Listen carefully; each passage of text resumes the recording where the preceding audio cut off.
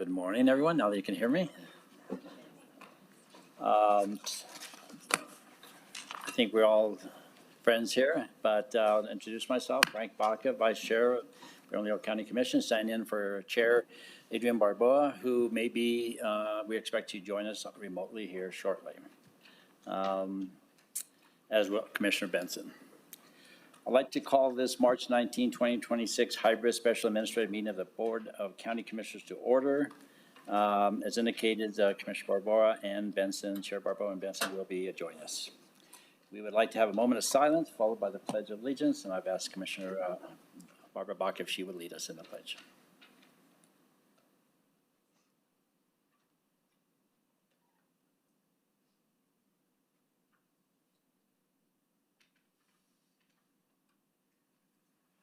Join us in the pledge.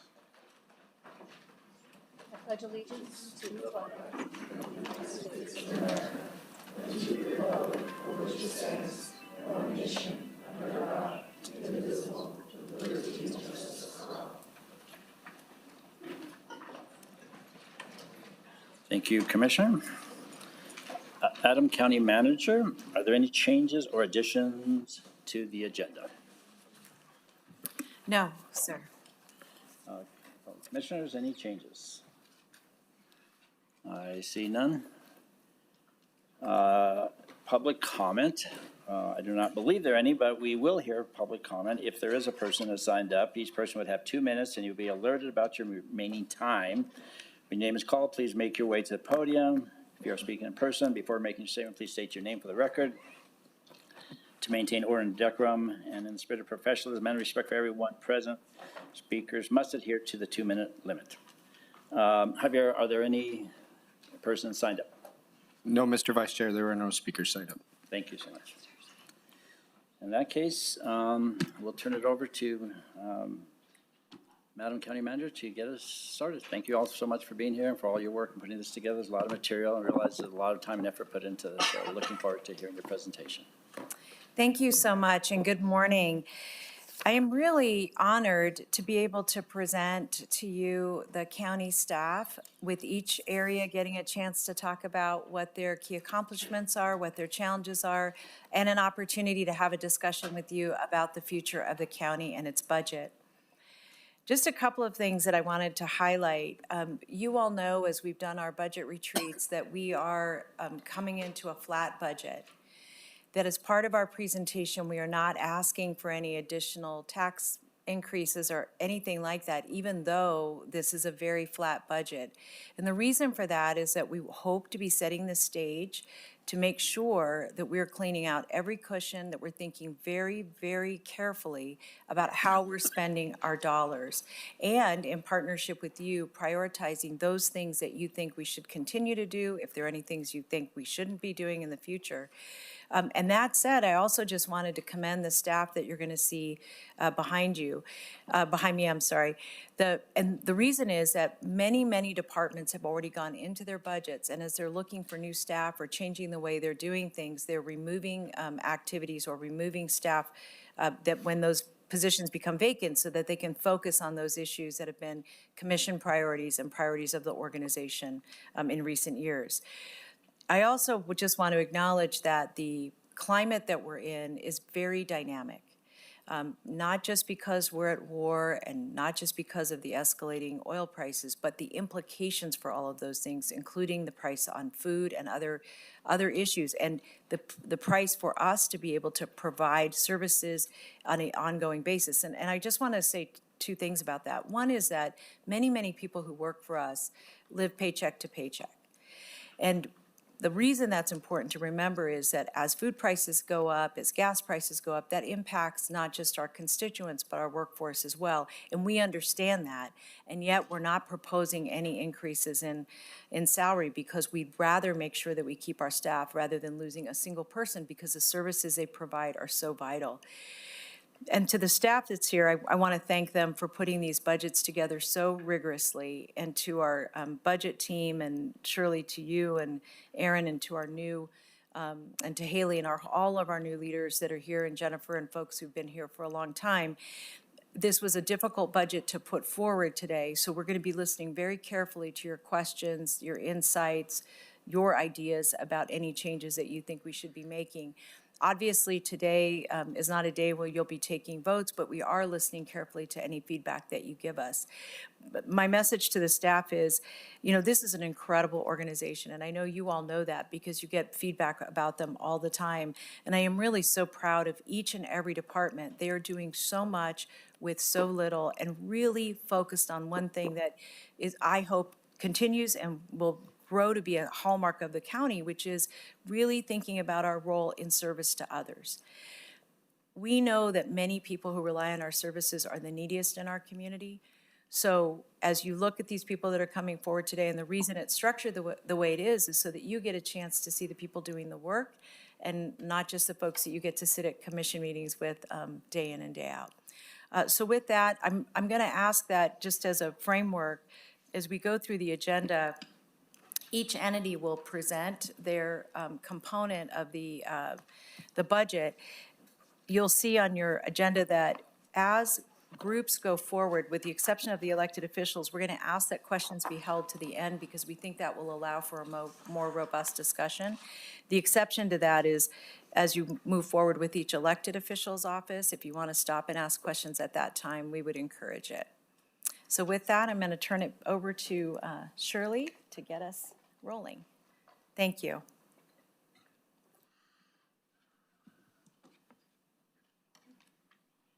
Good morning.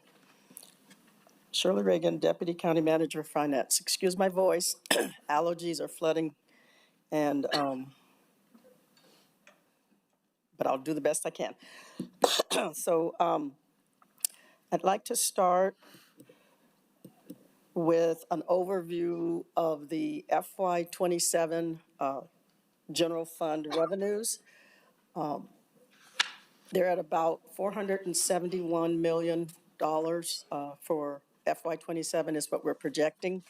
And that includes escalating GRT, or gross receipts tax revenue, at 3.5% over FY26 projected actuals, and property taxes at 3%. As you know, with property taxes, we have May I some. interrupt you for just a moment? May I ask that the slides be put up? Just one moment. Thank you.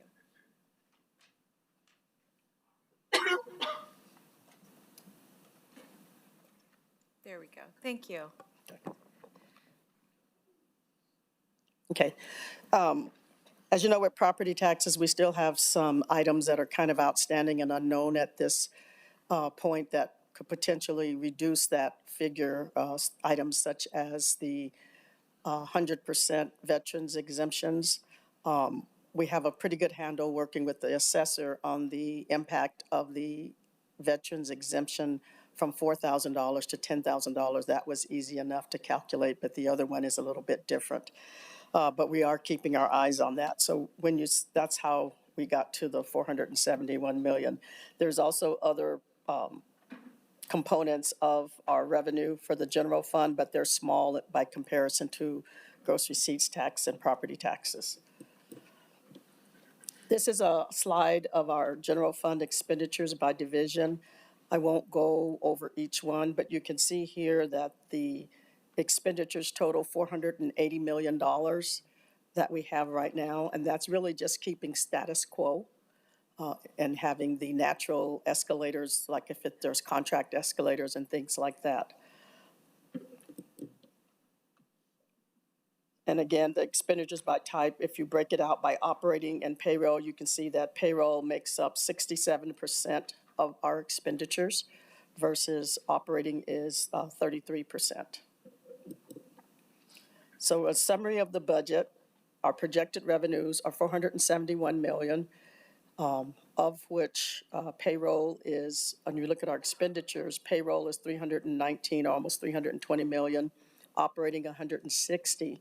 So the difference between the expenditures and the revenue, right now we're showing a shortfall of $8.5 million. We're working through all of our budgets with the DCMs and the departments to identify what we can and cannot do or potential other funding sources that we could offset to do this without looking at a tax increase or anything like that, just working within what we have and our own projections. I want to take a step back because I forgot to say, I want to just follow up with what Cindy had said, is that I want to thank everybody for all your hard work and thank Miss Haley, who came in baptism by fire, and but it was a good time to come in terms of right at the beginning of the budget process when we're starting to work through this. And then Miss Erin to back her up. And even though the budget is not under me officially anymore, I'm still very involved. And I told them if their knees get cut off, mine are probably cut off at the hip. So that's how we feel about things. So I'm very committed to the county and making sure that we continue to provide the best services that we can for our citizens and do the right things for our employees. And it's nice and exciting to look around and see so many people and so many friendly faces. And thank you again for all your hard work and your commitment, whatever it might be, large or small. We're all here working for the same cause, and I honor the opportunity to work with each of you at different points in times. So with that, that's all I wanted to say, unless there are any questions that you have for me. Okay. So now we would move on to the elected officials, and the first one is the county commission, and I'm assuming that's going to be Julie. And here she comes. She just got in on a late night flight, so. Yes, so forgive me. Good morning, everyone. Good morning, Mr. Chair, Commissioners, Madam County Manager. I have the privilege of, Julie Baca, Chief Operating Officer. I have the privilege of presenting to you 3 times today, so hopefully you don't get too tired of my voice, but I promise to be quick and keep us on schedule. So starting with the County Commission budget, this is, of course, respective of your individual district operating budgets and your district-directed funding.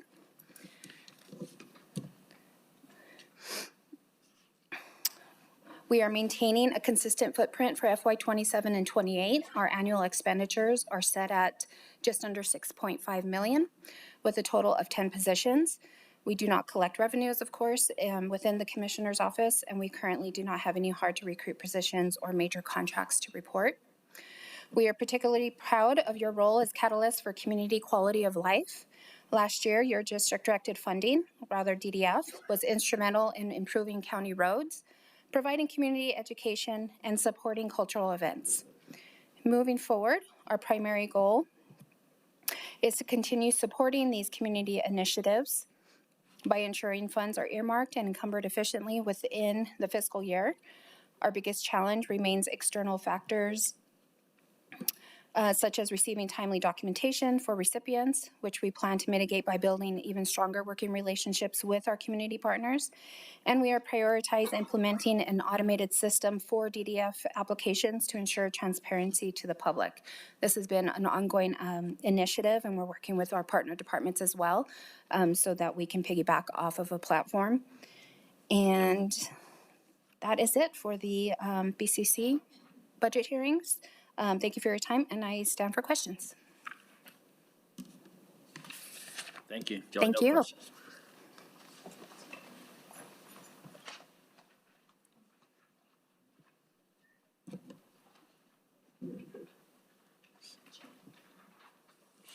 Office of the Assessor.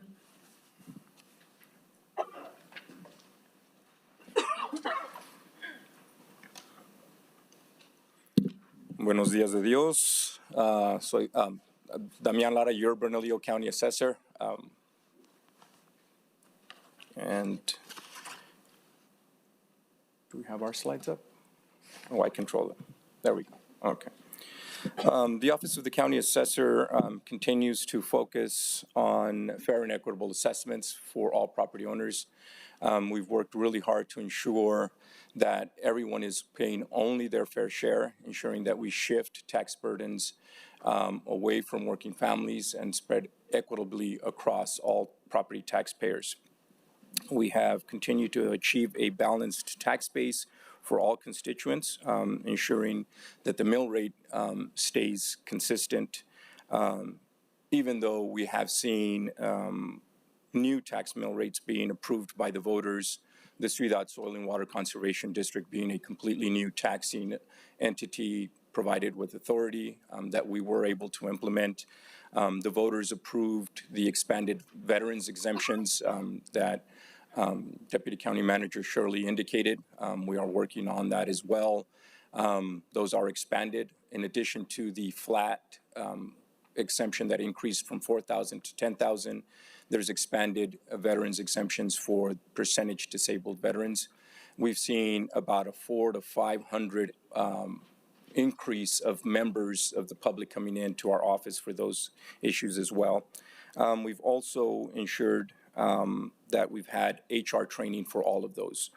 Our goals for the upcoming budget year is again to maintain and educate all property owners about the tax savings programs that they have, to ensure fair and equitable assessments across the board, and that we prioritize and use our existing resources.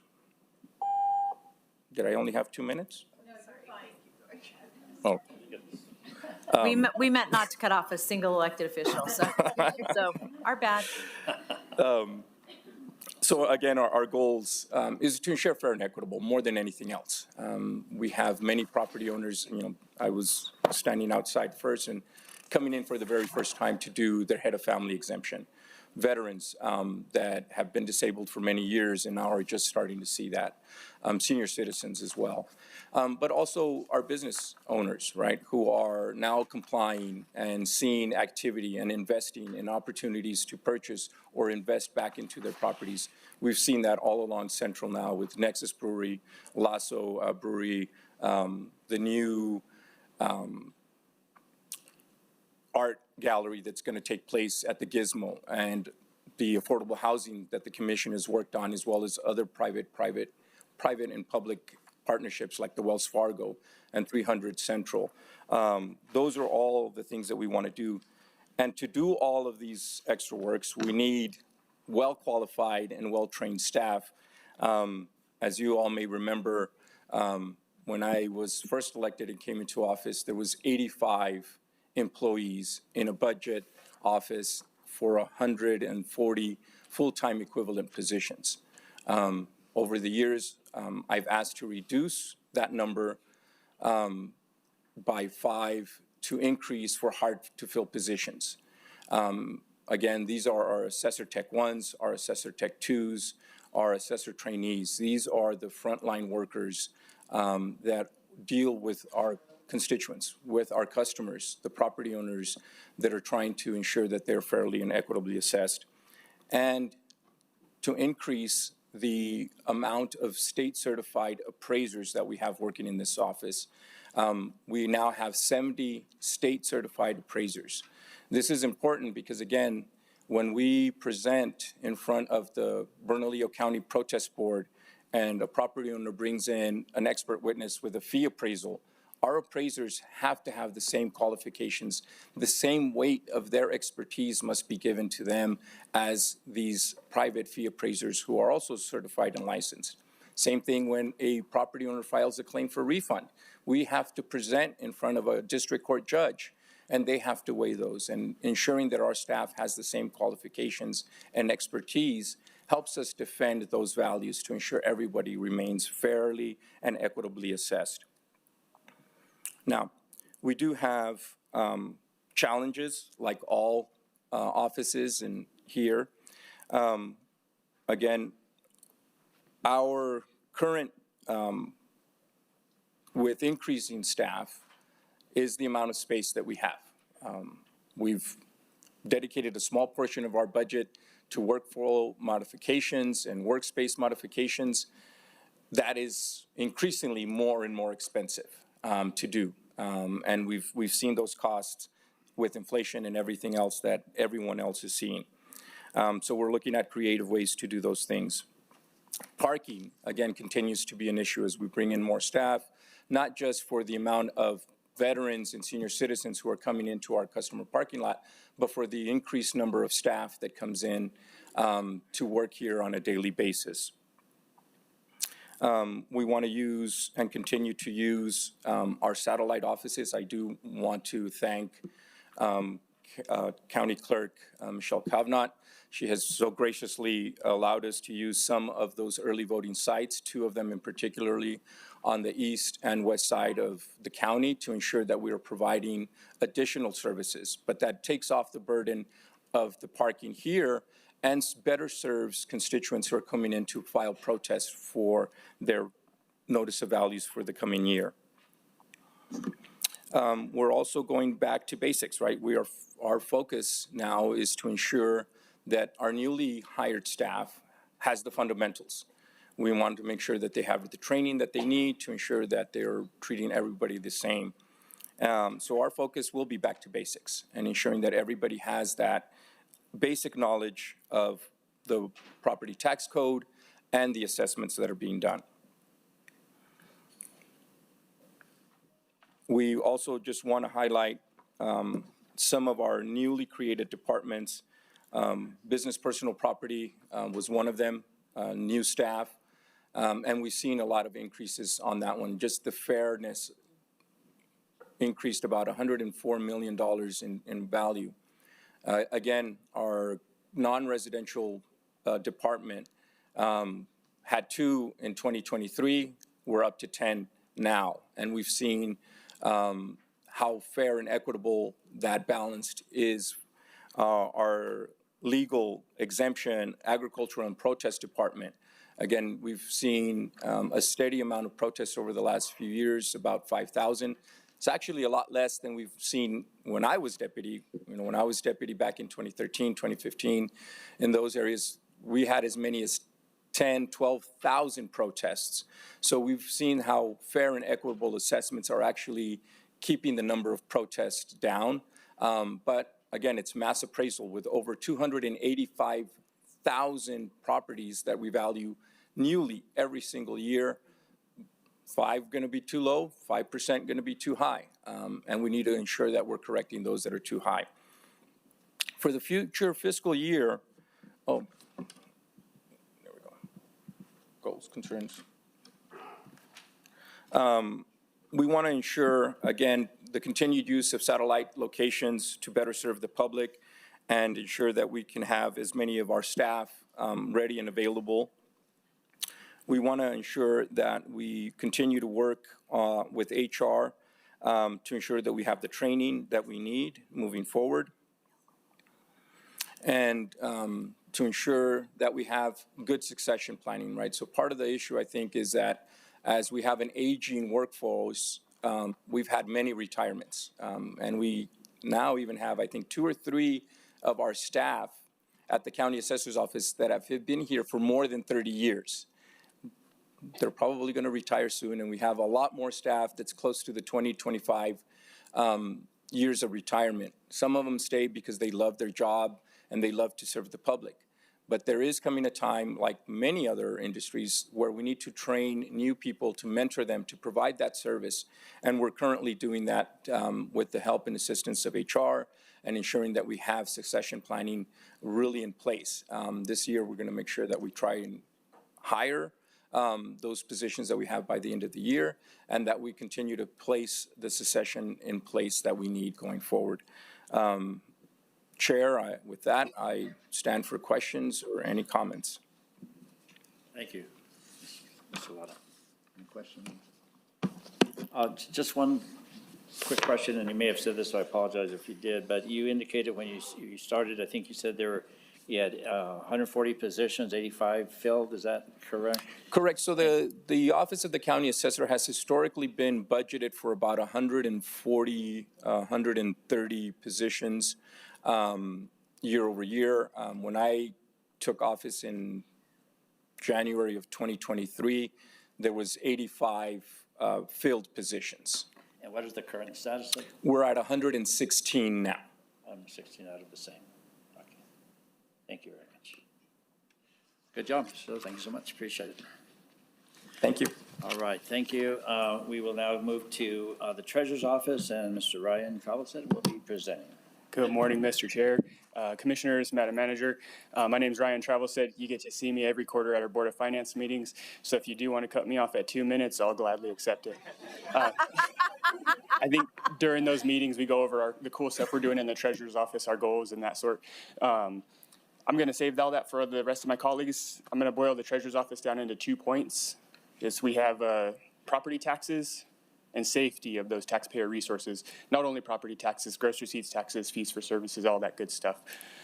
On the property tax side, we mail out 285,000 tax bills that Assessor Lada just mentioned.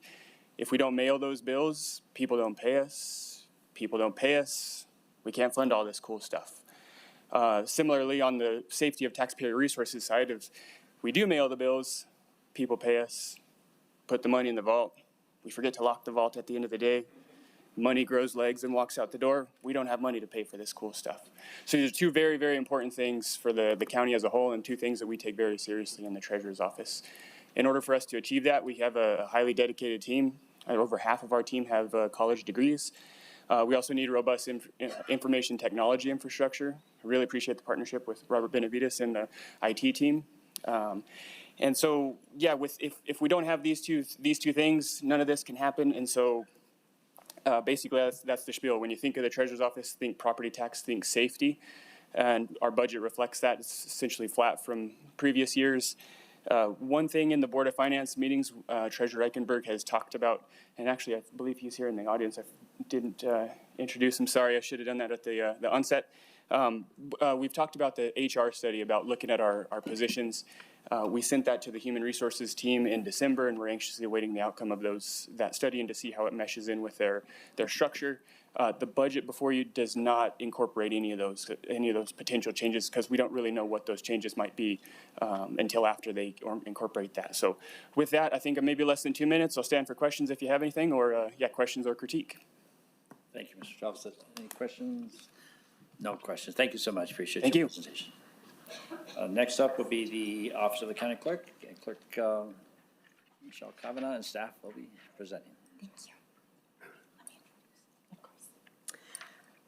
Mr. Chair and members of the Commission, thank you for having us today. I'm Michelle Kavanaugh, Bernalillo County Clerk, and here with me today are my deputies, Kelly Baca and Deneen Morelos-Van, and presenting the budget for our department today will be Deputy Kelly Baca.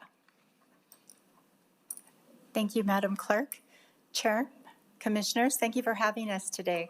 We are happy to talk about our budget with you today. When you take a look at our budget overview, you can see the footprint for FY27 and 28 is remaining very consistent as shown. Our positions, we do have 62 positions in the County Clerk's office, with 37 of them being in the Bureau of Elections and 25 of them being in our recording and filing. Our accomplishments that we are very proud to start off with our positive outlook is our data is now synced with Tyler's Cloud. So that provides a 24/7 monitoring of all our records that are filed with our office. And our Bureau of Elections side, we did implement the Integra system. That helps us bring on all those 800 to 1,000 poll officials that we hire for every election. We want to give a shout out to our payroll department and our HR this year, who have worked diligently with us and have offered our pay officials are now able to get direct deposit to receive their payments. So with them, we appreciate them helping us onboard all of those people and then helping us off for the direct deposit for them as well. So thank you to them. Our goals for the future, we do want to expand our digital access. Right now, for our recording and filing, we are one of the busiest front-facing customer services department. And with that, they are able to receive their documents online and request them that way. So we want to expand that. For our voter side of the engagement, persons can update their voter registration, register to vote for the first time, request an absentee ballot, and we'd like to extend that even further. We do want to look into a possible self-service kiosk for our recording and filing that they would be able to use, just like when you go to register your vehicle or things of that nature. For our concerns and challenges, and I'm like Ryan, I am going to stay within that 2 minutes, and I'm sure you all will appreciate that by the end of the day. Recording and filing, our challenges is space. In this building, we do not have enough space. We are split between 2 floors. Like I said, we are a very, very busy front-facing customer service with marriage licenses and passports and deeds and things of that nature. So we are looking at trying to have more space to be able to accommodate our vacancies and be able to bring them on. With the Bureau of Elections, many of you have had the opportunity to join me on Election Day and Madam Clerk at our beautiful voting machine warehouse. Madam County Manager has been there as well. Thank you for that. And with that, we know that we do need a new warehouse.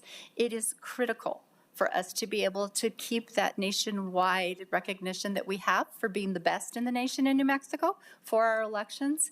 And so that is something that we would like to see to be able to continue that strength. That is one of our infrastructure need. The other challenge we have, of course, is rising election costs. We received a unfunded mandate of semi-open primaries for this upcoming primary election, which is wonderful because we will be increasing the number of voters who would be able to participate. Those voters who do not have a party affiliation will be able to have the option of voting a major party ballot for this upcoming primary. But with that, it increases the cost. And so that is something that we are looking at internally and figuring out our strategy. But from this point forward, it would be the same cost as conducting a general election for every election. And with that, I stand for questions. Thank you. Thank you for the presentation. Commissioner. Thank you, Mr. Chair. I just have one question on your expenses. There's a pretty big jump in expenditures in this next year and going forward. Can you explain that at all?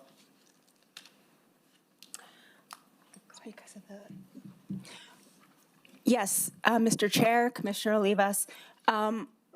There is a big jump, and primarily the reason for that is because the state has considerably decreased the amount of money that they are reimbursing us for our elections. The state has received a decrease in the amount of money. The Secretary of State's office has received a decrease in the amount of money that they are given by the legislature. And in turn, the amount of money that they have available to distribute to the clerks around the state is decreased. So things like supplies to run the elections and even reimbursement for poll officials, those 800 to 1,000 temporary employees that we employ, they are choosing not to reimburse for a lot of that. So I know that part of that has to do with some of the negotiation that we've had to do in getting them to, in fact, reimburse for some of those expenses. Really, it's that negotiation. We have been able to negotiate back some of that money, but it's still not going to be as much as it has been previously. Kelly, anything else? No, that is correct, Madam Clerk. So with that, the Secretary of State is opting they will reimburse from early voting going forward, but we would need that additional funding so that we can set up those early voting sites, so that we can have the opportunity to mail out those absentee ballots to our Uwakava military voters 45 days before. So we need that additional staff to be able to make sure that we can meet all of our statutory mandates. So that is the increase. Thank you for that, ma'am. So just to summarize that, Mr. Chair, the increase is really not for anything new. It's basically status quo operations, but the state is decreasing the funding they're giving us, so we have to absorb more in our general fund. That is correct. And we are in the process right now of negotiating that MOU with the Secretary of State. So hopefully we will be successful, but it is language that we are looking at, sir. Okay. And just a comment to our county manager and some of our budget staff. You know, we're having discussion of legislative priorities coming up, and we just had a conversation last night about how some of the tax changes are going to affect us. But clearly, this is another big change at the state level that is significantly affecting our budget on the order of about $3 million a year if these numbers hold up. That's a pretty significant change. So if we could just flag that, and as we develop that list of things that we are going to work on to take to the state, I think that's one of them that needs to be on there.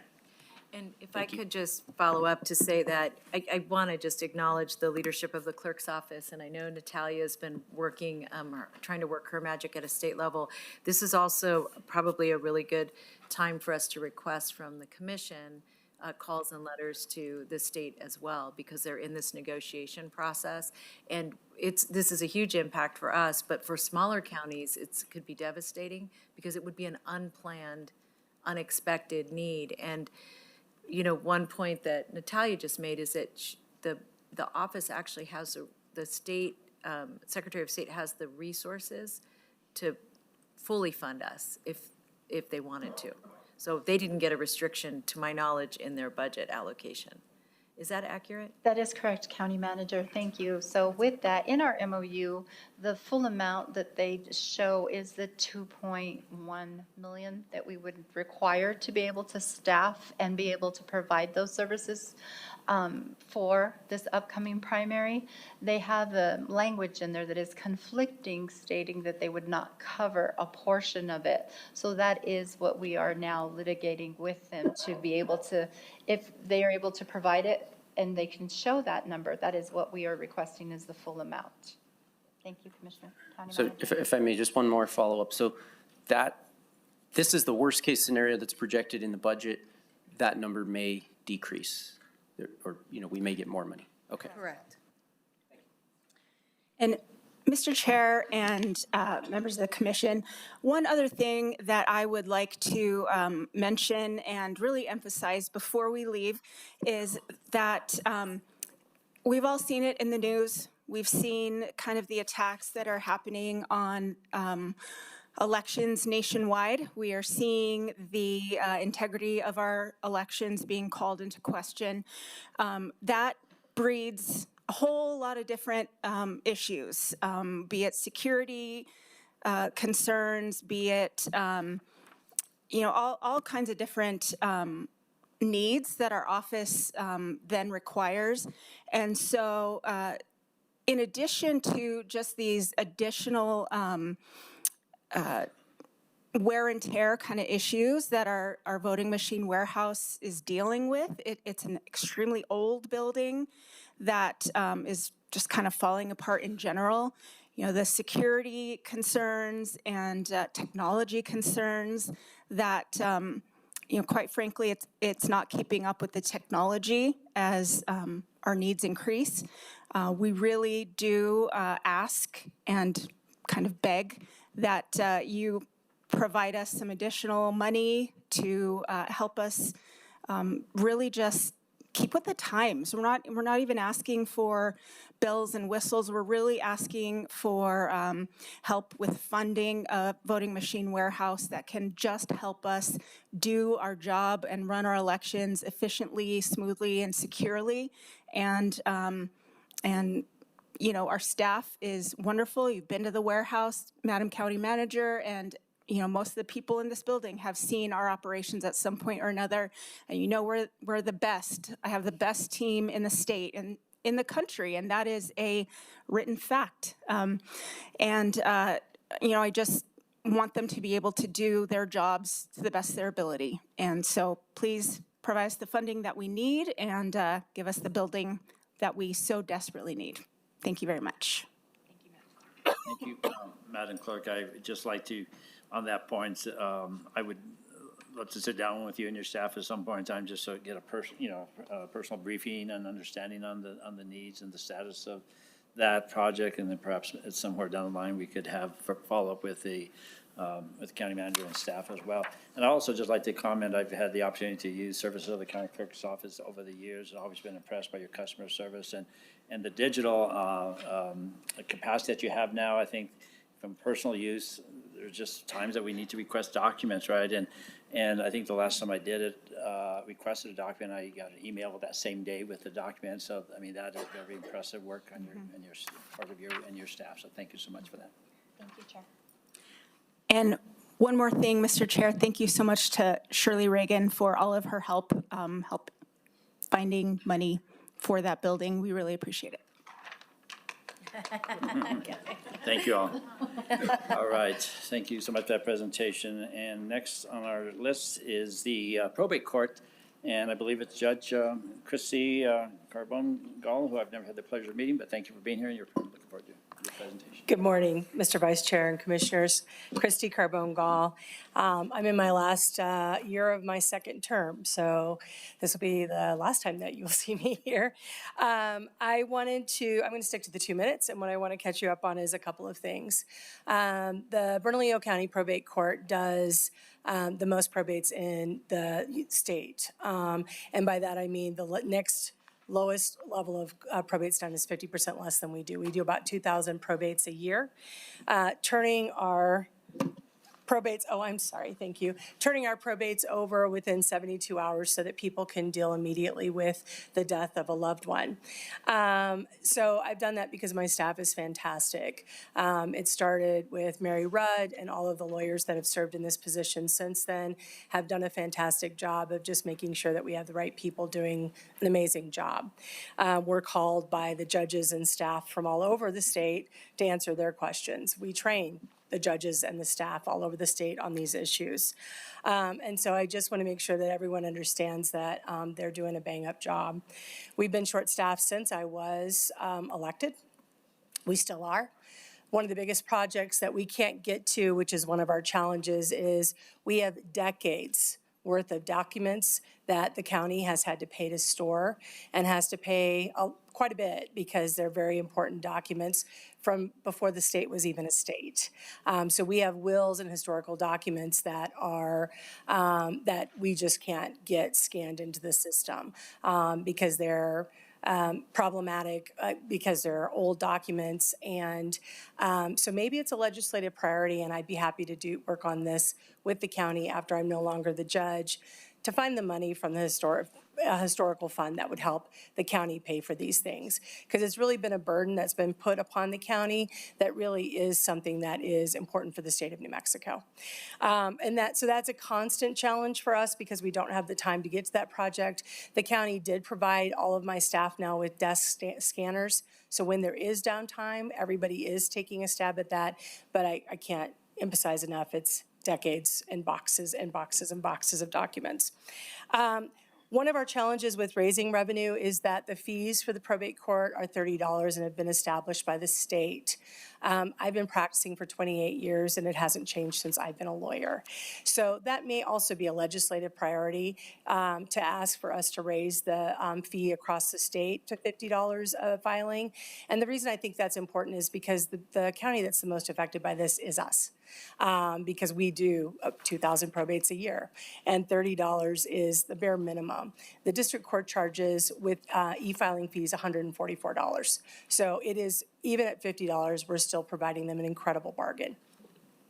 And then the last thing I will say is that space will always be an issue for us as well, but I know that the county has worked with us on that, and I think there's plans in the works for that.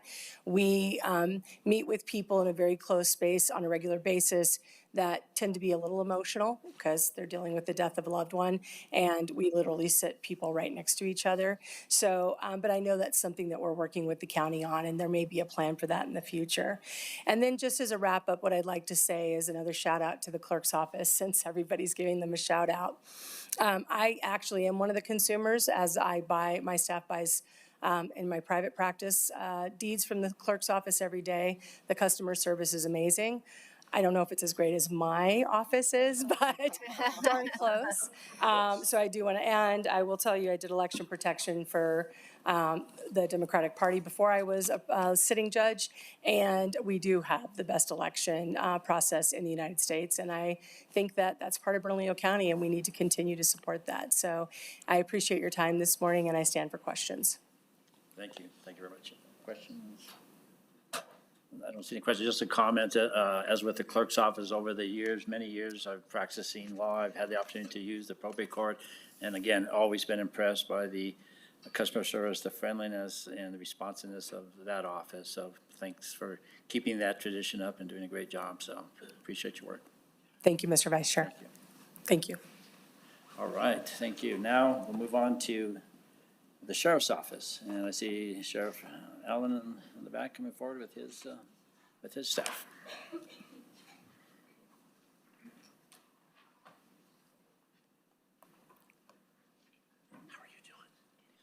I just hit this. Yes, sir. Bam. Let's do. Yeah, look at all that. Nice, thank you so much. Great day to be in Bernalillo County, Chair and Commission. Madam, good to see everybody. Sorry I sound a little plugged up and getting over some sickness here. But as we go forward with our budget, as you can see the overall, the biggest and most important things to look up on here is 90% of the total funded positions have been filled. We are going to be 92 to 94% staffed. Here by the end of, or the middle of this fiscal year, we are looking at being 96 to 100% staffed here at Bernalillo County. So that's very good news. Currently, to give you the numbers, we have 320 sworn deputies out of 335. With the new academy that will be starting here in May, that will put us at 350, and the reason we did that is to cover attrition, which we will have. I don't have a percentage for you for attrition, but we should be fully staffed with attrition, promotions, and also everything else that we have. Overtime, I know that's always a consideration and a concern that we have, and we have on a daily budget basis. But a lot of what I want to put on here is the overtime is covered by grants. So between overtime, equipment from the fiscal years of 23 to current date, we have covered at least over $14 million. As you can see here on the accomplishments for FY23 through FY26, it gives you the budget breakdown of what we have covered with grants and what we are looking at in the future.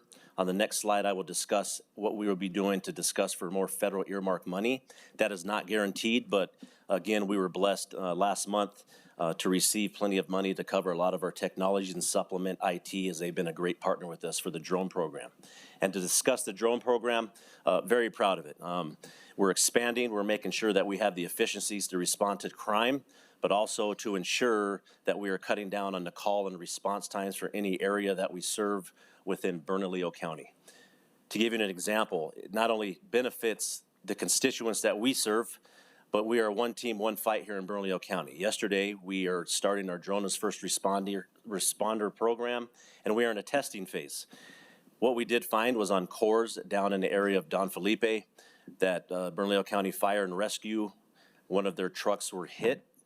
We made sure it wasn't a hit and run, and our drone caught the offender, and we took him into custody and detained him. For you to know, that helps us as insurance costs later to ensure that we hold that insurance company accountable so we don't have to go into our uninsured coverage for the county. So it covers departments, constituents. It's just not about covering for crime. We want to make sure that we're supporting for everybody. At the bottom of this slide, you will see we work very closely with the Drug Enforcement Agency and our federal partners. All the overtime that we work, whether you see on Route 66, or you see on warrant services, the federal government does reimburse our overtime budget. That's why I put in there with the over $14 million and the $3 million that's covered specifically for overtime to offset the cost to Bernalillo County. Some goals. I've already spoke about strengthening staffing capacity. So to give an example, yes, we want to support and have a civilian backbone and support our sworn personnel.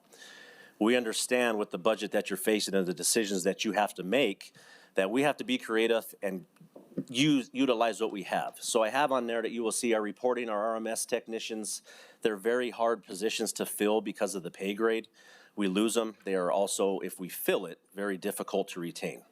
An example I will give you is I need to give assistance to our public information officer and have an assistant PIO. We are taking 2 of the RMS positions to combine those salaries, so I don't have to ask for an extra budget or an extra position. So to show you that we are trying to work with what we have within our funding to not ask for more funding for civilian positions. Yes, we do need more funding and more civilian positions, but we understand other people in this room also need that also. We are here to help and do what we can to make sure that everybody is satisfied and has the agency and the support that they need for their respective places. I won't go too far over the maintain public service response and supporting public safety mission. That's what I explained earlier. On the next side, again, we're going to be looking to support for more federal grants and earmark money. I don't have a number on there. We have requested it. Another request came in last night, actually, for HIDA funds to battle narcotic activity in Bernalillo County. We will see what the total funding that we can put in for, what it can supplement our budget, but we don't have that, so I can't give that to you for a number for you to have. One concern we do have, our fleet budget, because of the rising cost of an inflation, and I told you that we're going to be 92 to 100% staffed. That is always a concern we have for our vehicles, just not the marked vehicles that you see, but the technology that we have in them, and also for detective vehicles. That is a concern and something that we are always short on. Eventually, we might have to ask for programmatic funding. This is the first time in a very long time that we've been fully staffed, and a lot of people aren't used to us needing all this equipment because of the raises and everything that you've done for us and the reputation we have. We have a lot of people wanting to work for us, which is a good problem, but we know that it's going to have to be faced with budget. Key opportunities and innovative initiatives. We're going to keep furthering our technology. We're going to complete our license plate reader program, our drone program, everything also just not to fight crime, but also to face accountability. And one thing I do want to emphasize is that the technology that we're implementing, it also helps our insurance cost. I do know that we were presented with a 25% breakdown and less of lawsuits against the sheriff's office, whether it's for deadly force or anything else. That is not just because of my staff and the great people who work for us. That is because of the technology we have. We can't predict crime. I can't predict overtime when we have a call out because that's contractual, but the technology and all of that is able to cut down on that also, just not insurance cost. Internal efficiencies and resource shifts and everything else that you see on this slide. We're looking at all of our contracts, and one of the main contracts that we look at is anything that we have as far as buildings. For instance, we rent a SWAT building. And we are looking at, that's usually $55,000 to $67,000 a year. We're looking at what it would be for a permanent building to have instead of paying rent, and if it's cost efficient. Those are the examples that I give you to make sure that all of our contracts across the board, that we always audit and make sure that it's efficient. But from there, I will stand for any questions. Thank you, Sheriff. Mr. Chair. Commissioner. Thank you, Mr. Chair. Sheriff Allen, congratulations on approaching 100%. Just feel like applause is needed. My question, though, is 335 positions, are those sworn deputies, or is that your total staffing? That is for just sworn deputies. Okay, 335. Correct, yes. So what is your full pay? It's around, for everybody and civilians, we're about 421. Okay, thank you.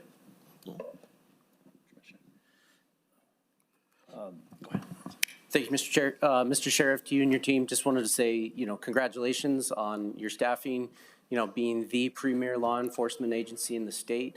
And I think that is largely because of your leadership and those folks that stand behind you there, as well as the investments by this commission and the county team to make sure that we have some of the best paid deputies in the state, but also resourcing those innovative programs that you have championed, like your technology program, your air unit, and many of those investments we made. So just want to congratulate you and thank you for all your hard work. Absolutely, thank you. Yes, Sheriff, I'd like to echo those comments. And over the last several years, I've been more acutely aware of and been asking constituents about the service they receive. I can't think of one, not one comes to mind where that was completely unsatisfied, and like I say, 95% were just very positive interaction with the public. As you know, my son is in law enforcement, I was in law enforcement, and when your people do their job, they make the job better for everyone, easier for all of your colleagues in the profession. And so I want to congratulate you and your team for that great work that you've been doing, the service you provide to our community. And so thank you so much for your Thank you all. presentation this morning as well. Definitely.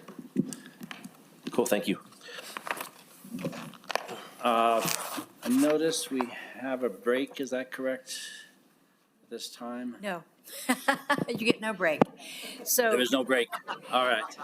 There is no break. Thank you for that. But I will just remind, and I will say this for the staff in the room too, that in the ante room, if you need a little break, there's coffee and refreshments, and also for you and back, and everybody can hear. So if you need to get up, everybody will understand and know that you will not get away from our voices. So if we could proceed, that would be great. And I think we're going to start again with Julie is batting off. Good morning, it's me again. If I can have our county manager's division representatives with me as well, so we can get through this fairly quickly. Let's see, okay, next we look at the county manager's office.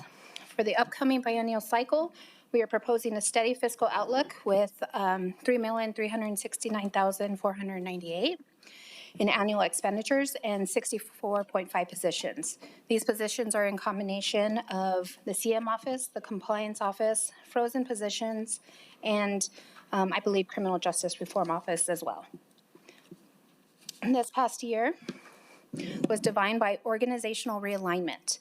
Under the leadership of our county manager, we conducted a county-wide reorg and conducted a strategic planning retreat. In the process of re-imaging our strategic plan with our consultant as well, and established the office of the chief of staff to better align budget and policy. I think I skipped ahead a little bit. Oh.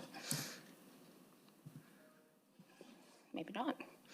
In FY27, our focus shifts towards transparency and digital transformation. We are developing a new strategic plan database and a public-facing capital database to keep our residents informed, while we are keeping a close eye on the national economic climate and its potential impact on state and local funding. We are committed to fiscal resilience, meeting our goals while strictly adhering to FY26 budget levels. And thank you again. I stand for questions. Questions? Nope, no questions. Thank you so much. I will hand it over to Ms. Roseanne. Good morning, Mr. Chair, members of the commission, Madam County Manager, Roseanne Aldero Gonzalez. On criminal justice reform, currently, the county provides funding for contracts that we have with our criminal justice partners that support initiatives in criminal justice reform and in the McClendon lawsuit. And this is done through diversion, reentry, and through population management, which the jail has now been under that cap of 1950. These programs include diversion through pretrial services, treatment court, through rocket dockets, through judges that help us with hearings and competency.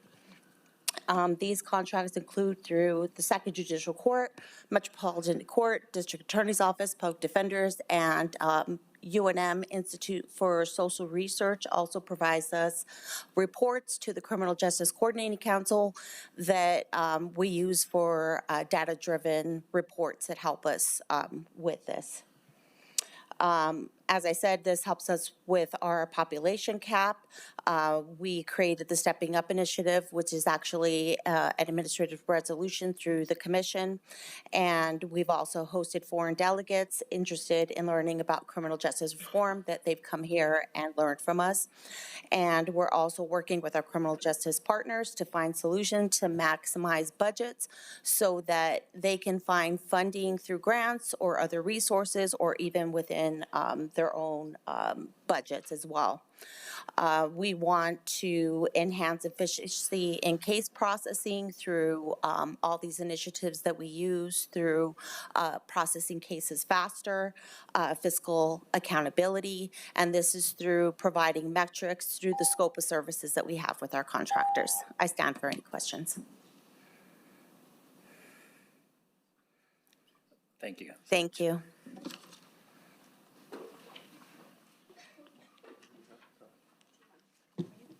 Do you want me to click them for you? Mr. Gonzalez, please proceed. Mr. Chair, members of the commission, Marcos Gonzalez with Bernalillo County Economic Development, and also representing the housing division this morning too. So this slide's an overview of the revenues and different financial components. I will note that we only have 7 positions currently and plan to bring on the housing division director that would take us up to 8. And then I believe some of these graphs are going to be updated as there's mixing of funds in there from general revenue and other funds.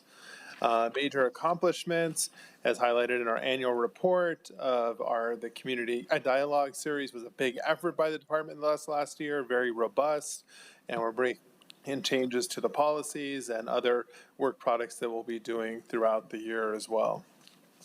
goals is to improve our responsiveness to the business needs, as that we heard through the community dialogue process, establishing a new RFQ process for our housing development division to seek developers to actually do business with on different properties that we own, and continue advancing the I-40 Trayport corridor, and then preparing the compliance complete pieces that are coming out of House Bill 6 from last year, which was the IRB prevailing wage bill, and then as well as changes to our economic development policies.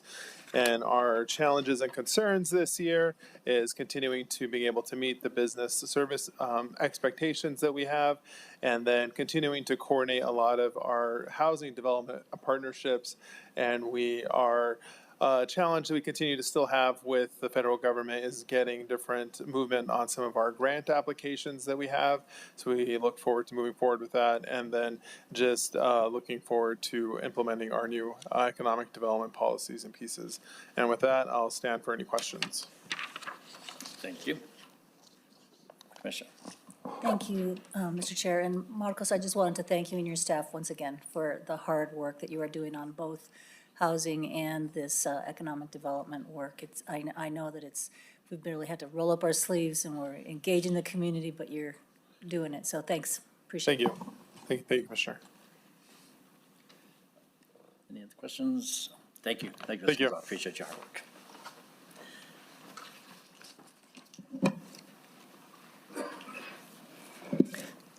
Good morning, Commissioners. Thank you very much. My name is Natalia Sanchez Downey. I'm the Deputy County Attorney. I'm standing in for Ken Martinez this morning, who regrets he can't be here, but I assure you he's working hard on other items. Let me walk you through our budget. A large part of our budget continues to support the McClendon case. As you know, that work is ongoing, it's court-ordered and required, and it takes a steady coordination across the county as we move towards disengagement. At the same time, our work spans nearly every corner of county operations: employment law, code enforcement, drafting contracts, writing ordinances, prosecuting criminal cases, supporting the Bureau of Elections, and all before 9 a.m. One thing I want to highlight, because I think it says a lot about our team, is that over the past year, we've taken on additional responsibilities and a growing workload without adding staff. We've been able to do that because we have a very committed and professional team, people who step in and take on more when needed and stay focused on the work. We are a small team, but we consistently show up like a much larger one. We've also spent a lot of time behind the scenes managing civil claims in a way that supports the county's move to our new loss-sensitive coverage model. It's careful, detailed work, but it matters long-term. And when the county's insurance coverage was challenged, we stepped in and aggressively defended it because those protections are critical. We were also part of the PRC rate case, helping reach a more balanced outcome that reduced the fiscal impact on our community. So while a lot of what we do isn't always visible, it's constant and it's important. Looking ahead, our priorities stay consistent. Continue progress on McClendon, support the transition in coverage, and make sure the county's legal and strategic interests are protected. Thank you. Thank you. Any questions? I just have one question. Absolutely. In regards to I think you had indicated for the McClendon, if I was correct, 1.7 million, is that correct? That's correct. Is that primarily for outside counsel? That is a part of it. That part also includes our outside counsel. We're required to pay for the attorney's fees for our opposing parties. That also includes the monitor's fees. Those are the major portions of that. Thank you. Thank you. Thank you for the presentation.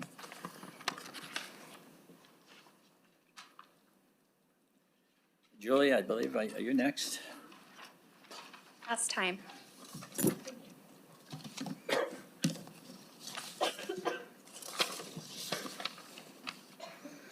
Okay, so for the Constituent and Support Services Department, our budget, are you broadcasting? Okay. Thank you, Jennifer. Our budget remains stable at $2,266,384 with 28.5 positions. This consists of the call center, customer service representatives, and the business center. We've had a highly successful year, achieving full staffing levels with recent vacancies filled and expanding our contact center to create a centralized single point of contact for all customer service needs. And this is, of course, an ongoing project. So we are promoting the customer contact center line so that we can help departments answer questions as they come in and direct them appropriately.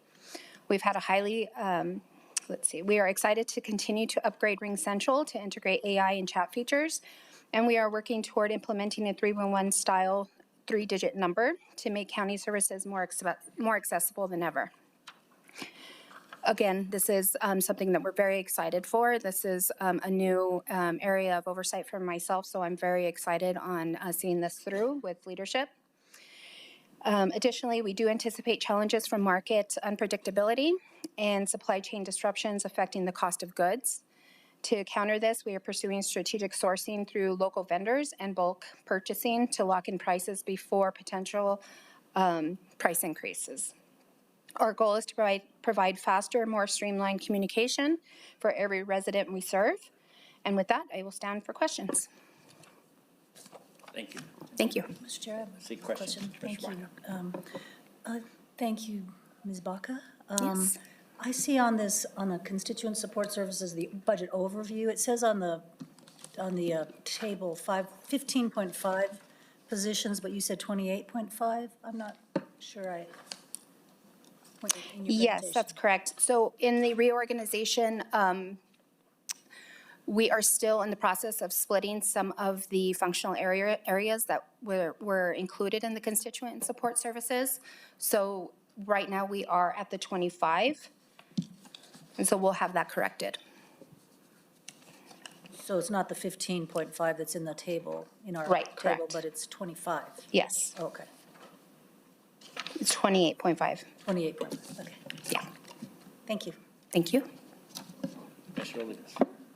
Thank you, Mr. Chair. CO Baca, can you, or I guess I'll just give a little feedback on the 311 project. I think that's a great move. I don't know what that phone number is that we have now, and that's part of the problem, right? I think it's pretty easy, but most people know 311, even if they don't live in the city. They just Correct. kind of, they've heard of it, they know about it. And my piece of feedback would be twofold, making sure that we have that connected to an app so that it's easy for people to report outside of a phone call. They don't have to wait on hold, that kind of thing. And B, it would be really great if it was the same phone number, right?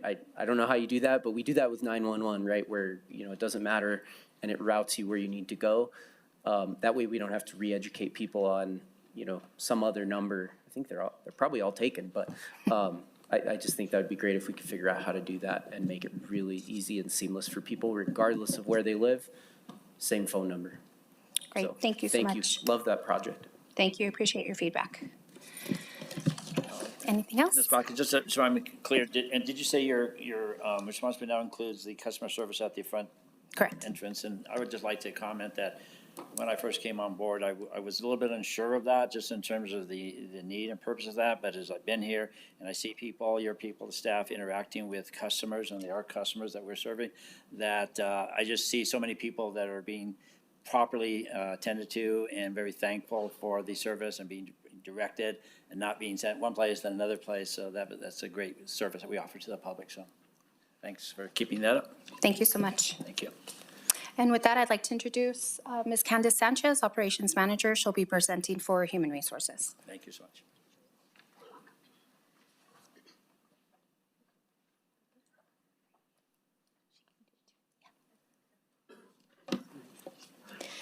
Good morning, County Commission, colleagues, and Madam County Manager. As Julie mentioned, my name is Candace Marie Sanchez. I'm the Operations Manager with Human Resources. As you can see on slide 1, we currently have 55 positions, full-time positions with Human Resources. We do also have 18 temporary employees with our Foundation Learning Alliance for Maintaining Employment, also known as FLAME. One hard-to-recruit position is our Employee and Labor Relations Manager. HR oversees various contracts for countywide services. However, one major contract is with our employee benefit contracts with Presbyterian Health Services and Blue Cross Blue Shield at an estimated $26 million. Fairview Pharmacy is at $6.5 million, along with temporary staffing services at $1 million. Our pre-hire services and medical screenings are estimated at $500,000 annually. Our goals. I apologize. Our accomplishments include our Women's Leadership Conference with over 250 female employees who attended, along with various female speakers. We will be hosting our second annual Women's Conference just at the end of this month, which we're really excited for. We have positioned Bernalillo County government as a regional employer of choice in the Southwest region, highlighted by being recognized as a platinum level as a family-friendly business with the Family Friendly of New Mexico. And lastly, our FLAME program. We have had 10 graduates, 7 positive departures, and 6 who have become Bernalillo County employees along. Our goals for this year is to take advantage of the full offers of Workday with our new active HCM software, staff focus on customer and employee services, continuing recruitment and employee retention strategies, and optimizing staffing services. We are excited for the upcoming year is for greater engagement, increase in retention rates, and resilient workplace. As I cut it close, our major concern this year, as you can see, is going to be our rising healthcare costs. And we do feel that we are in a strong position with our reserve funding balance to address any of the concerns if needed. Can I go ahead and I'll finish off there if you guys have any other questions? No, do you have anything else? Yeah, just to add, the staff training is required to roll out our Workday, which is our human capital management system.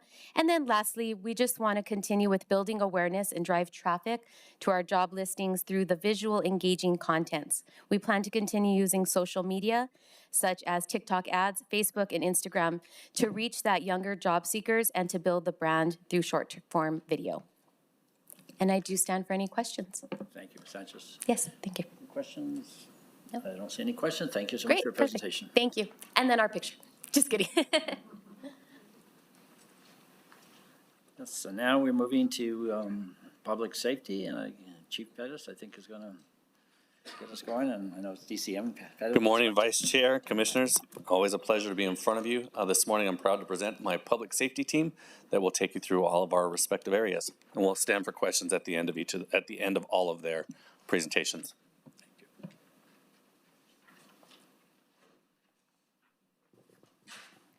Good morning, Mr. Chair, Commissioners, and Madam County Manager. We are with the Public Safety Division Support Department. I'm Leanna Martinez, Operations Manager. And I'm John Keel, Security Manager. This overview provides a snapshot of our department's budget progression, including our hard-to-recruit positions and major contracts, along with projections for FY27 and FY28. In regards to accomplishments, the radio program completed a thorough audit and alignment of over 2,000 county radios. This project took the radio program team over a year to complete, and we're very proud of them. Our security office has experienced significant growth through collaboration with county departments, our security vendors, and providing security awareness training to our employees. We have observed substantial improvements countywide, supporting the risk management loss-sensitive program. Good morning, I'm Shamar Valdez, Operations Manager. Through our Unclaimed Indigent Burial Program, a new operational procedure has been established in collaboration with the Office of Medical Investigator for the management of both cash and non-cash property. This procedure will soon be implemented by other counties.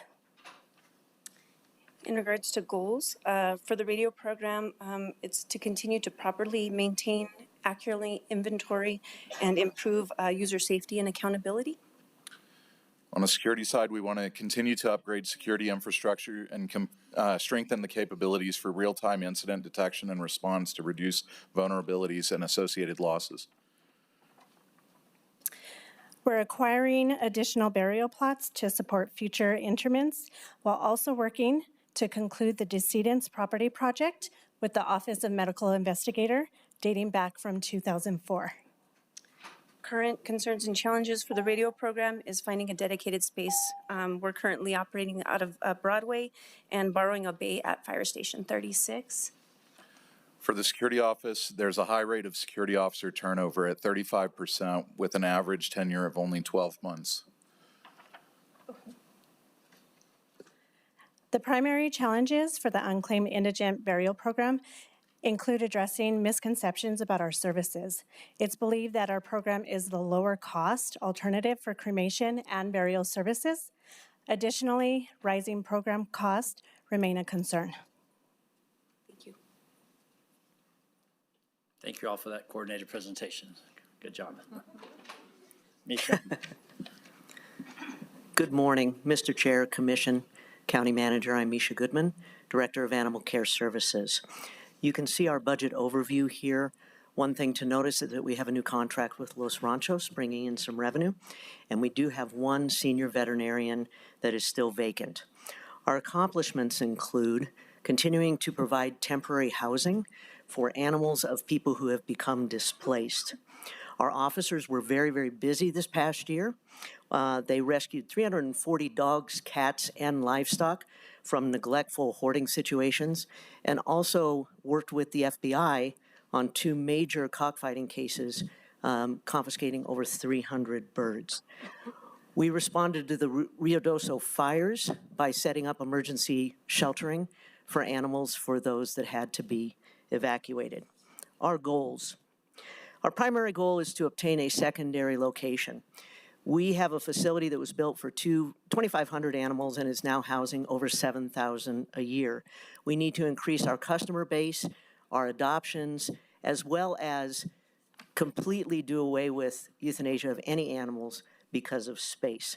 We have a brand new animal welfare educator who will be doing internal training, school programming, as well as community initiatives to enhance pet owner responsibility. We hope to reduce animals running loose and therefore bites, as well as animals coming into the facility. Our outreach group continues to increase our foster homes, our volunteers, as well as our transfer partners, again, moving animals out of the shelter. We need a second veterinarian. We've had a hard time getting one hired. There's a lot of competition and national shortage out there. We need one to continue our spay-and-neuter initiatives, our vaccination and microchipping programming, and keeping animals healthy and out of the facility. Our major concerns and challenges include the rising cost of veterinary care, food, and housing insecurity for people. This is fueling animal population increase, as well as owner surrenders and the demand for emergency housing. Thank you. Thank you.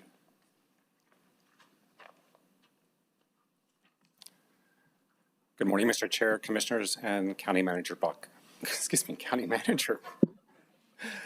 My name is Keith Carnes, and I serve as the Quality Assurance and Improvement Specialist for the Emergency Communications 911 Center. I will begin with a brief overview of our current budget, which includes 48 positions, along with the projections for the next 2 fiscal years. Bernalillo County Emergency Communications began 2026 with several key accomplishments focused on improving performance and supporting our staff. First, we implemented CommsCoach Quality Improvement Platform. This AI-powered tool evaluates nearly all calls for service, be it fire, medical, or law enforcement. It also allows us to create real-time case scenarios based on the calls we receive for our training. We are currently at 93% compliance and continuing to improve monthly. Second, we are currently in live testing phase of Axon's prepared platform. The system will assist in triaging low-priority, non-emergency calls, allowing our staff to devote more attention to the critical 911 calls coming in. Importantly, both of these platforms have been implemented at no cost to the county through the state's Department of Finance and Administration. Finally, we are especially proud of the official designation of 911 dispatchers as first responders. We sincerely appreciate the Commission's unanimous support in making that recognition possible. Looking ahead to fiscal 2027, we are focused on several key priorities. First is upgrading our computer-aided dispatch system. Our current system is 12 versions behind, and we're experiencing reoccurring operational failures, which can impact both service delivery and responder safety. Second is strengthening our electrical infrastructure. Following the lightning strike on August 19th that destroyed our uninterrupted power source, we identified several critical deficiencies in our power routing. A full system restructuring is now being planned. This effort will require a one-time county investment with the state's Department of Finance and Administration. One of our primary challenges is restructuring staffing levels to better align with national standards. Doing so would improve operational efficiency, strengthen training, create clear advancement pathways, and help reduce overtime demands. Thank you. Thank you.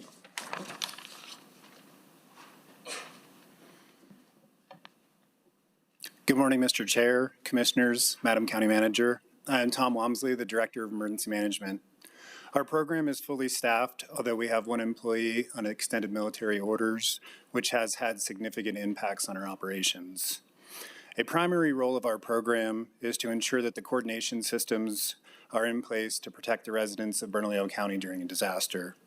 Some of our goals this year are to improve our situational awareness tracking, become the first accredited emergency management program in the state, and to upgrade our emergency operations center. One of our biggest successes has been strengthening the county's continuity of government and continuity of operations planning. Over the last year, we worked with all the departments throughout the county to review and update continuity plans, making sure that essential services of government can continue even during major disruptions. Another major win has been improving how we use technology to support the Emergency Operations Center. Rather than purchasing new systems, we focused on leveraging the platforms the county already uses, including Microsoft and ArcGIS mapping systems. This has not only avoided new cost, but employees are using systems they're already familiar with. Both of these efforts are good examples of how we've been able to leverage federal preparedness funding to build capacity. At the same time, federal support is one of our biggest challenges. The federal government has been clear with more responsibility for disaster management shifting to state and local government. This means support previously provided by FEMA is now our responsibility. At the same time, the state does not currently provide direct funding to local government, leaving these efforts reliant on local funding and federal grants. Over the past several years, we've seen fluctuations and reductions in Homeland Security preparedness funding, which directly impacts our ability to respond to disasters and build response capabilities. I'll be followed by Chief Lardy, Bernalillo County Fire and Rescue. Thanks, Tom. Mr. Chair, Commissioners, good morning. I'm Zach Lardy. It's my honor to serve as the Fire Chief here in Bernalillo County. On this slide, you're seeing the detailed budget and position counts. Our focus here is on sustaining service levels while addressing workforce and training capacity challenges. Over the past year, we've seen some significant progress in the accomplishments. We are 86% complete with our 5-year strategic plan. We opened Fire Station 66 as the first staffed fire station with 3 units, an engine, a ladder, and a rescue unit. We also graduated 19 cadets and sent 10 of our firefighters to paramedic school, directly addressing the 18% vacancy rate for paramedic firefighters that you saw on the slide before. Looking ahead, our goals are clear. We need to staff and stabilize our training division, ensure our resource deployment matches community risk, and improve regional coordination with our mutual aid partners and begin the development of our next 5-year strategic plan. However, the current budget presents some constraints. Training capacity remains limited, especially as promotions and retirements create additional demand. This impacts our ability to fully support the Fire Academy and limits supervision for special operations, including technical rescue, hazmat, and wildland response, which are important parts of our mission. We're also facing several operational challenges. Over 30 personnel are eligible for retirement in the next year. Training limitations are affecting key programs like our rescue driver program and 4-person engine staffing in the East Mountains. At the same time, apparatus costs have increased significantly, from about $680,000 in 2020 for a fire engine to $1.1 million today for the same truck. Moving forward, our approach is focused and thoughtful. We'll ensure we're sending the right resources to the right call, temporarily adjusting staffing to support our training needs, and continuing to use our funding strategically. Our goal is to maintain reliable service today while building long-term capacity for the future. Thank you for your time. Thank you.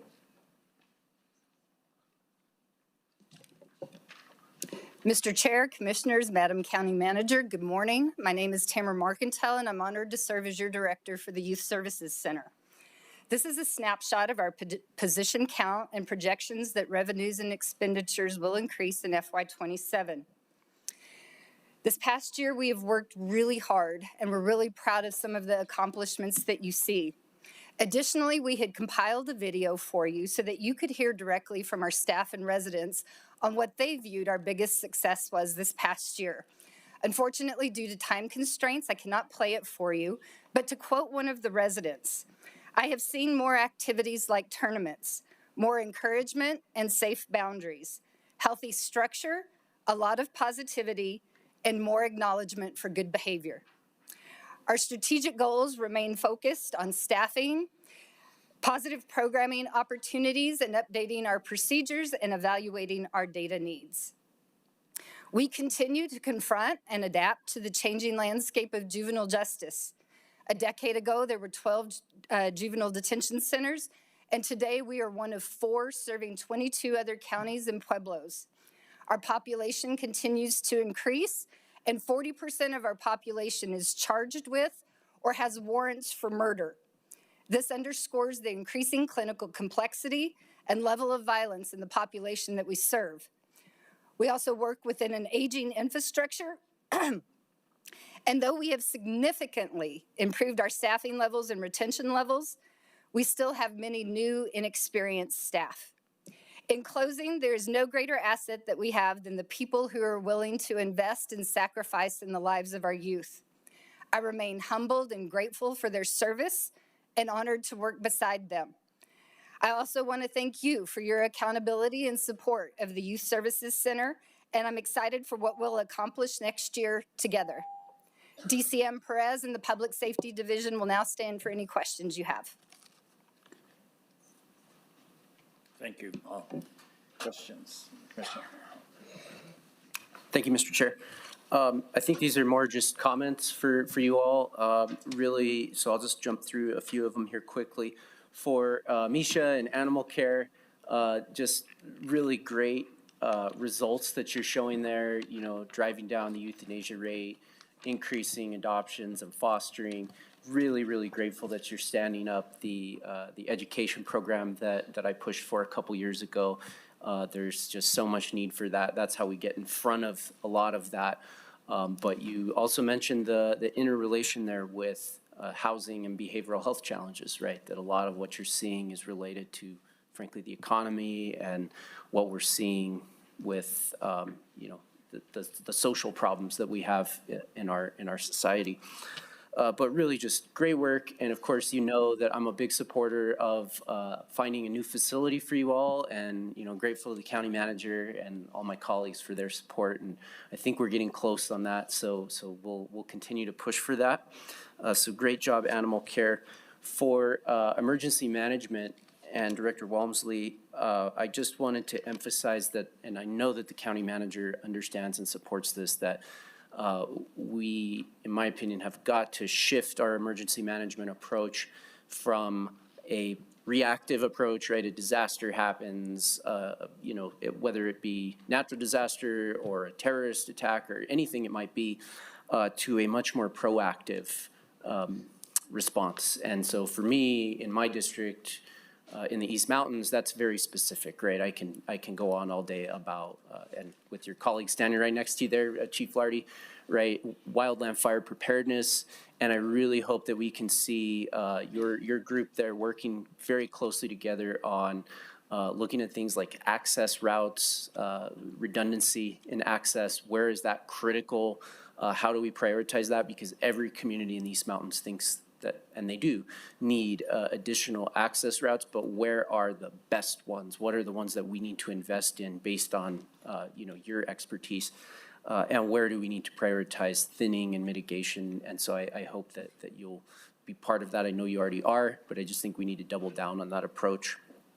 And then lastly, for fire, also just wanted to acknowledge your recognition in here of the 4-person engines and the rescue challenges. Those are something that I've worked on a lot over the last few years. I think those are really important, and I'm glad that you're focused on those and trying to make key investments there. And just to the whole group, you know, we've got a great public safety team, and I know that we've got a lot of challenges, and we spend a lot of money on public safety, right? This is by far the biggest area of our budget, but it's also the most critical, right? This underpins everything we do. And when I look at the problems that Director Mercantile is dealing with at her facility, you know, there are some very challenging issues here, but we've got some great people working on it. So, you know, thank you for being here and thank you for what you do. Thank you. Commissioner. Yeah, ditto what that was, but I really do want to talk to Tamara and what you've done at the Youth Services Center, all of you, and Chief Pettis or DCM Pettis.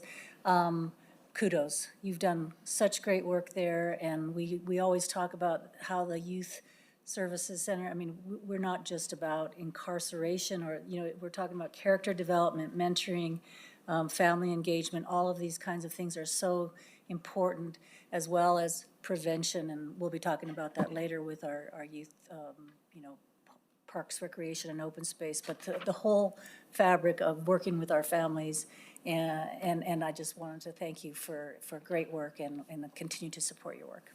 Thank you, Chief.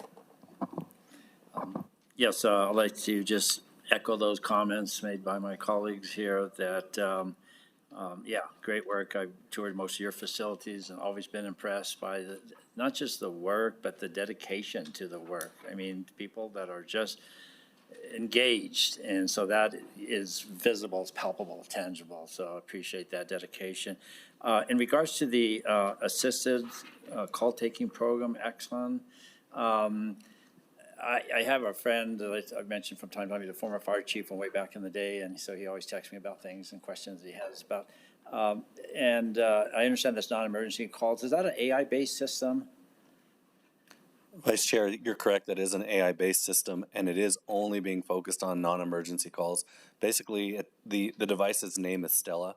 When a call comes in, it is still received by a human. There's still a human interaction. Once we determine that it is not an emergency situation, we then transfer them to Stella, who walks them through whatever the next steps may be of where they need to get help. And the reason we've done this is we're inundated in the 911 center with non-emergency calls to our non-emergency line.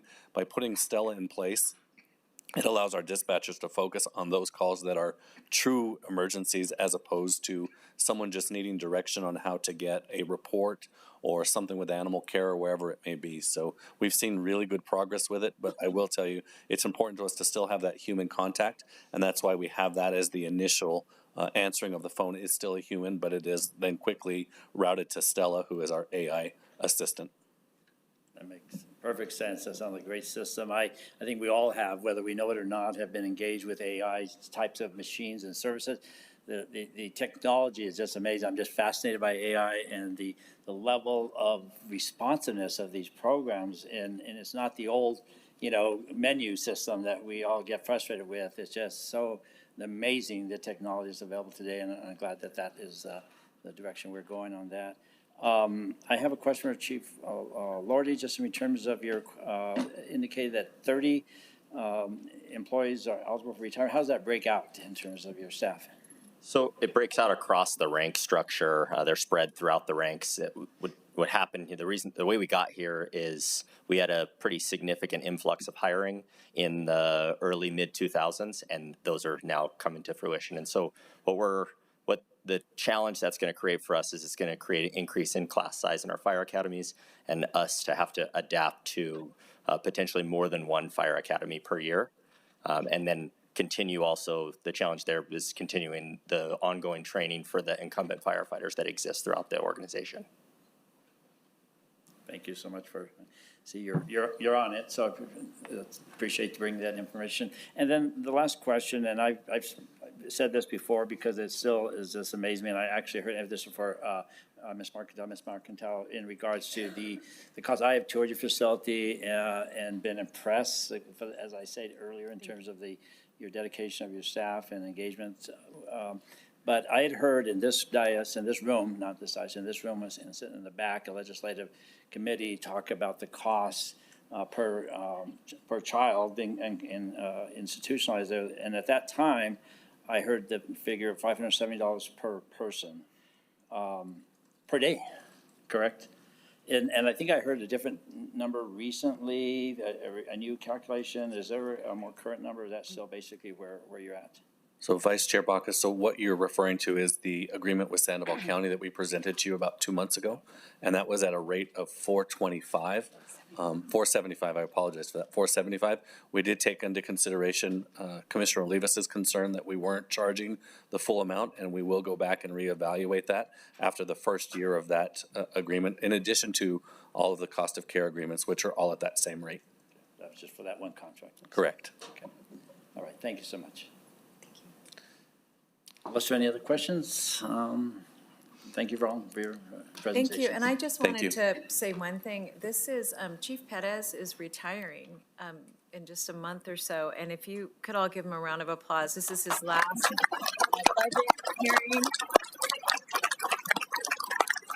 And he has truly been a wealth of information and leadership, and has played so many different roles in the organization that, and, you know, part of me is excited for him that this is his last budget hearing and not excited for us, but thank you. Thank you. Service. Thanks for always supporting us. Congratulations. Appreciate you. Thank you. All right, moving right along. I see we're scheduled for the presentation of the Metropolitan Detention Center and Warden Kai Smith. I'll do it with one. Present. All right. Good morning, Vice Chair, fellow commissioners, Madam County Managers, and colleagues. Kai Smith, Warden, MDC. So in front of you is an overview of the expenditures, staffing plan, and daily population. Go over some high-level things on that. For the revenue, I think it was noteworthy to indicate that we're bringing in about $720,000 through our commissary. The state, through a state law that averages the last 3 years, that revenue will be approximately $663,428. In addition to that, there's miscellaneous, which more often than not is for us housing other inmates from other facilities that we do charge. There is a very slight inmate copay for dental medical service of $3,600, and then we do take $4,950 from the behavioral health and the DWI initiatives for programs that we have. As pointed out on the slide, you'll see that our FTEs are dipping. We have moved a division as part of the realignment over, so that is reflective of that. Most notable that I wanted to go over is where we've been and where we're going. So real quick highlight, 13 leaders from the county were in Dallas, Texas this week. I think I'm getting a little bit of cold because I was in Dallas, go Bucks. So in addition to that, we sent 4 leaders to Santa Fe to go through the FBI Leadership Program. We've set the FBI leader as the foundation for our supervisors, both support and security, regardless of your rank. Our goal is to get all of them, and then future leaders that we recognize to have them start going through that, because investing in your people is critical to a successful operation. In saying that, I also have I have a deputy warden and a major that were accepted to Sam Houston's Leadership Academy. They are currently in Texas too, so we are investing in our leadership, and we've seen the results and the shift, and we're starting to see foundational changes for consistency with McClendon and other operationals. Goal, staff retention. We believe that is more of leadership guidance. We do not have a recruiting problem. We do have a retention, and that's why we're investing in that. We are looking to work with CNM to take our cadet class to them to formalize it. Improving inmate medical care, you'll see that is just us wanting to do a staffing study to see what is appropriate based on our population and the needs of our facility. Redesigning inmate discipline is this year's goal. Last year we focused on PREA being the highest liability that we had with McClendon. This year it's inmate discipline, and we've already started that. Concerns and challenges, they're affordable health care, that is across the nation. That's not unique to us. And then working with security union contracts. Everybody in the room understands that, and we have a great working relationship with them. Most important to me, I wanted to bring this slide up. These are the people that make it happen. So in the center is the officers. I can't do anything. I can't take what you guys want us to do without them. On the top row, that's the leaders that we brought in. Those are people that we've recruited from either other counties, from the state. Most notably, the top right, second from the top right, that's Kara Garcia. She was instrumental in APD getting in position to apply for getting out of the McClendon. So we were able to bring her over to our team thanks to the county manager's vision. On the bottom, that's us investing in those that you guys have invested in over 15 years. Most notably to me, the most impactful, the two in the middle. I will not say any names because last year I butchered everybody's name but mine, and I will not do that 2 years in a row. However, Roseanne, who is in the audience with us, who did attend the FBI leader and left that to join us, I thank her. There's so much I could say, but tears will come. And then next to her is Jessica, who bosses me. In my phone, she's my work boss. She schedules everything, makes sure I'm there, sends me pictures to remind me to eat. She prioritizes me and makes sure that I'm where you guys need me to be, and that I'm functioning and ready for the challenges. That last slide was the most important. I will stand by for questions. Just an aside, you mentioned Sam Houston. Wasn't we just there in town for a game last night? I have allergies from Texas. I'm kind of stuffed up now. I'm not sure who won that game, but anyway, I think it was us. Any questions? I do have a question. It's something I think we had discussed before, in seriousness, and in regards to the challenge of retention, which I get. Having been in that institution as a tour, being toured, and also as a professional when I worked in private practice many years ago. So, yeah, I'm familiar with that institution. I have friends that work there. I have friends that have been inmates there and been both sides. And so I understand the challenges for the employees that work there. So my question is in terms of emotional counseling support that is being provided or could be provided. I'm just wondering, what are your thoughts about that? Because I just can't imagine the daily interaction people have with harsh situations, harsh people, sad situations, sad people. And I'm just wondering to what extent we're providing that type of services to our employees to address that. That's a great question. So currently, we have a peer support team that does respond, and we do recommend. However, we are requesting through the state to build that out with a psychologist and a team dedicated only to our staff, not our population.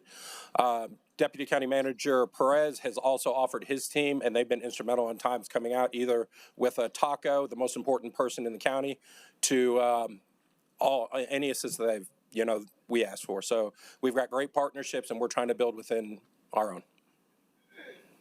Thank you. Any other questions or comments? If not, thank you all for your presentation and your hard work. Chair, right now, we're running ahead of schedule, which I don't even want to say out loud. I just jinxed us all. But what I was wondering is if it's okay if we proceed through the next section and then take a break versus doing that now, because the time is a bit off, if that's okay with the committee. Sure. Thank you.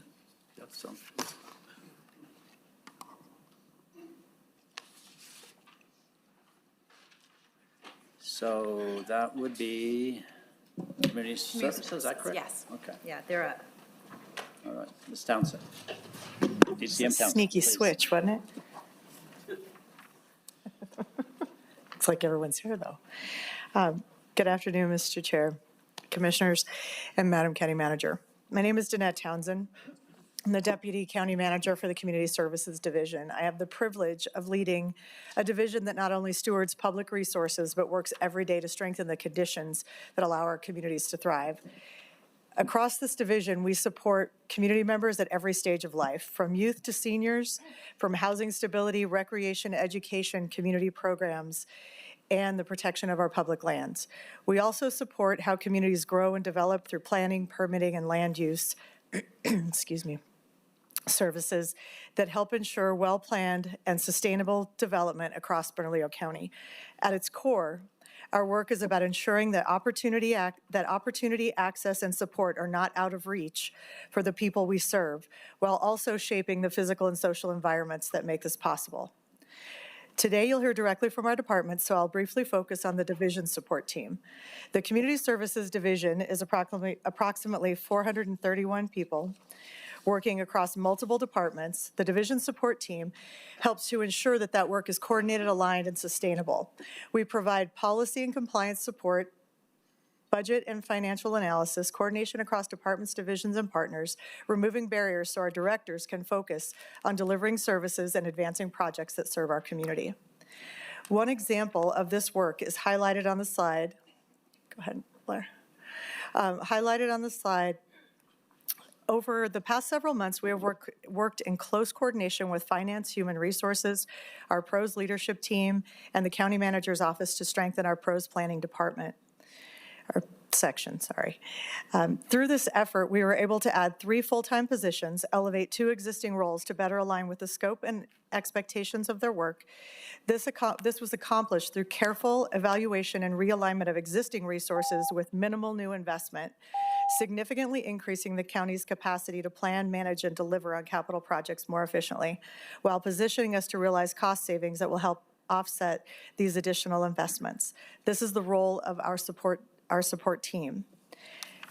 With that, I will stand and turn this over to the amazing leaders that make this work possible. And first will be Amanda Colburn, Director of Housing. Good morning, Chair, Commissioners, and colleagues. I'm Amanda Colburn, Housing Director, and I'm excited to share a quick overview of our FY27 budget along with our recent accomplishments and where we're headed to next. The Bernalillo County Housing Department works to ensure the residents have access to safe, stable, and affordable housing. In FY27, we're continuing to focus on the basics that help our community stay housed. Our department includes 48 positions and approximately $2 million in general fund expenditures while administering a significantly larger federally funded housing program. We've had a productive year, and I'm proud of what our teams have accomplished. We've served 4,600 individuals through voucher programs, issued 326 new vouchers, rehabilitated homes, and we've kept 1,597 individuals housed through our rapid rehousing and eviction prevention programs. We also opened the Burnco Donation Station, Burnco Donation Station, say that 3 times fast, an employee-led effort that's already making a positive impact. Looking ahead, our ultimate goal is to keep 100% of the Bernalillo County affordable housing nonprofit units occupied. We're focused on strengthening relationships with both landlords and tenants by building trust, reducing evictions, and creating smoother partnerships. The ongoing uncertainty at HUD could adversely affect housing authorities by causing a possible reduction in administrative fees. That is what currently funds 62% of our salaries and benefits. Even with those challenges, we have a lot to look forward to, such as the possibility of a state-funded voucher program that would bring even more stability and access to families through Bernalillo County. We also look to strengthen our landlord and tenant relationships, growing our rapid rehousing and eviction prevention programs, and expanding our self-sufficiency programs. With that, I will now hand it over to Andre Dixon.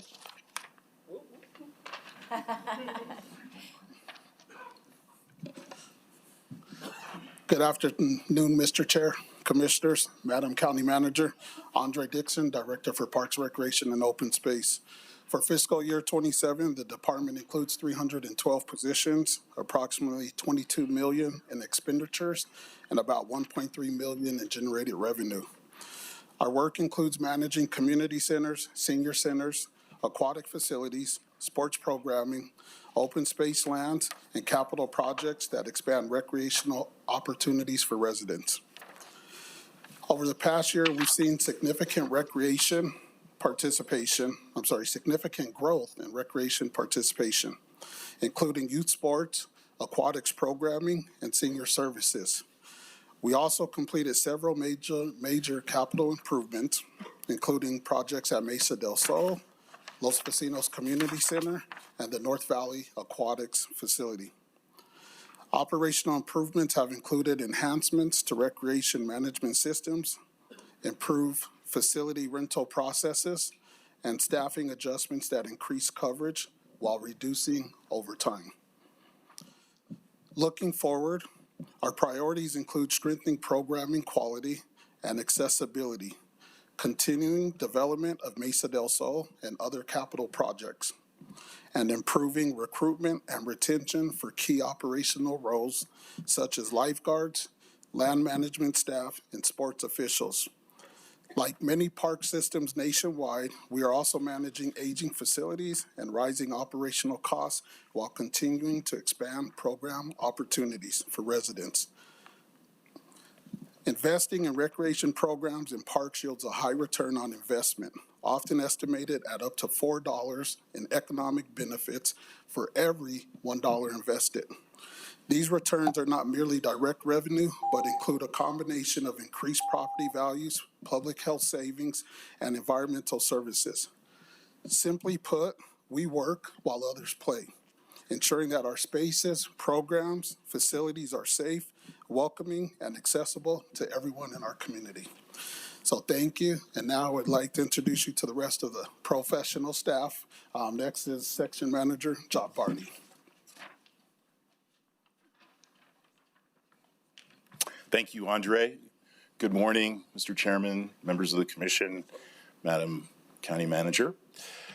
My name is John Barney. I'm the Planning Manager for Parks, Recreation, Open Space. The Planning section, as you probably already know, manages capital planning and project delivery for parks, recreation, open space facilities across Bernalillo County. Currently, in our section, we're overseeing 43 active capital projects funded through GeoBonds, capital outlay, and a variety of other funding sources, totaling approximately $41.5 million. Some of the recent project work includes Phase 1C and 3 of Mesa del Sol, our regional recreation complex, completion of our regional softball complex at Tom Tenorio Park, construction of San Diego Ranch Phases 1 and 2, and we're also in the process of finishing construction of the park at Los Vecinos Community Center and the new North Valley Aquatics Center. And one of our other projects, one of my favorite projects, is the Reina Luz Urban Alleyway Activation Pilot Project in the International District. Our focus for the coming year is continuing project delivery on major capital investments, supporting long-term recreation and community health-based planning, and ensuring that new facilities meet the needs of our growing communities throughout the county. Some of the projects in process for fiscal year 2027 include exciting upgrades to park facilities at Los Padillas, Raymond G. Sanchez, and Vista Grande community centers, completion of the Edward C. Sandoval North Valley baseball complex, design of a new home for our county 4-H at San Diego Ranch, an outdoor teaching garden at the Wyoming Open Space in the International District, the opening of the Cedillo Ridge Open Space, and 2 brand new parks developed in tandem with family-oriented community engagement processes facilitated through our ABC Schools program, including the West Gun Club Area Park and the Environmental Justice Park in Mountain View. In order to do all this and more in the coming year, we are grateful to be growing our staff capacity and kicking off an update to our facilities master plan. And I would like to add something to Andre's meme. While everyone is playing and working, we are cooking in planning and capital projects. We like to say we make the special green and desert tan chili cheeseburgers. So Jimmy, Jason, Ashley, and Madi and their teams can serve up fulfilling and healthy recreation and outdoor education experiences. Very few people know all that goes into the process of creating our Burnco parks and recreation facilities, but everyone enjoys them early and often. Thank you. Thank you.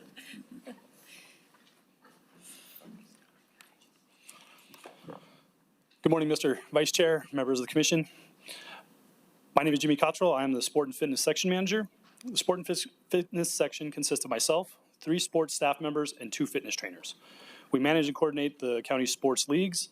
In fiscal year 2025, we had a combined 5,124 registered participants compete in our sports leagues, which include ABL, YBL, ASL. The program fees for our sports leagues and events generated $322,818. Additionally, we schedule and manage the user groups of the county's 57 athletic facilities that provide competitive opportunities for approximately 9,750 youth participants through our partner leagues. Furthermore, we handle most of the county's park rentals and manage the county's special event process for outside entities that host large-scale events on county properties. Last fiscal year, we collected $74,769 in rental revenue. Our fitness trainers provide personal training and group fitness classes to county employees here in the Alvarado Square Fitness Center, as well as support the fitness centers located within our community centers throughout the county. Our goals for the coming year include expanding sports program offerings, strengthening recruitment of qualified sports officials, and continuing development of the Mesa del Sol Regional Sports Complex to support future athletic programming. Next, you'll hear from Aquatics Section Manager Ashley Bentz. Thank you very much for your time.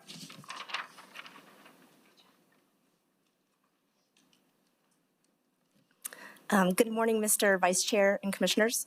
My name is Ashley Bentz, and I serve as the Aquatics Section Manager. Aquatics provides water safety, education, recreational programming, and services that promote public health and wellness for residents of Bernalillo County. Over the past year, the Aquatics Division delivered nearly 1,000 swim lessons, representing a 22% increase from the previous year. We also served more than 4,000 senior participants through our water aerobics program and hosted several community aquatic events. Our dive-in movie events continue to be highly popular, with facilities often reaching full capacity within the first 15 minutes. Our priorities moving forward include strengthening our workforce recruitment and leadership development for aquatic staff. The division has benefited from offering competitive wages for lifeguards, resulting in an approximately 80% return rate among seasonal staff. Expanding water safety programming to improve access and education. This remains a critical need as New Mexico ranks 11th in the nation for unintentional drownings, which is 24% higher than the national average. And completing routine and non-routine pool maintenance in-house whenever feasible. This approach has already resulted in an estimated savings of $17,000 following the recent closure of Rio Grande Indoor Pool. Thank you, and up next to speak is Raul Munoz with Land Management.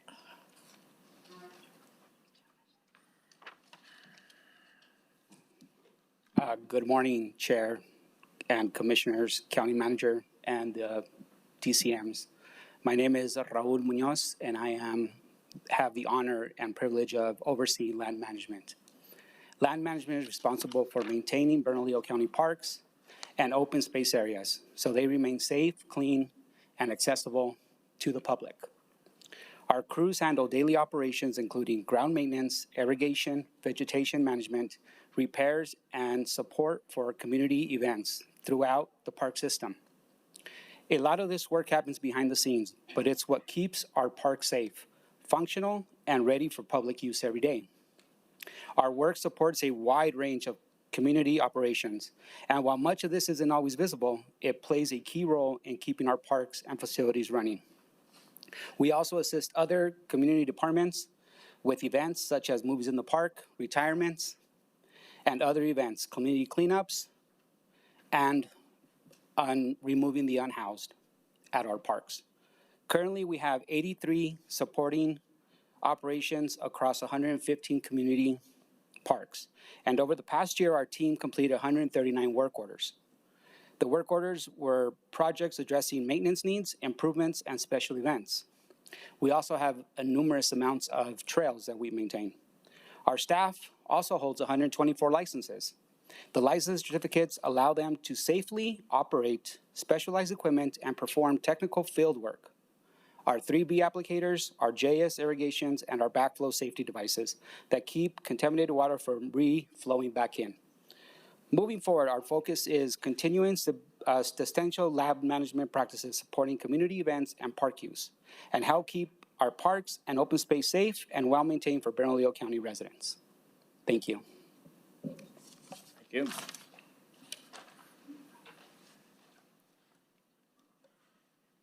Hello, Vice Chair, Commissioners, Madam County Manager. My name is Jason Martinez. I oversee the Community Recreation Section. Our section includes over 180 staff supporting more than 230 programs for youth, adult, and seniors. In addition to recreation, we served over 19,000 meals to seniors this year. We also gathered feedback from more than 1,000 community members to help guide program improvements. Through our mobile rec program, we continued expanding access by bringing recreation to areas where recreational opportunities are limited. Finally, we hosted 23 community events that help build connection and community engagement. Thank you.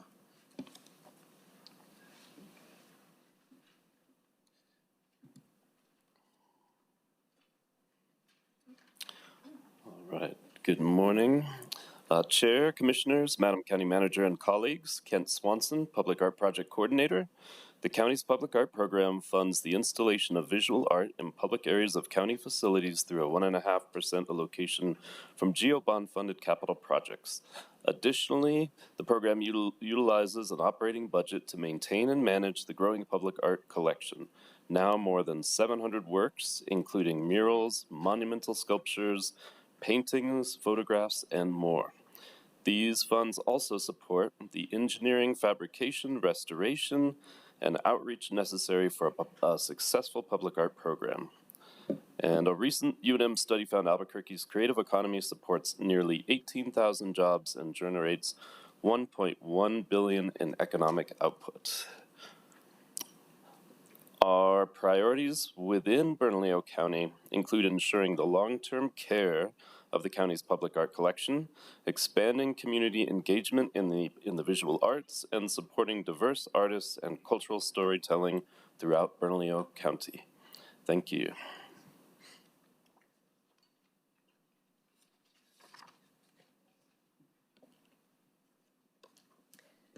Good morning, Vice Chair Baca, members of the Commission, County Manager. My name is Mari Simbanya, Open Space Section Manager.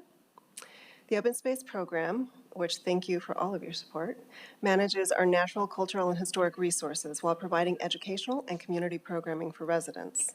Over the past year, our programming served more than 11,700 participants, supported conservation work, and grew thousands of pounds of produce through agricultural programming.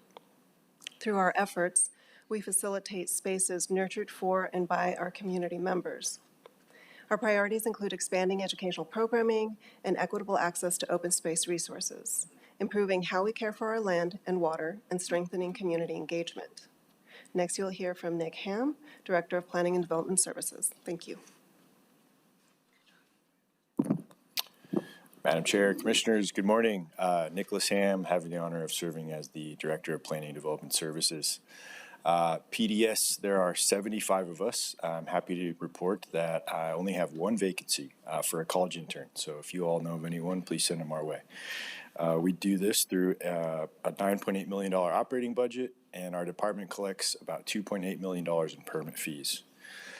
To refresh your memory, the department includes zoning, building, planning, health protection, GIS or geographic information systems, a permit center, and an operations team that supports all of those functions.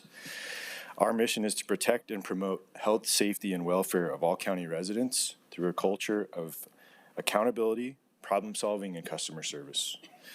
We do so by administering mandated services controlled by county ordinances. Examples of how we do this: in a year we issue 6,500 construction permits, and we average 4 days of review time for all of those.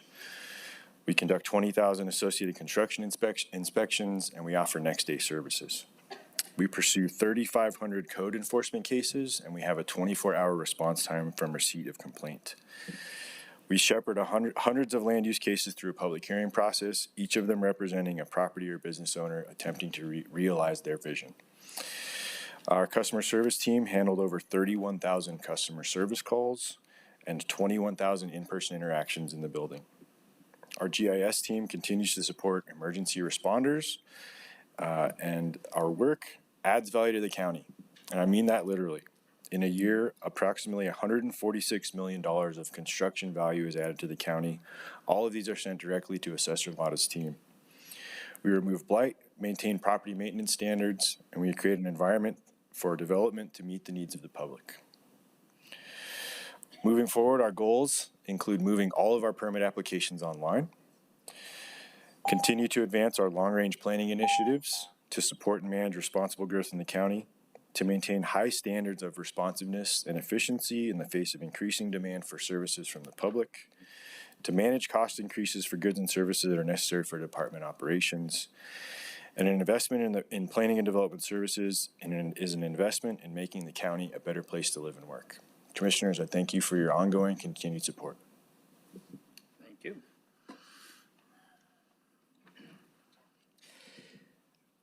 Good morning, Commissioners, County Manager. My name is Jake Mirabal, and I'm the Director of the Community School Innovation and Strategic Partnerships Department, where we work to strengthen collaboration between the systems of the county, schools, and other community organizations to address issues related to education, housing, health of the community, and workforce development. Our department's work is grounded in 3 core values: intentionality, community voice, and collaboration. These values guide not only what we do, but how we do it. This past year, we're especially proud of the tangible impact of that approach. Through programming, we as a county have served over 120,000 meals to youth through the Summer Food Service Program and Supper Meals Program. We have strengthened cross-agency and cross-departmental collaboration. For example, working with the Bernco Housing Department and APS McKinney-Vento in the homelessness prevention efforts. Of the almost 1,600 individuals we have supported, over 790 were youth. We are proud to have worked across county divisions and departments to convene meaningful community conversations that supported initiatives like park and sector planning. And nationally, our community school work continues to be recognized with leadership awards, national presentations, and multiple states looking to replicate our model. We are currently in the midst of hiring 52 temporary staff for the summer lunch program, which also are the hardest positions for us to maintain due to the short program duration, limited hours, and entry-level wages. More broadly, we're still paying attention to how federal dollars change every single day, such as changes from USDA would directly affect our summer food service program. Other examples of federal funding streams that would affect our work would be from HUD and DOE as we braid and blend funds for education and other related services. Our key goals include deepening collaboration across departments, continuing to strengthen the implementation of the community school strategy, and expanding or implementing new innovative efforts such as the Homelessness Prevention Project or pre-apprenticeship projects. Thank you, and we all stand for questions.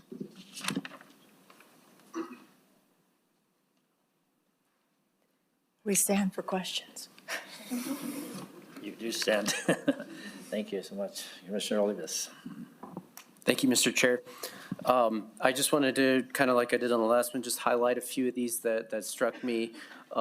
Starting with Director Ham, our Planning and Development Services Division is just always extremely responsive and professional. You guys do your homework, you do great work. When we have constituents that reach out to my office, you guys are always on it, making contact, explaining, and just offering all the resources and explanation that's needed. So really want to appreciate that.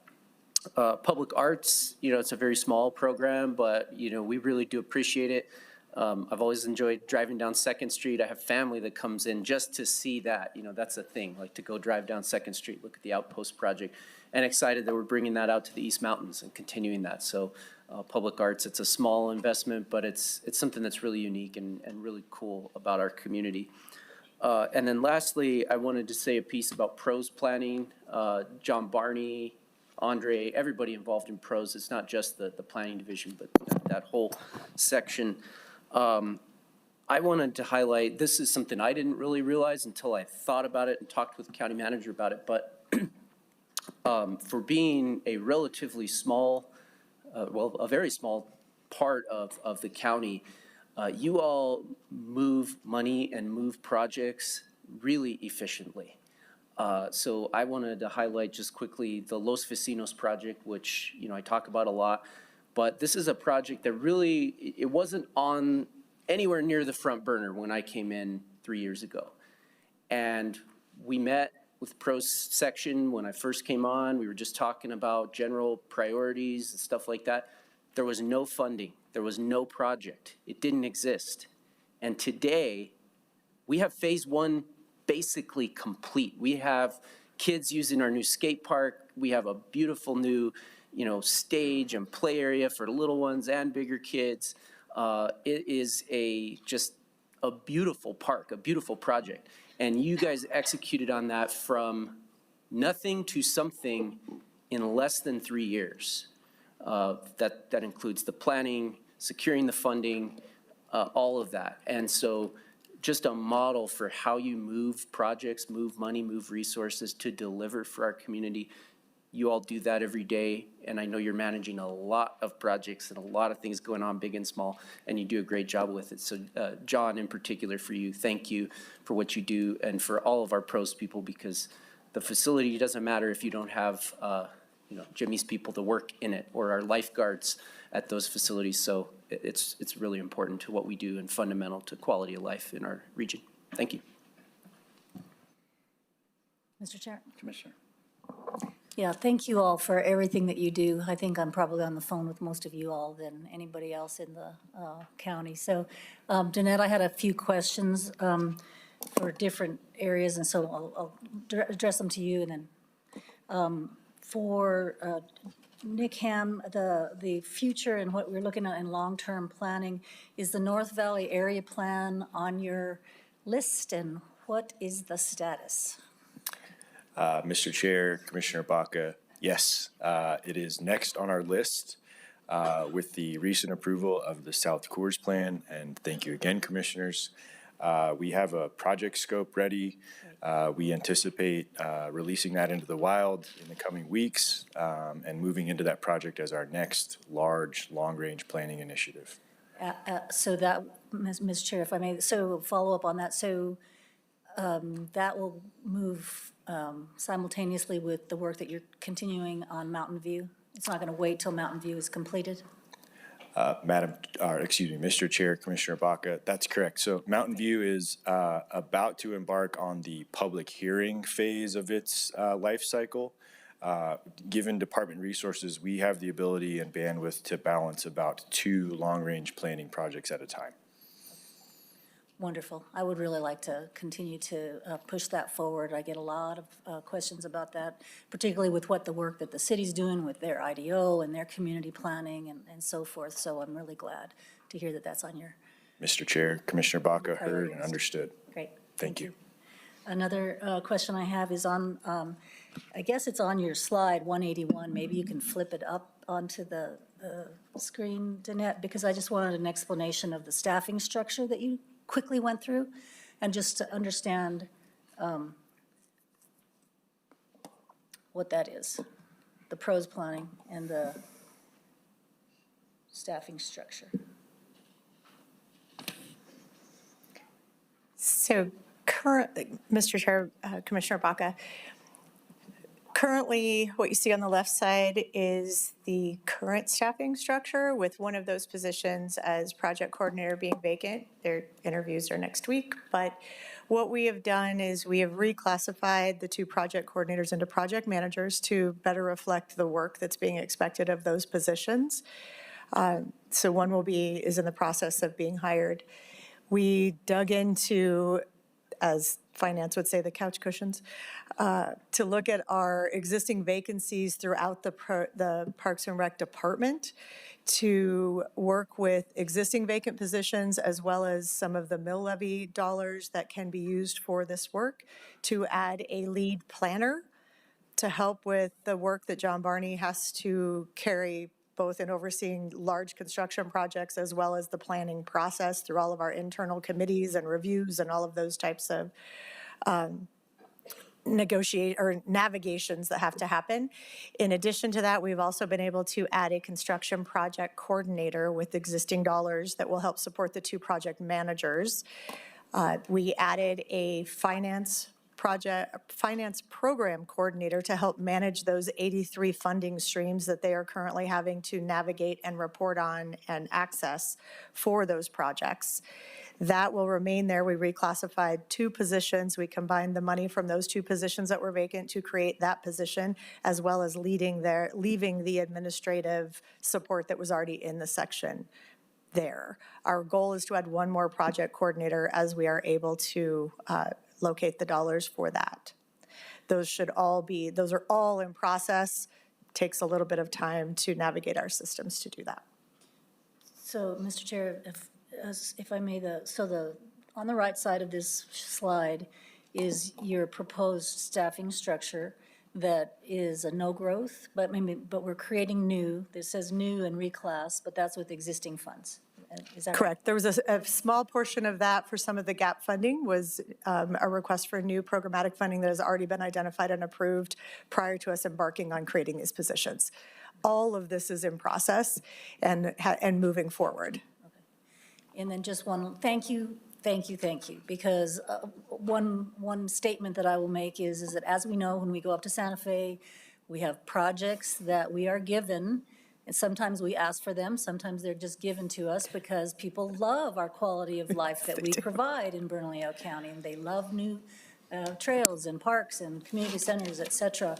And I just can't emphasize enough how important this restructuring is, and having project managers, follow the money keep the project going and really show success. So I am really very interested in supporting this, or if there is a need for strengthening it, I am there for this, because as Andre said, you know, you all work when everyone else plays, but you all work behind the scenes to make those trails that, you know, connect to our parks and our open space. And so thank you all so much for what you're doing, and I really truly support this reorganization. Thank you, County Manager, appreciate it. And Mr. Chair, Commissioner Baca, I just want to say this took a while to move forward, but I want to recognize my colleagues in Public Works, in Finance, and everywhere that helped us really dig in and make sure that we were creating the structure that would support the work that made everyone's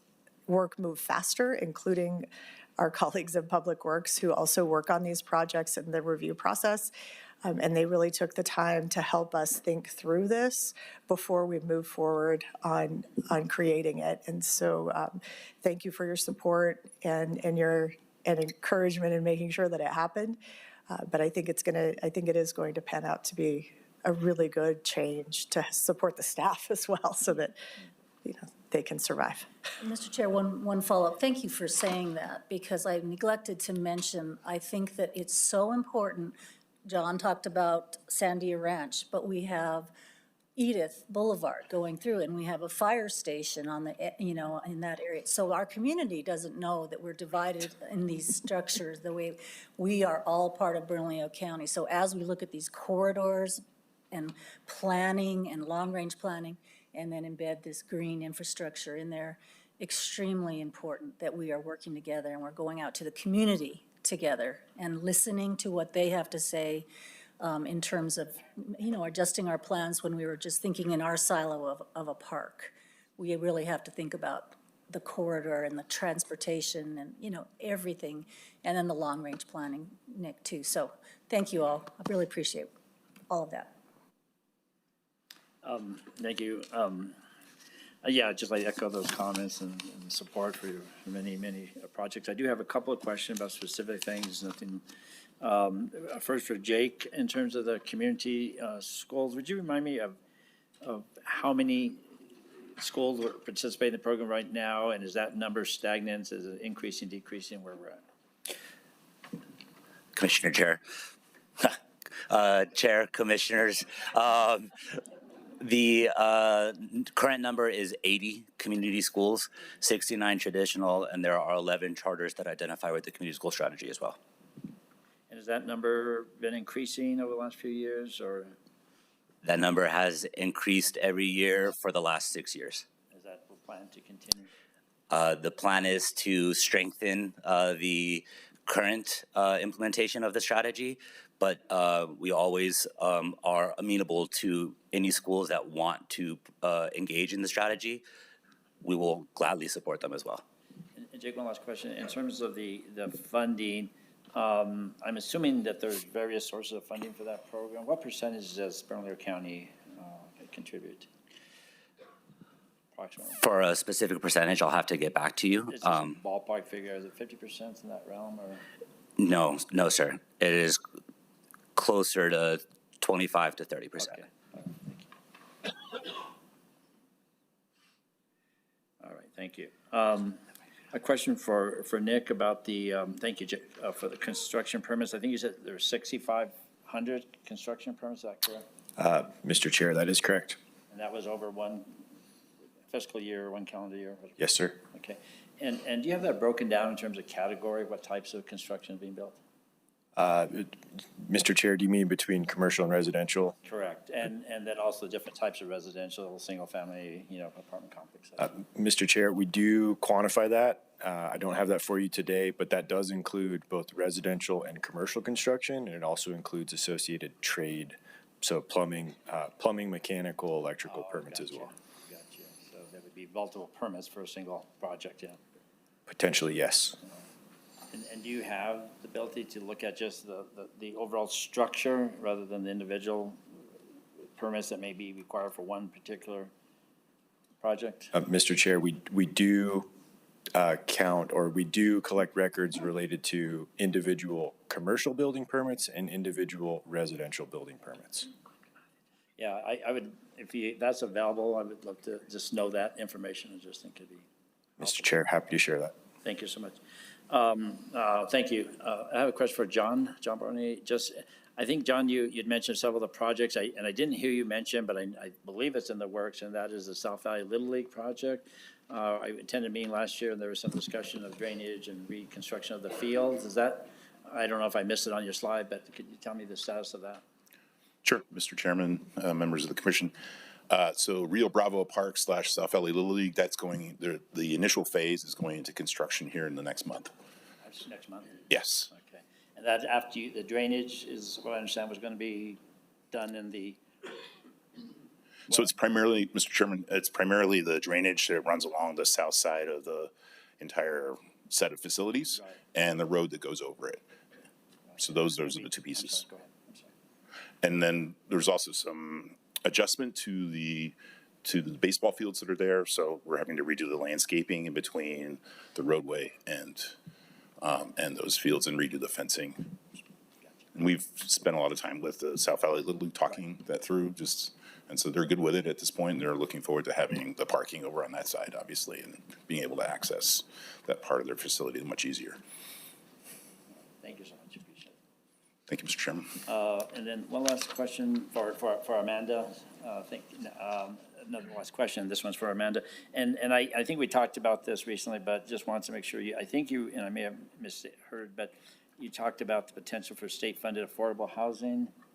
Is that accurate? Is that a comment you made? Chair, members of the commission, yes. So one of the things that we are looking for, and through our great delegation, we are asking for state funding for a voucher program that is completely funded through the state. This allows, with the changes with HUD, allows us some flexibility in how we maintain families being housed and helping other families be housed. So this is kind of a future, we cross our fingers and talk to lots of people and hope that we're able to get some funding to do this.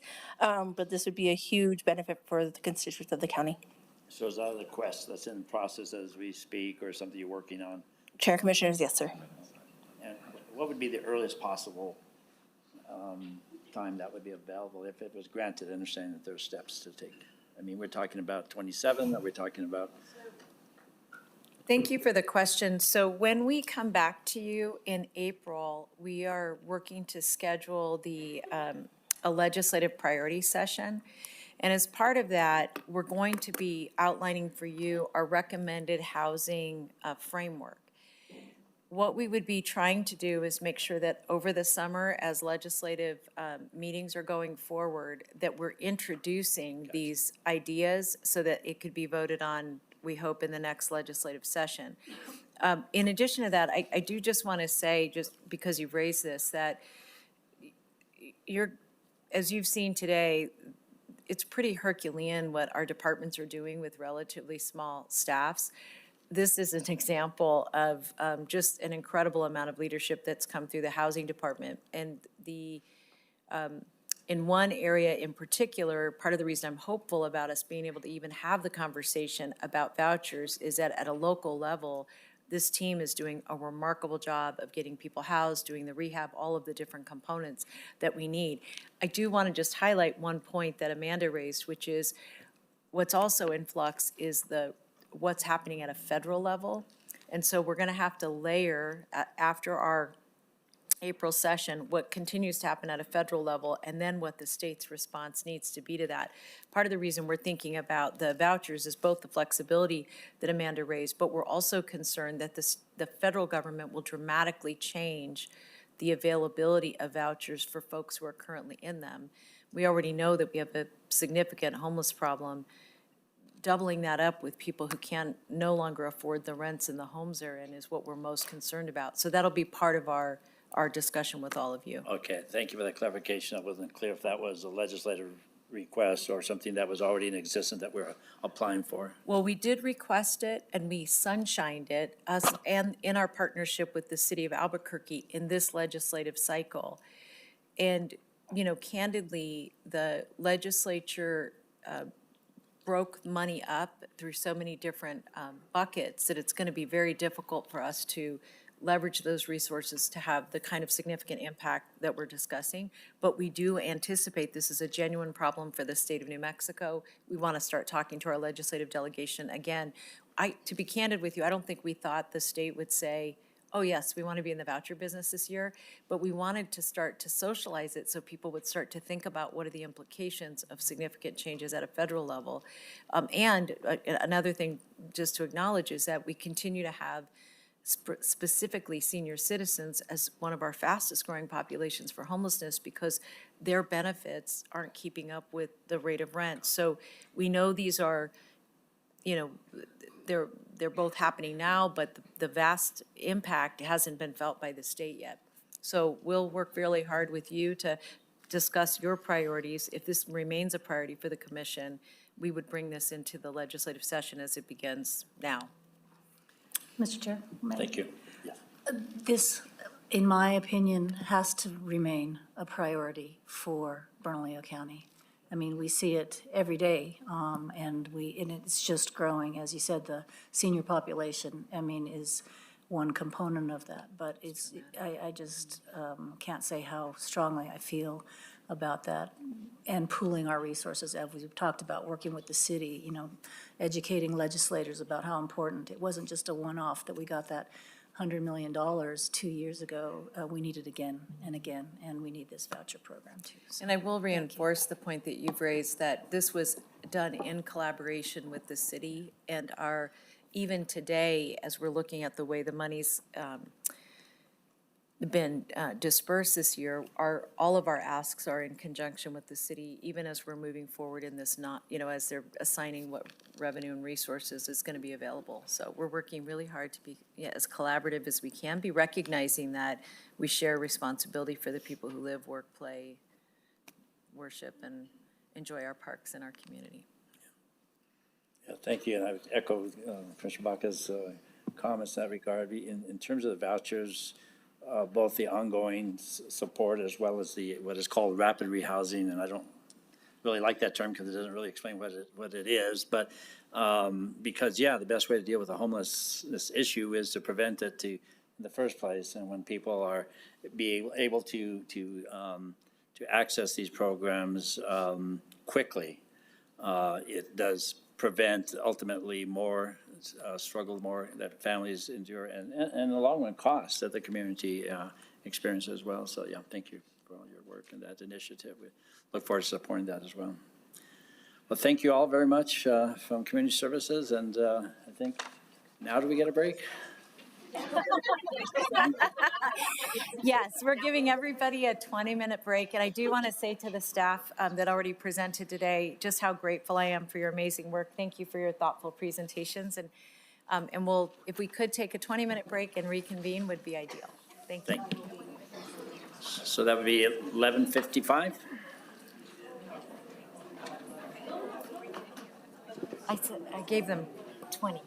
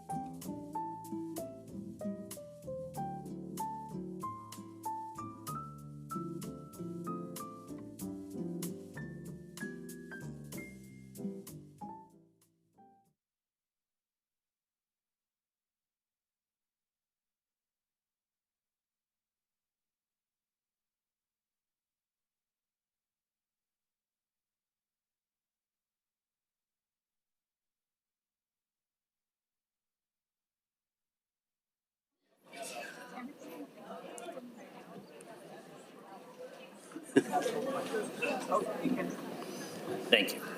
All right, I think we all had a little break and we're ready to get back at it. And we're going to be continuing this process, hearing from our Behavioral Health Division and Dr. Wayne Lindstrom. So. Thank you, Mr. Chair, members of the Commission, County Manager. I'm Wayne Lindstrom, the Deputy County Manager for Behavioral Health. I want to take this opportunity to thank the Commission for the passage of the Behavioral Health Ordinance on June 28th, 2024, and for your support of me in this role. We've spent this last year implementing the first year of our 3-year strategic plan, and much of that work has been about building the infrastructure and capacity to meet your vision of the development or further development of behavioral health continuum of care that is high quality, comprehensive, and accessible countywide. With that, I'll turn it over to my team, and they will be doing the budget presentation. Thank you.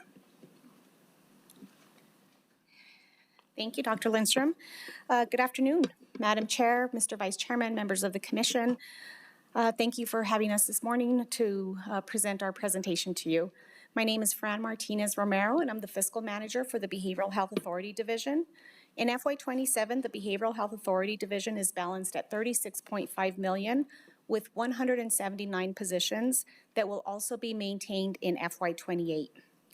In FY28, the revenues are projected to increase to 37.2, which is approximately 3%, which will offer some flexibility while maintaining program service needs.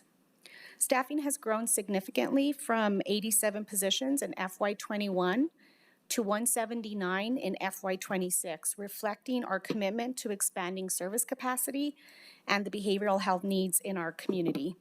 The division operates with no general fund dollars. We're always really proud of that, and we leverage grant funds whenever feasible. The division continues to focus on clinical, direct care, and leadership recruitment, and service providers that support clinical services, electronic health records, and community recovery services. Thank you for your continued support of the Behavioral Health Authority Division.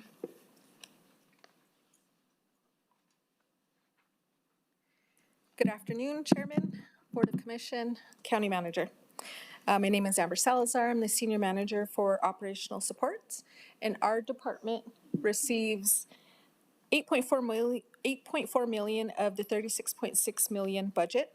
22% is for salaries, 26% for technical services, and 47% for support from other county departments. The Department of Integrated Services gets the largest share at $22.48 million. Fiscal year 26 was a foundational year. We complied with the Behavioral Health Authority Ordinance, submitted the annual report, and completed the first year of the strategic and opioid settlement plans. We established 2 new departments and opened offices for resource development, data reporting, and quality management. The Partners in Health Indigent Fund transitioned to BHA, and we secured $2 million in early access funding to advance behavioral health transformation. These actions set the stage for fiscal year 27 goals in quality, data, and system modernization. With the flat budget, delays, and space constraints, we are prioritizing essential tasks, phasing initiatives, and sharing resources. We aim to use opioid settlement funds for infrastructure, apply early access funding for quicker change, and implement the Senate Bill 3 regional plan in stages, and also pursue co-funded partnerships. Thank you.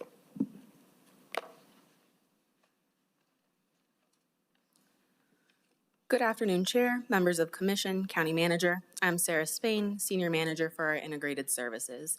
As you may know, this department provides the direct services to our clients in the community with a budget of $22.48 million.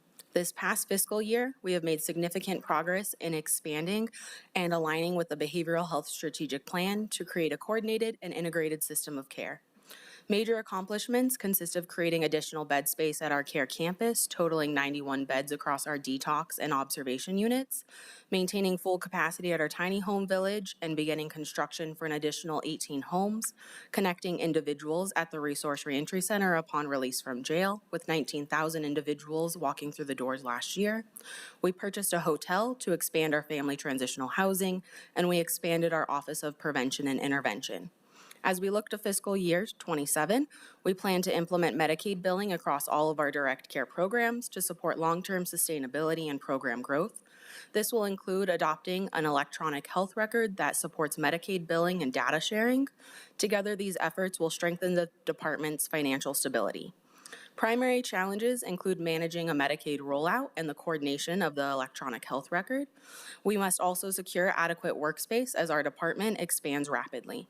Additionally, hiring licensed behavioral health professionals remains a significant recruitment challenge. In conclusion, the direct care services provided, along with the challenges identified, will guide our fiscal year 27 strategy to maximize our behavioral health investments, strengthen partnerships, and stabilize critical behavioral health services. Thank you. And if I might add, Mr. Chair, I'd like to thank my leadership and my team overall, because this work wouldn't be possible with them. And I particularly appreciated that they've chosen to partner with me in this endeavor, and it wouldn't be possible without them. So thank you. Thank you. Mr. Chair, I have a question. Thank you, Dr. Lindstrom. Pardon me.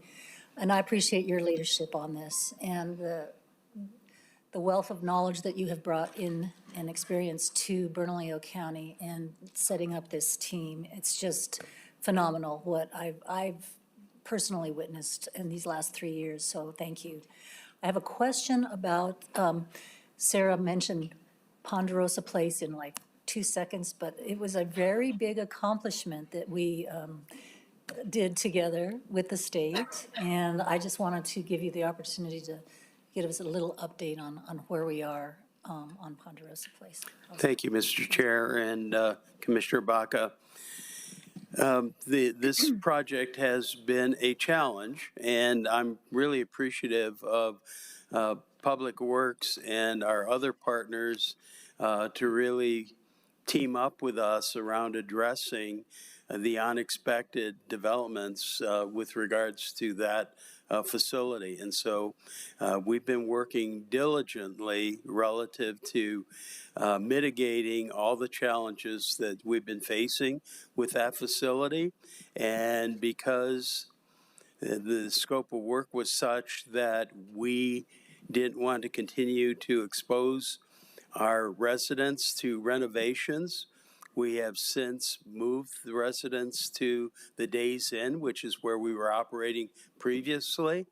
And when we can assure that major renovations are completed, the mechanical issues that we faced are mitigated sufficiently, then we'll move back in the facility and resume the work that we initiated back in October. Mr. Chair, just to follow up, so do we have a schedule? I'm sorry? Do you have a schedule for that? Do we know? I know it's going to be a guesstimate, but. We're still scoping that out because it turns out that over time, as we have looked to remediate, like pipes leaking, for example, and then we repair those and then we find mold, and then that means another scope of work. So we've got a project plan that's in development, almost completed, around what the project timetable will be, and then the associated costs. We'll get that to you. We don't really know, and we would like not to guess, just to not be wrong, but we'll get that to the commission as soon as we have more information. And what I'll make a commitment of doing is making sure that within the next couple of weeks, we give you the update of what we know today, anticipating that we're going to know more in the future.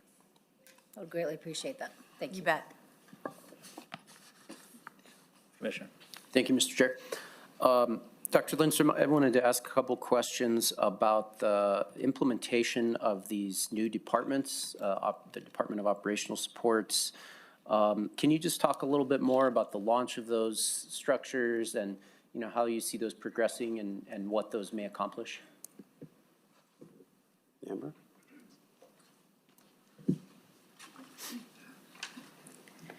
Thank you for the question, Commissioner.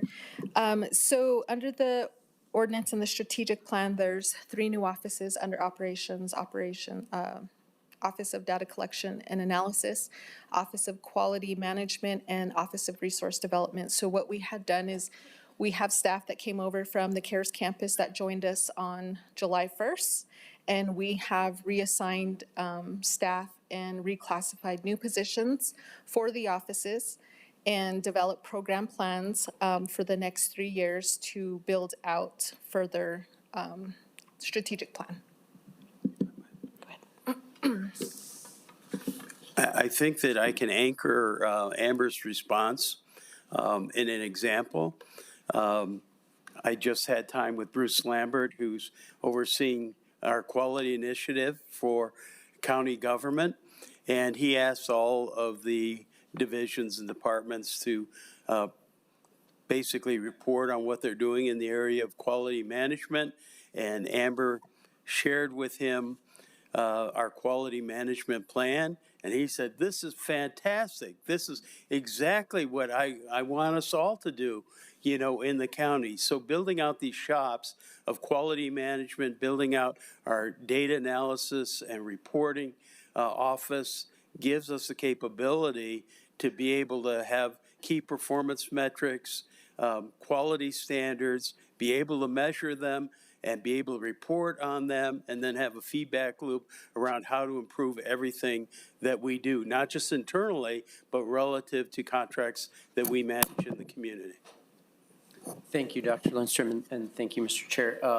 Yeah, I think that's exactly the feedback that we've been hearing from the community over the last, frankly, 10 years, right, since this was implemented, is how are we going to make sure that this is accountable, right, that these tax dollars that we're collecting are actually making a difference, that they're getting to the people in need, and not just getting to them, but actually fixing problems and rehabilitating people, preventing substance abuse in the first place, right, all those things. That's what the community is, that was the expectation originally. And so I'm glad that it's taken a while, but, through your work and the work of this commission, collaboratively through the behavioral health ordinance, we've finally gotten there, right, where now we have this structure that I really believe will do that, so that we can, with great confidence, say, we know that these dollars are having an effect, they're having the intended effect, and also be able to say they are not having the intended effect, right? If there's a contractor, if there's a program that isn't measuring up, and we've seen that, right, in the last year, right? There's been a couple of higher profile things that we've done that have involved not continuing contracts and not continuing services because they may not be delivering what was desired. And so that's just as important, right? It's not only sharing the good things, but sharing, hey, this is not working, and being willing to move on, right? To learn and move on quickly so that we're not wasting money. So I think that's great. One other question I did have, you mentioned here, and I've mentioned this before, a goal of launching at least 2 opioid settlement projects. I guess that's by next year. But I just, I've said this before, are we going to see that list? I know that we've approved a broad framework for that, but I don't think we've gotten that deep dive into sort of, okay, what are those specifics and what's your timeline for getting those specifics? Thank you for that question. As you're aware, Commissioner Olivas, in the procurement process, it ends up being protracted, and we're kind of in a silent, run deep kind of state until such time as we have contracts negotiated. So we've completed that process in conjunction with the county per the LGCC guidance for the $4 million in capacity building. The city was ahead of us a bit in terms of getting their $10 million procurement on the street relative to building infrastructure. We followed up with that and have closed that procurement as well. And we're negotiating contracts as we speak in that regard as well. Amber, do you have an anticipated timeline when that work will be complete?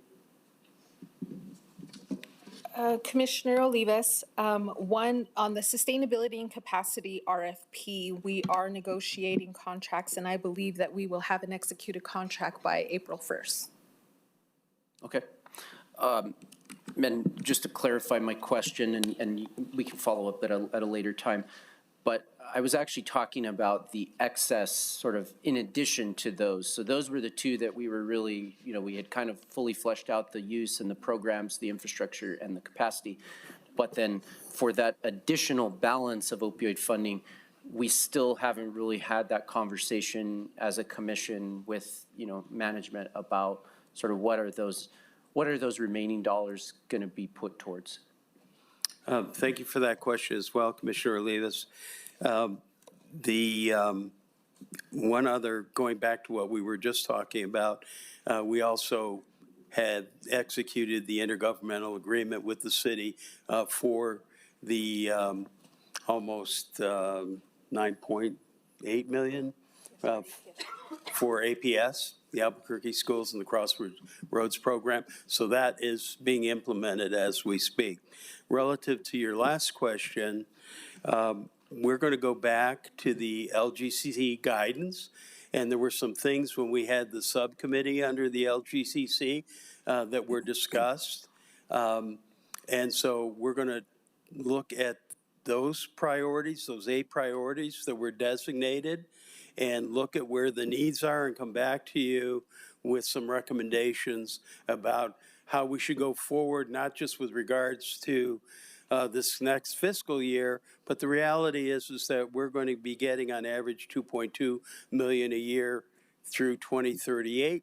And so I think we have the building blocks around our strategic plan, the LGCC guidance, and we have other data accumulating and identifying needs in our new regional plan with regards to SB3. And like I said, we'll come back to you with specific recommendations for proceeding beyond this year into following fiscal years. And if I may, through the chair, let me just say there's one other project that we're pursuing right now, and that is, is taking a look long-term at the Behavioral Health Authority relative to the other resources that it has, in part because we've been looking, and I'm not saying the staff has done this, but I think, on the ground, I just think this is more at our level, that we've been looking at the behavioral health dollars as here's how much money is in the behavioral health bucket. What we need to layer on top of it is what are the opioid fund expenditures, the SB3 opportunity expenditures, so that we're looking at the approach we're taking in totality of the resources we have instead of by resource. And I just want to give you one example. If there should be something from the opioid investments, because I know some of that money is intended to be for innovation and with some of our nonprofit partners, at some point that money runs out. And so what I want to make sure we leave in place is a plan and a framework, both for you, but also for commissions that come after you, to take a look at that as a single system instead of by funding stream. And again, I'm not suggesting this is the way the staff is looking at it. I'm really saying that from our level, I want to be able to present whole packages of activity and being able to say, over this period of time, we're going to be at this rate.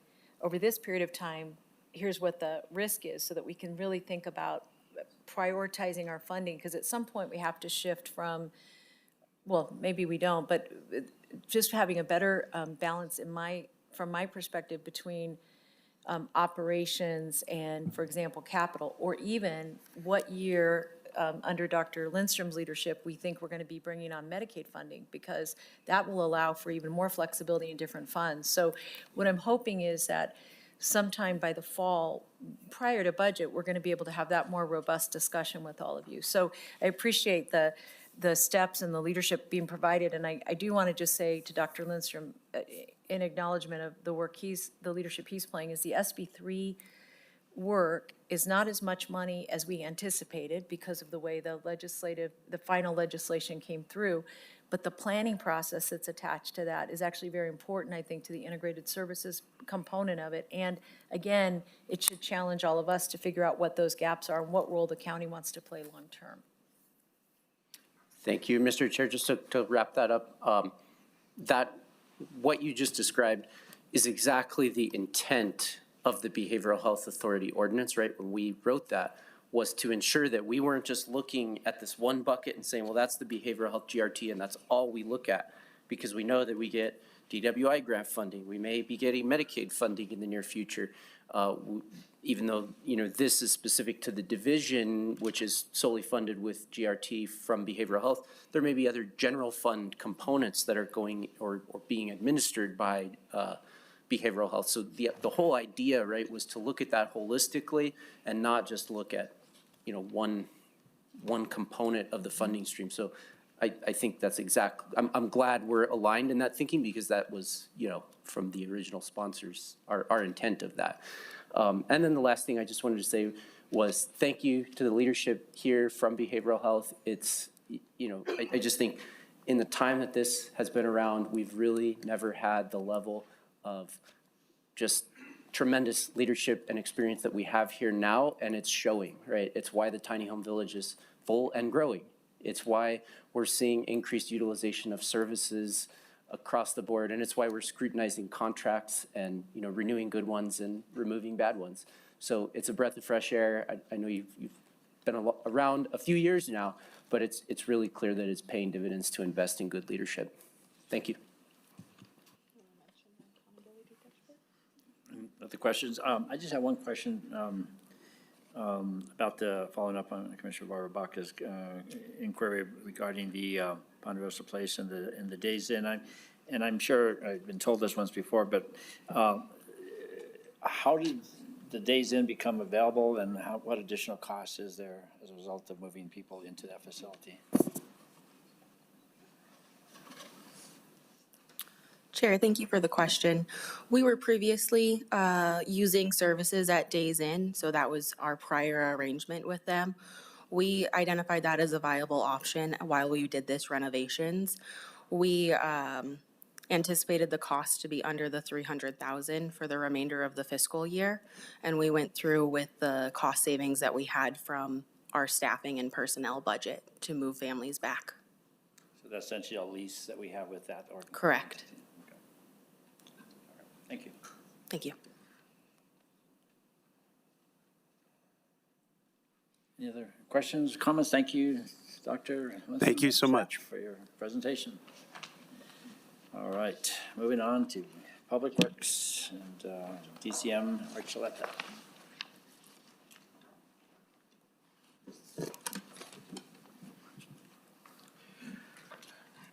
Good afternoon, Mr. Chair, Commissioners. Elias Archuleta, Deputy County Manager for Public Works.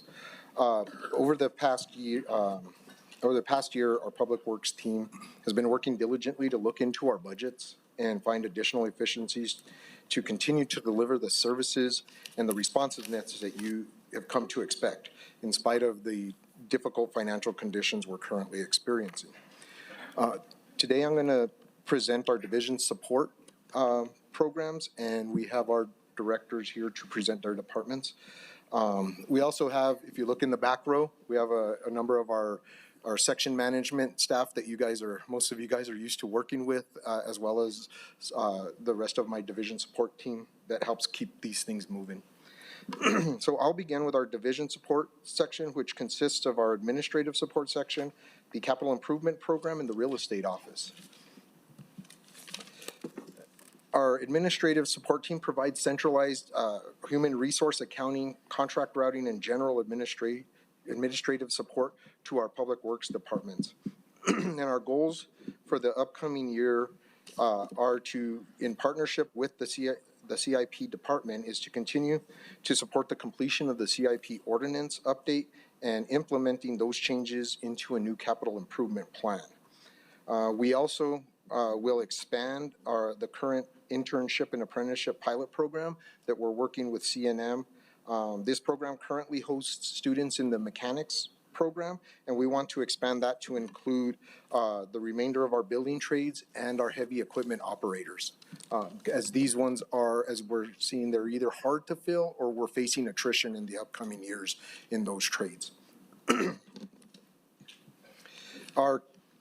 Over the past year, the capital improvement program kicked off the ordinance update process by hosting multiple staff workshops and work sessions.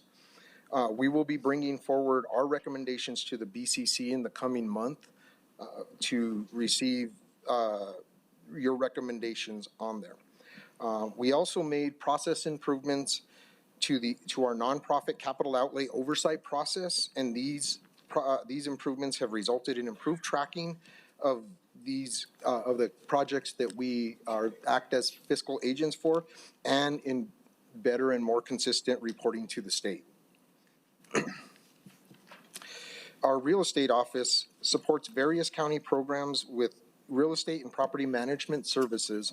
And over the past year, they have done a phenomenal job supporting the Burn Cool Builds Communities Initiative as they help identify properties, vet them, and do the processes needed to acquire them. And they will continue to provide that support in the upcoming year as they work as a vital member of the Tiger team. They will also continue to support several road projects by securing the necessary easements and right-of-way acquisitions to move those road projects forward. And with that, I will hand it over to our Fleet and Facilities Department.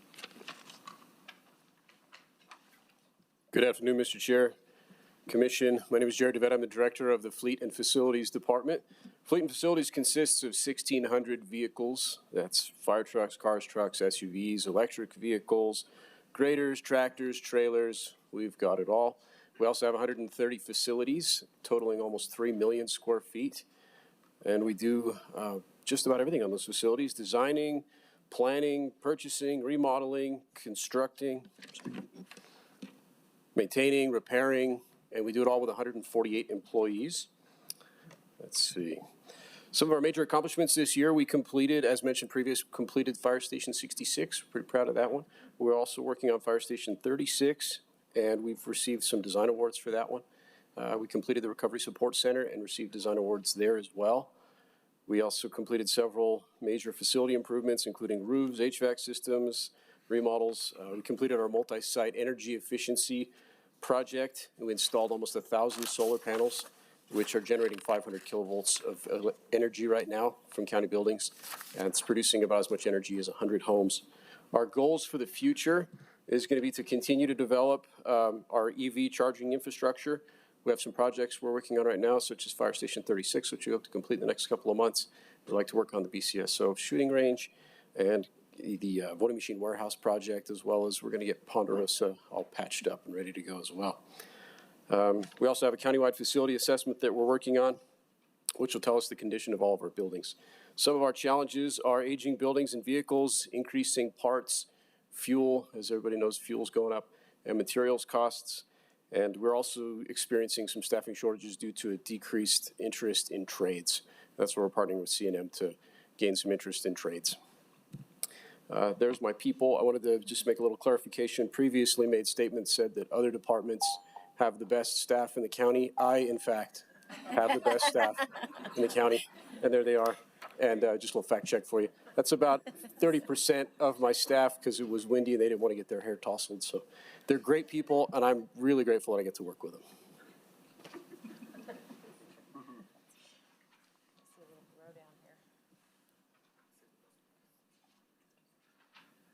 Good afternoon, Chair Baca, Commissioners, and Madam County Manager. I'm Brian Lopez, Director of Technical Services with Bernalillo County Public Works. I'll briefly highlight our key accomplishments this year and the challenges that shape our upcoming budget priorities. This year, Technical Services delivered several major infrastructure projects while continuing to support development review, regulatory compliance, and long-term transportation planning for the county. We completed the Rio Bravo Gap Improvements Project, a $5.4 million project, Bridge Boulevard Phase 2, nearly an $8 million project improving safety and connectivity in the South Valley.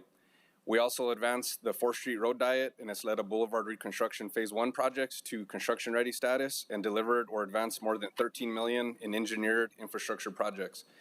In addition, the department secured $14 million in grant funding, allowing the county to leverage local resources and expand our capital program.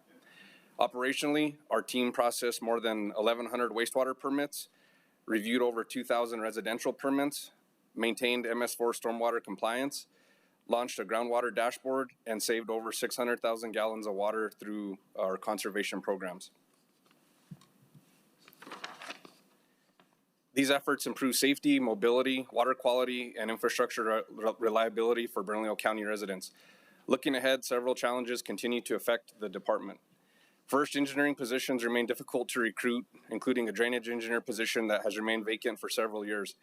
As projects increase in scale and complexity, we are also seeking 2 senior construction inspectors to strengthen field oversight and maintain project delivery timelines. Second, we continue to see construction cost escalation and tariff impacts, which affect project budgets and long-term planning. Third, the department must respond to changing federal grant guidance and new MS4 stormwater regulatory requirements, which increase compliance responsibilities.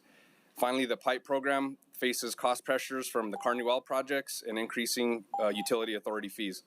Despite these challenges, our focus remains clear: delivering projects on time and on budget, leveraging bond funding to secure additional grants, and ensuring Bernalillo County remains prepared with shovel-ready infrastructure projects.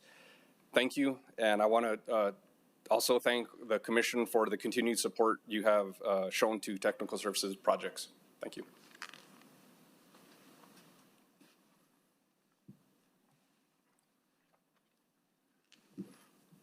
All right. Good afternoon, Mr. Chair, Commissioners, and Madam County Manager. My name is Antonio Jaramillo, and I am the Director of Operations and Maintenance. This is a snapshot of our budget and demonstrates our fiscal impact and the number of FTAs that we employ. While we project to maintain the amount of FTAs, we're looking to expand our clean team to add another crew in the next couple of years. Some of our accomplishments, operations maintenance has had one of our best years to date in terms of the number of roadways we have maintained. In previous years, we have improved approximately 11 miles of roadway.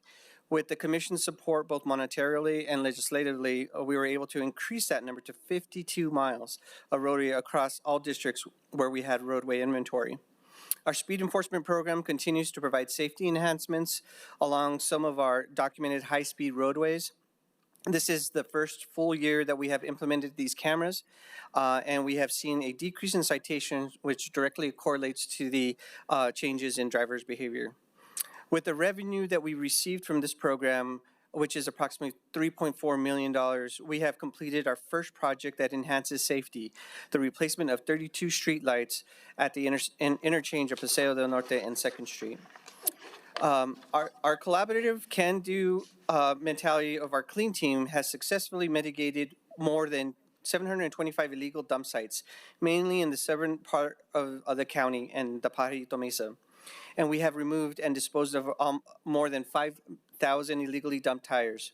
We continue to work with our internal and external partners to mitigate several long-standing problem sites. Our team has secured several grants and promote awareness of illegal dumping among school-age children to help educate to help educate them and improve our environment. Last year, we reached about 18 schools and about 1,200 students.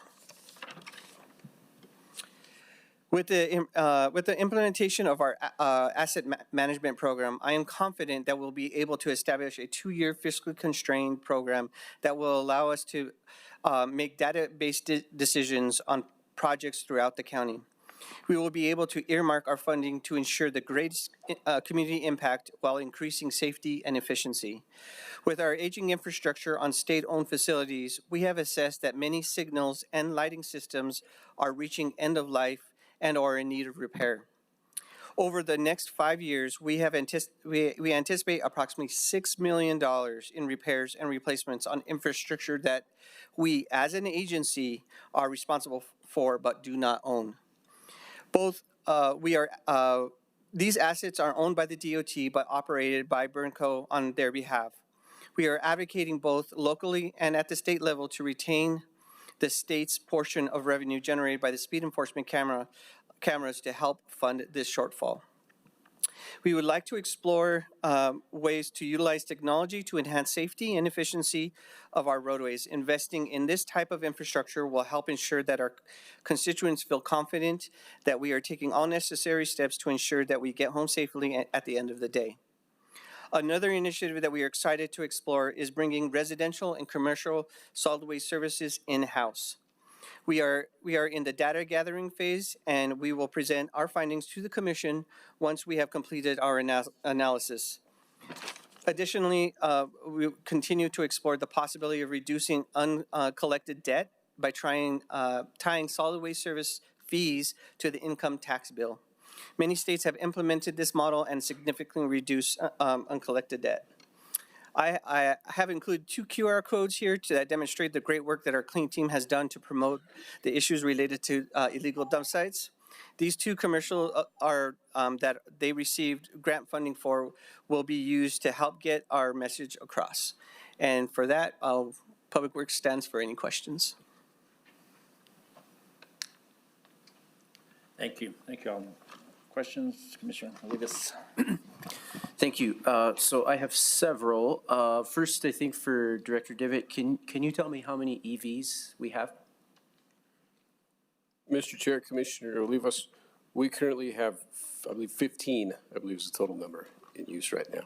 Okay, thank you. The availability of those units dropped off, but it's ramping back up with gas prices going the way they are. So. Sure. No, I think in the long run, that both for environmental reasons, but also for stability of pricing, that makes a lot of sense, and that's why we worked on that policy in our purchasing ordinance with your team. So I'm glad to hear that number is increasing slowly but surely.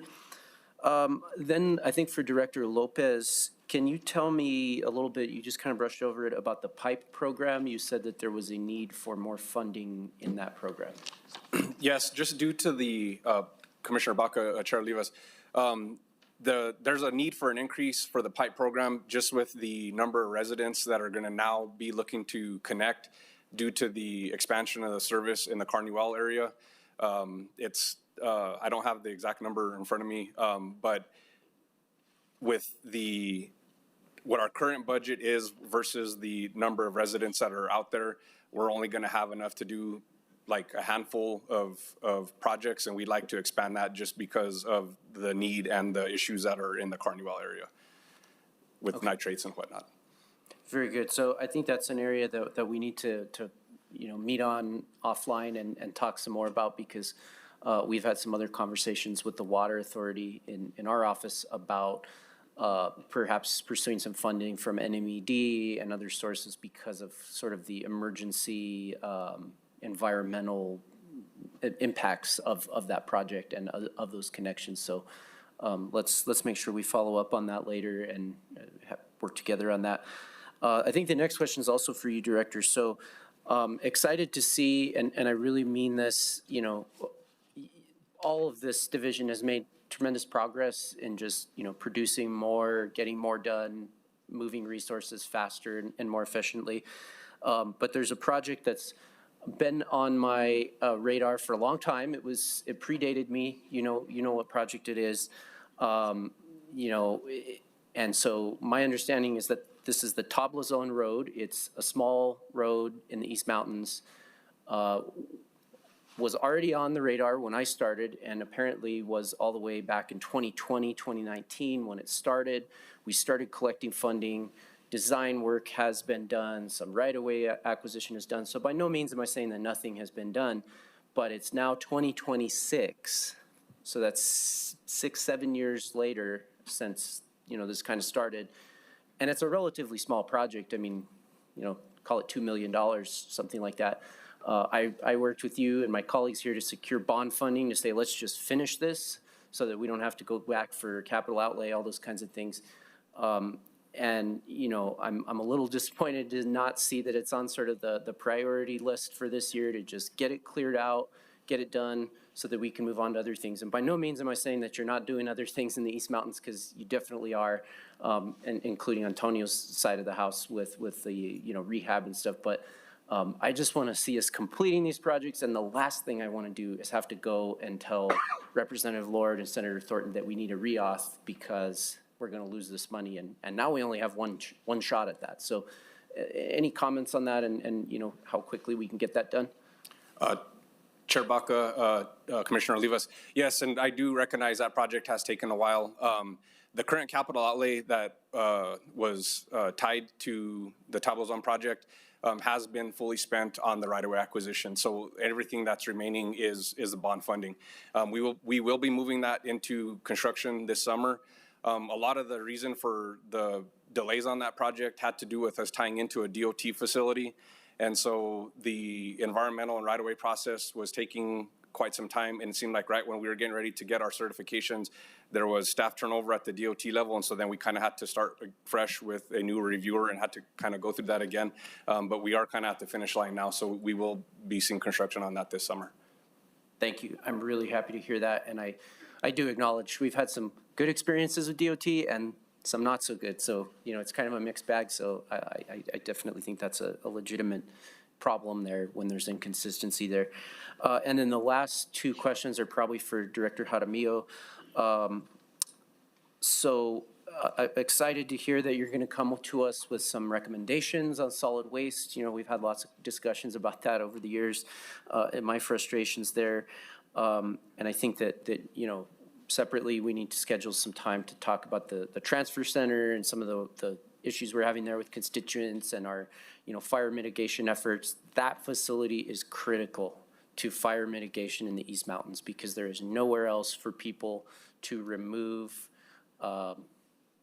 dead trees, dead shrubs, or living that needs to be cleared and mitigated to reduce fire risk. There's nowhere else to take it. That is the closest and best facility, and we're chipping it up, reusing it as mulch. So it's really, really important. I want to make sure that we're getting that right and that we are facilitating that work, not hindering it. And you've been great, your whole team, Gabe, everybody, just sort of advancing that with the vouchers.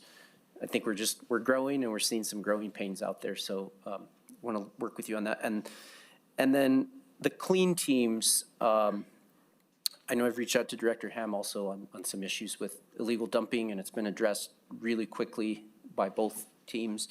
Do you have any comment or update on just when we originally, I think far more than doubled the funding for that when we, passed that in the budget a few years ago.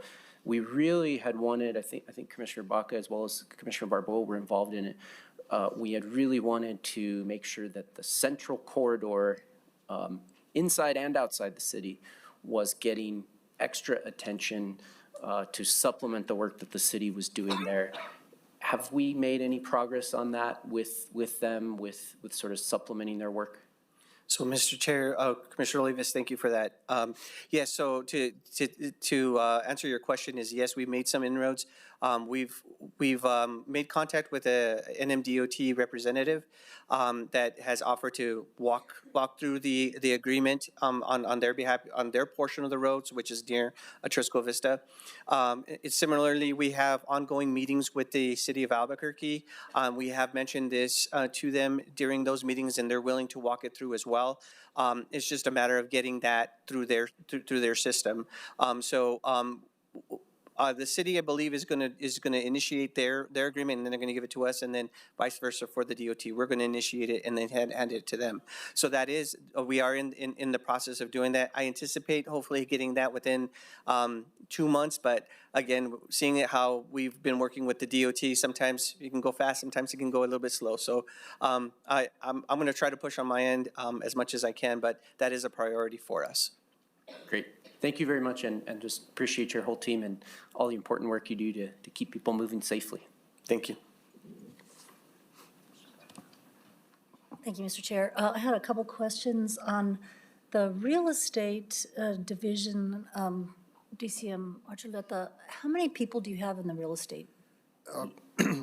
Mr. Chair, Commissioner Baca, we have 4 staffers in the real estate section, and Ben McIntosh, who's their manager, Right. he's lucky enough to be on vacation today, so that's why we're handling his questions. Okay. Okay, really, that's a super important, although small and mighty group because of all that we are doing with housing. Again, it's the overlap and not the siloing that we're talking about doing. So I'm really glad we're working on that, you know, collectively as a agency, but really important section. So thank you for that. On the Fire Station 36, the North Valley Fire Station, when is that expected to be complete? Mr. Chair, Commissioner Baca, we are ahead of schedule. I can't for the life of me remember the exact date, but it's in the next couple of months. I believe June. We'll look back at my architects. Mid-June. Oh, Chief knows better than me. Mid-June. And it's coming along great. If you want a tour, awesome. let us know. It's I do. beautiful. It's a beautiful building. That's awesome. Thank you. We'll coordinate that. Appreciate that.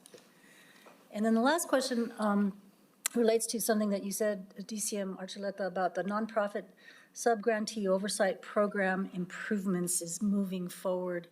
I'm glad to hear that because we get, you know, we've had so many issues with that. And most recently, we received an email about the VIC, the Veterans Integration Center. And I really want to know, and maybe Ms. Court can talk about that, but I know we reauthorized it, but then we're hearing that even because of that reauthorization, we still can't spend the money, and we have $1.2 million that's been sitting and waiting. So what are we doing to expedite that? So thank you for the question, Mr. Chair, Commissioner Baca. Basically, we are at the mercy of the Department of Finance and Administration. So when a grant is put through the reauthorization process, all work on that grant has to cease and desist probably in about February. And that's because we had to finish spending what we were spending on their equipment. They did have some equipment purchases on that grant. So basically, we had to finish the spending on that equipment in order to be able to submit our payment reimbursement request by the deadline of June 30th. At the same time, the remaining balance that is not encumbered becomes part of a new grant that they will rewrite.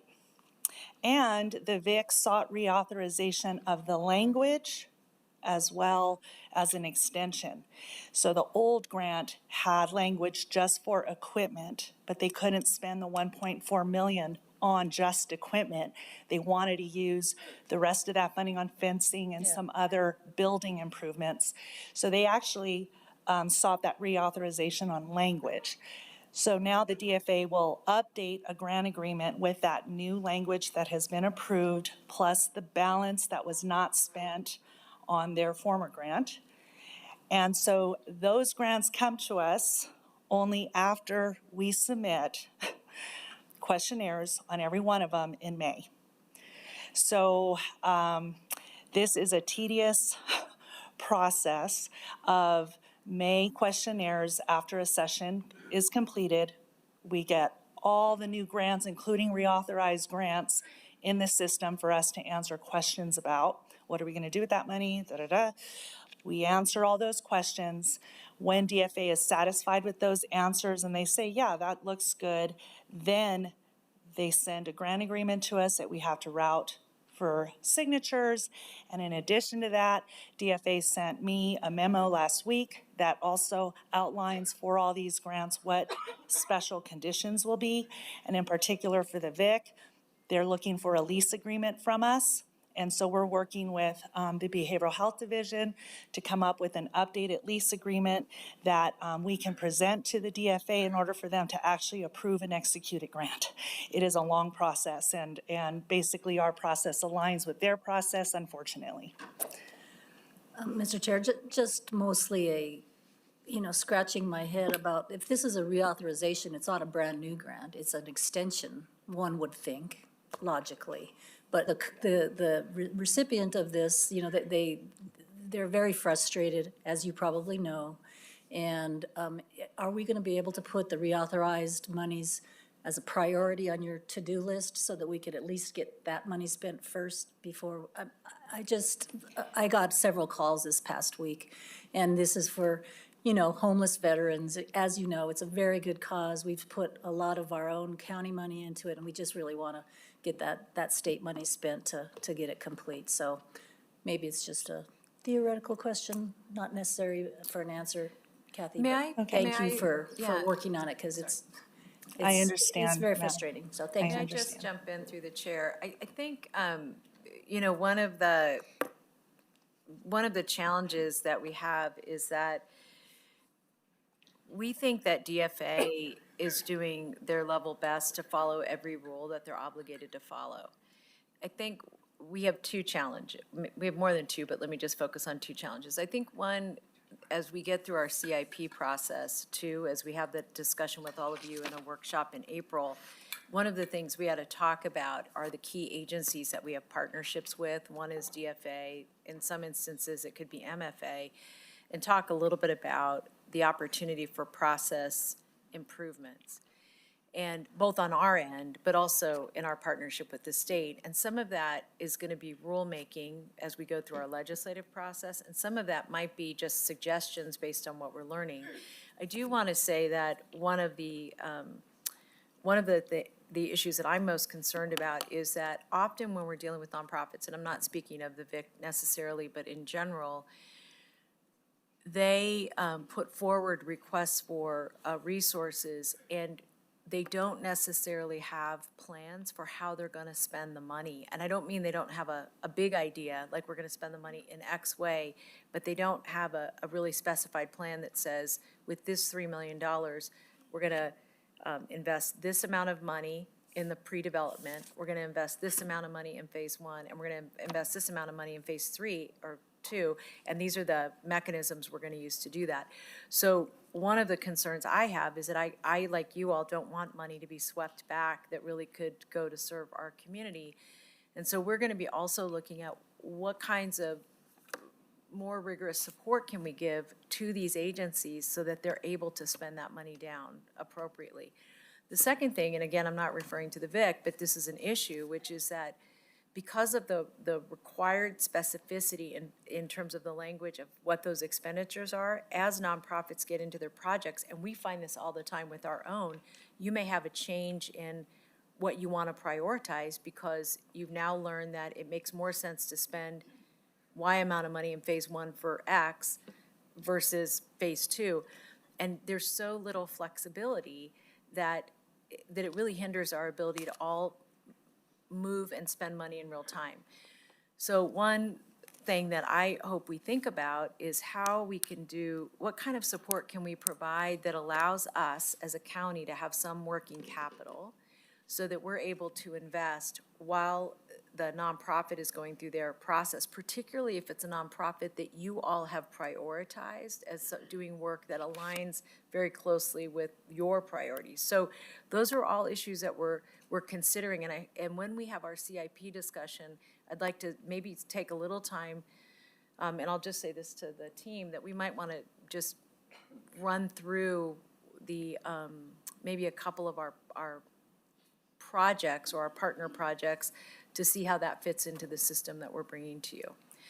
What you're saying is absolutely right. We'd like to move quickly, and we understand the importance of doing that. And I'll also say that because of a tight budget, we're not offering the staff support that we're going to need on our staff side to continue to accept as many projects as we're accepting through the state process also, which is a significant challenge.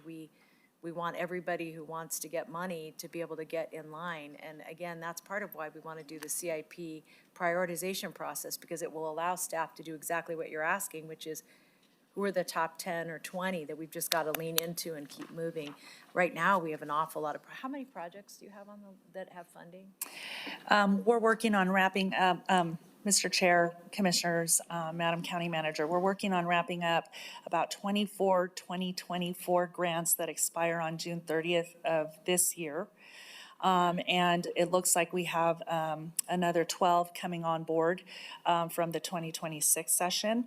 And those 12 will really begin the process in May with those questionnaires and trying to get them released. Total projects that are open right now? Oh, we have 37 total projects open right now in our Envisio new database system that we're now tracking. 37 grants. Some of those are multiple grants for one nonprofit. So I'm not saying 37 nonprofits. I'm saying we have 37 active grants that are designated for a nonprofit. Thank you, and I appreciate the question. It's a concern that we share as well, and in particular, we've had challenges, as you know, you and I have gone out to the VIC to try to get some resolution. I've met with them a couple of times, but I'll make sure that I put my eyes back on that. Thank you. Thank you, appreciate that. Any other questions, comments? I have a couple, and some things that I probably talked about a little bit over the last few months, and I appreciate the association with CNM to promote the individuals in the trades, and that's what I understand is just for people out in the community that, you know, that we obviously have a great need for the labor pool. But I've heard it said, in not just with the individual tradesperson, but also in terms of contractors. And that's something that I've heard many times, not having sufficient number of qualified contractors who are able and willing to do government work. And I've mentioned this before, my concern, actually in context of the economic development strategy, in terms of that is economic development, and what, if anything, can we do to not just increase the pool of labor, but increase the pool of qualified contractors. And I just wondered, has there been any thoughts about that, any discussion internally about that? Mr. Chair, one of the benefits that we have to working with CNM that we're seeing in just working with their automotive program is in working with the program director in there.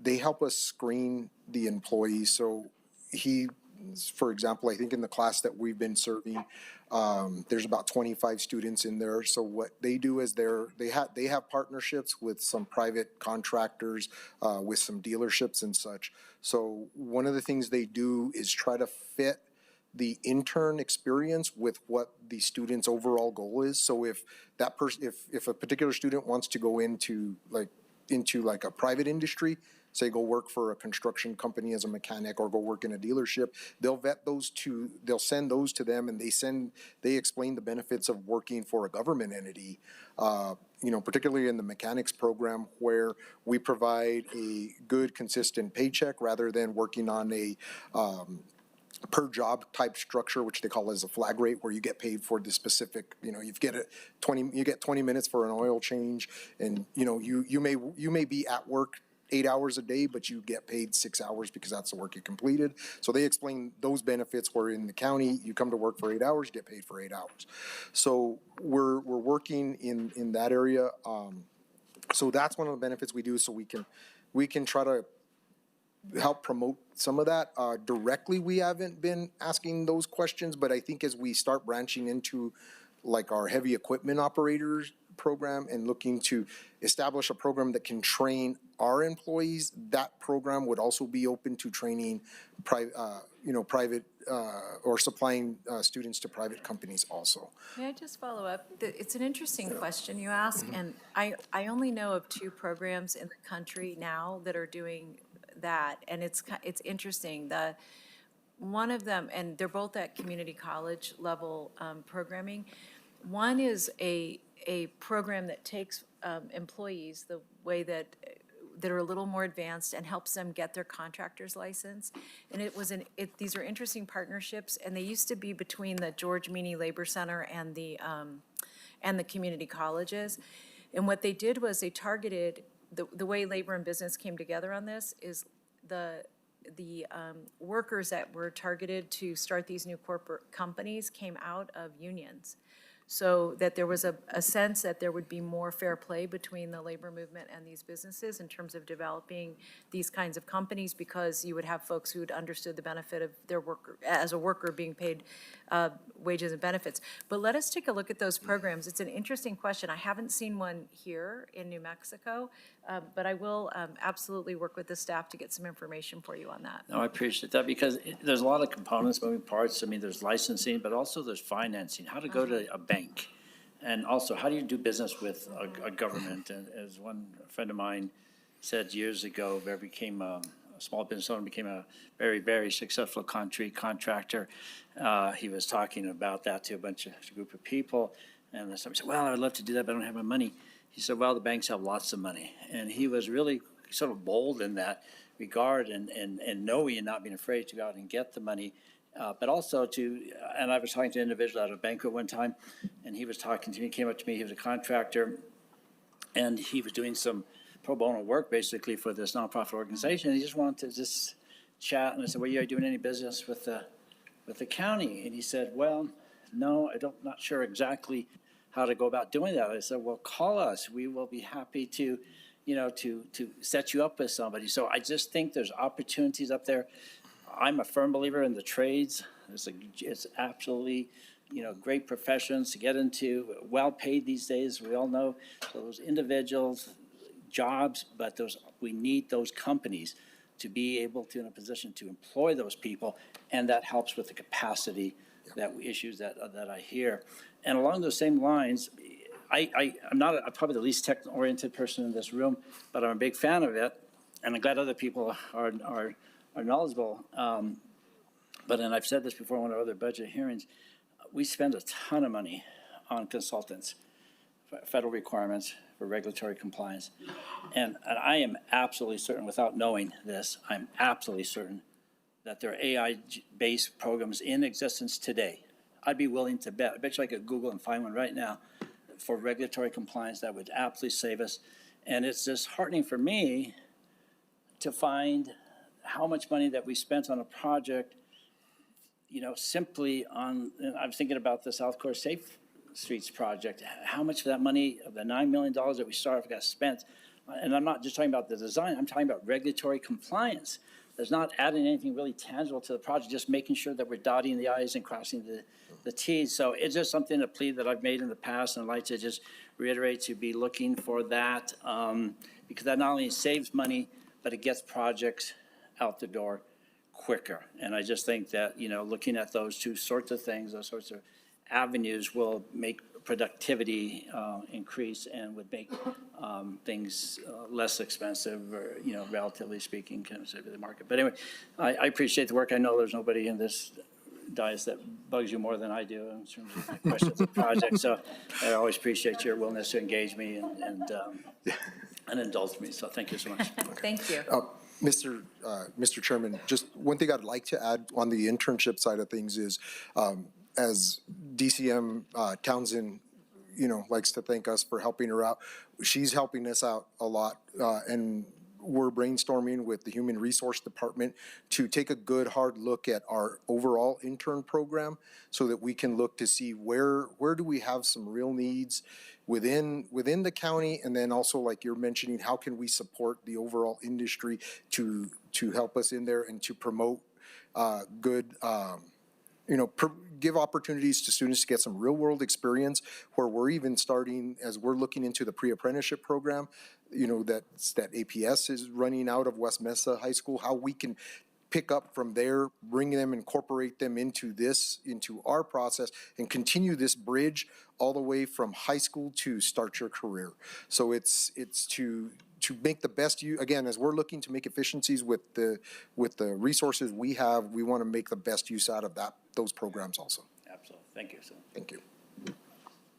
All right. Thank you all for your work and your presentation this afternoon. Unless any questions, we'll move on to Finance Division. I believe, Shirley, are you going to be getting our presentation?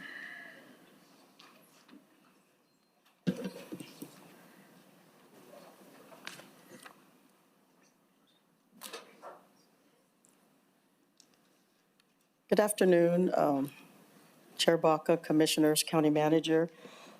While my team is coming up, my name is Shirley Reagan, Deputy County Manager for Finance. And I just want to tell you a little bit about us and what we represent and how we contribute to Bernalillo County. We have 216 team members We are the financial and technology oil in the county's engine. We're highly regulated, and we help the county work through those, to navigate those regulatory waters. And we're looking for ways to expedite, as you had mentioned earlier, the red tape, trying to make it easy.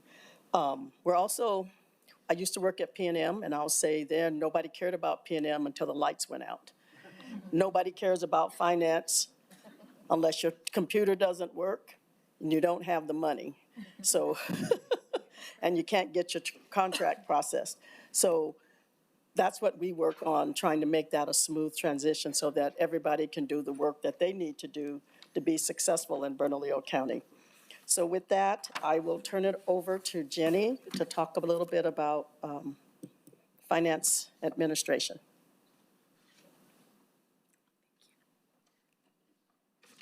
Good afternoon, Mr. Chair and members of the Commission. My name is Jenny Haken. I am the Principal Fiscal Analyst for the Finance Division. In these slides, I will be covering the budget for the Finance Division Administration as well as the MDC Finance Division, which was recently reorganized and put under our division. So within our division, there are a total of 14 full-time employees, 6 of which are in the Finance Division Administration and 8 in MDC Finance. We have 5 professional service contracts, which consist of our investment advisor, bond counsel, disclosure counsel, municipal advisor, and arbitrage services.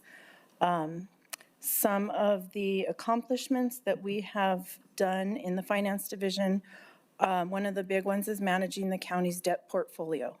Another one is ARPA program administration and reporting with no audit findings to date.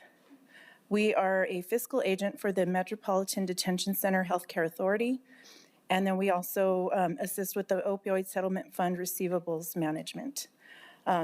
In addition, we find funding alternatives and financing mechanisms for complex projects.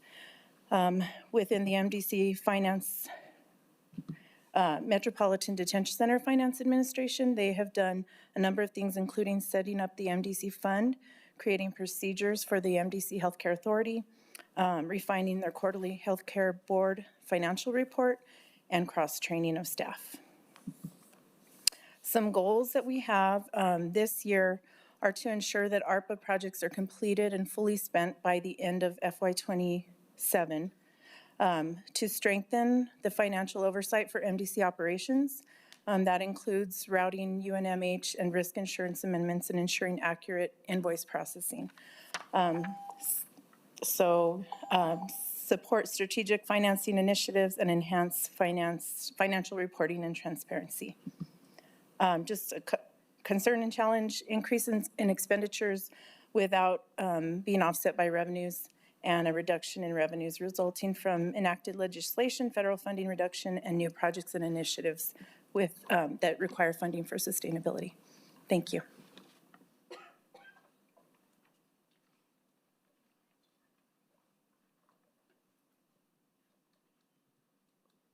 Good afternoon, Mr. Chair, members of the Commission. My name is Stephanie Sanchez. I'm the Deputy Director of Accounting.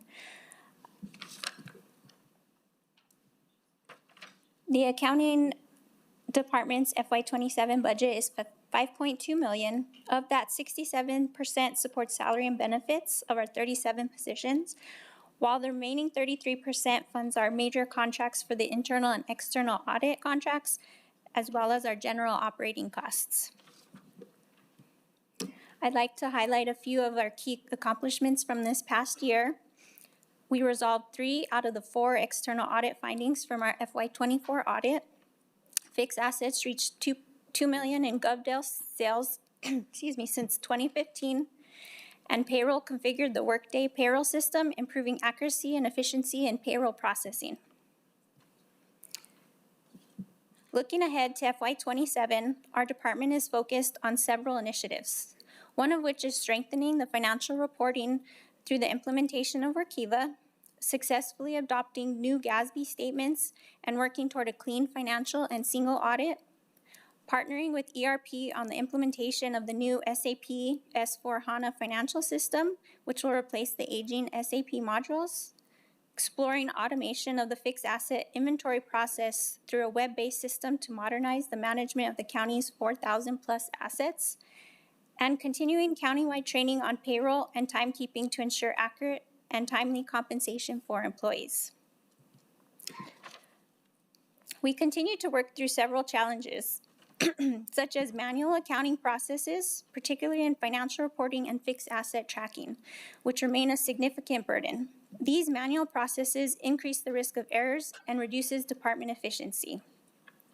In addition, sustaining county growth and implementing new GASB requirements without additional resources continue to strain staff capacity and workload. Despite these challenges, we are optimistic about the new fiscal year. We look forward to advancing our goals with the continued support of the Commission and the county departments.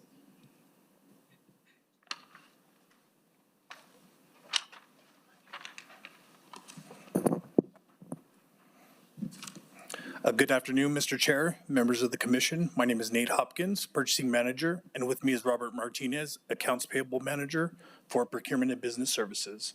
PBS is funded for 28 full-time positions and are currently fully staffed.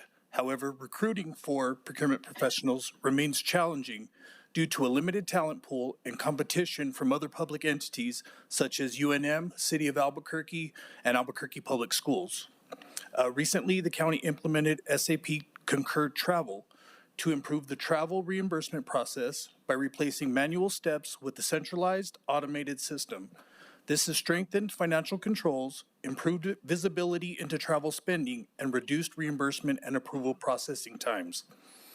In the coming months, the county will begin implementing SAP Ariba to modernize the purchasing process, strengthen spending controls, automate contract workflows, and reduce reimbursement and approval processing times. In the coming months, the county will begin, looking ahead, we're focused on 3 key priorities. First, strengthening contract compliance and financial controls through SAP Ariba and SAP Concur. Second, improving efficiency by streamlining workflows and standardizing processes with a goal of reducing processing time by approximately 20%. And third, enhancing spending visibility and reporting to enable stronger oversight and more effective cost control. Funding for these initiatives has already been secured and no additional resources are being requested. As with any major technology implementation, several challenges do remain. These include system stabilization, integration with existing financial systems, and managing peak workloads during both implementation and fiscal year-end closeout.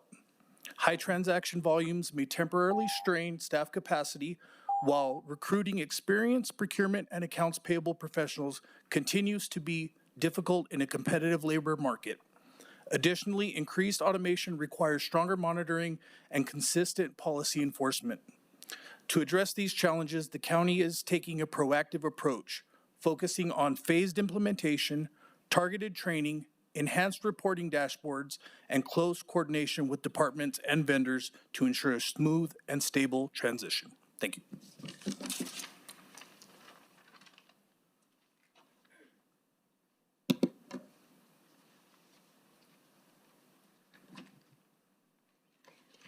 Good afternoon, Chair, members of the Commission, and Mountain County Manager. I'm Gina Ortega, the Director of Risk Management. On the overview screen, you will see the ever-changing fluctuations in the general fund expenditures as a result of the premium changes and fluctuations that occurred annually. But what I would like to point out is the transition to the loss-sensitive program. It did result in a cost savings to Bernalillo County this last year. With regard to some of our accomplishments, I would like to point out that we did fulfill 5 positions that had been vacant for an extended period of time. Our last new hire starts on Monday, so I'm very excited. In the 14 years that I've been here, we've never been fully staffed, so this will be the full time that we've had a fully staffed department. In addition to that, I would like to point out that we did transition the multi-line lines of coverage as well as the multi-line lines of coverage to the loss-sensitive program, which has been a long time coming, so I'm very excited for those last 2.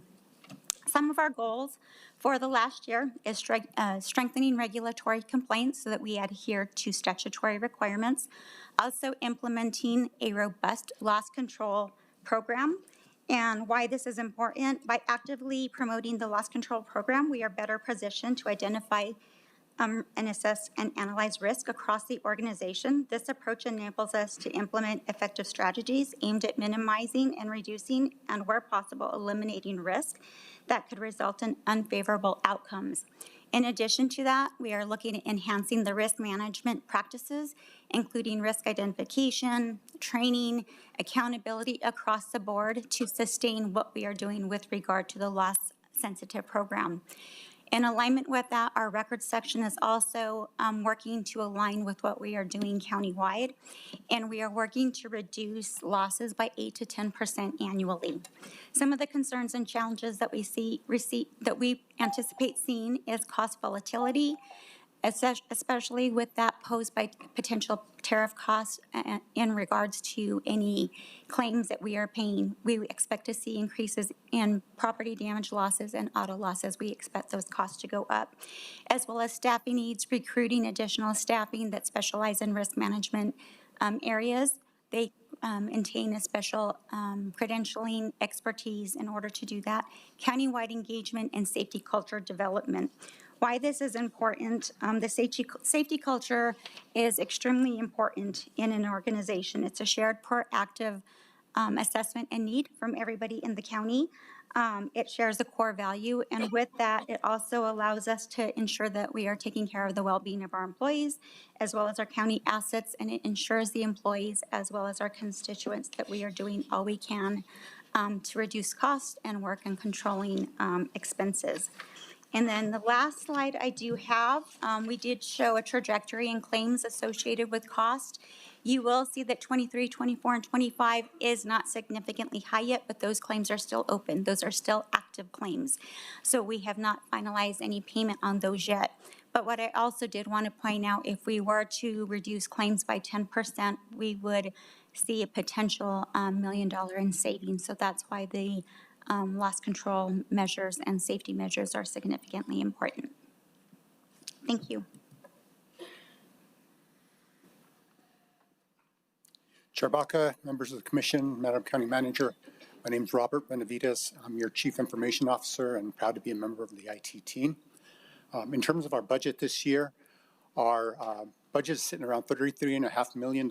I'd like to point out that 75% of that budget is actually technology contracts, and less than 25% is actual headcount, unusual for most departments in the county. That headcount is about 120 positions the last several years.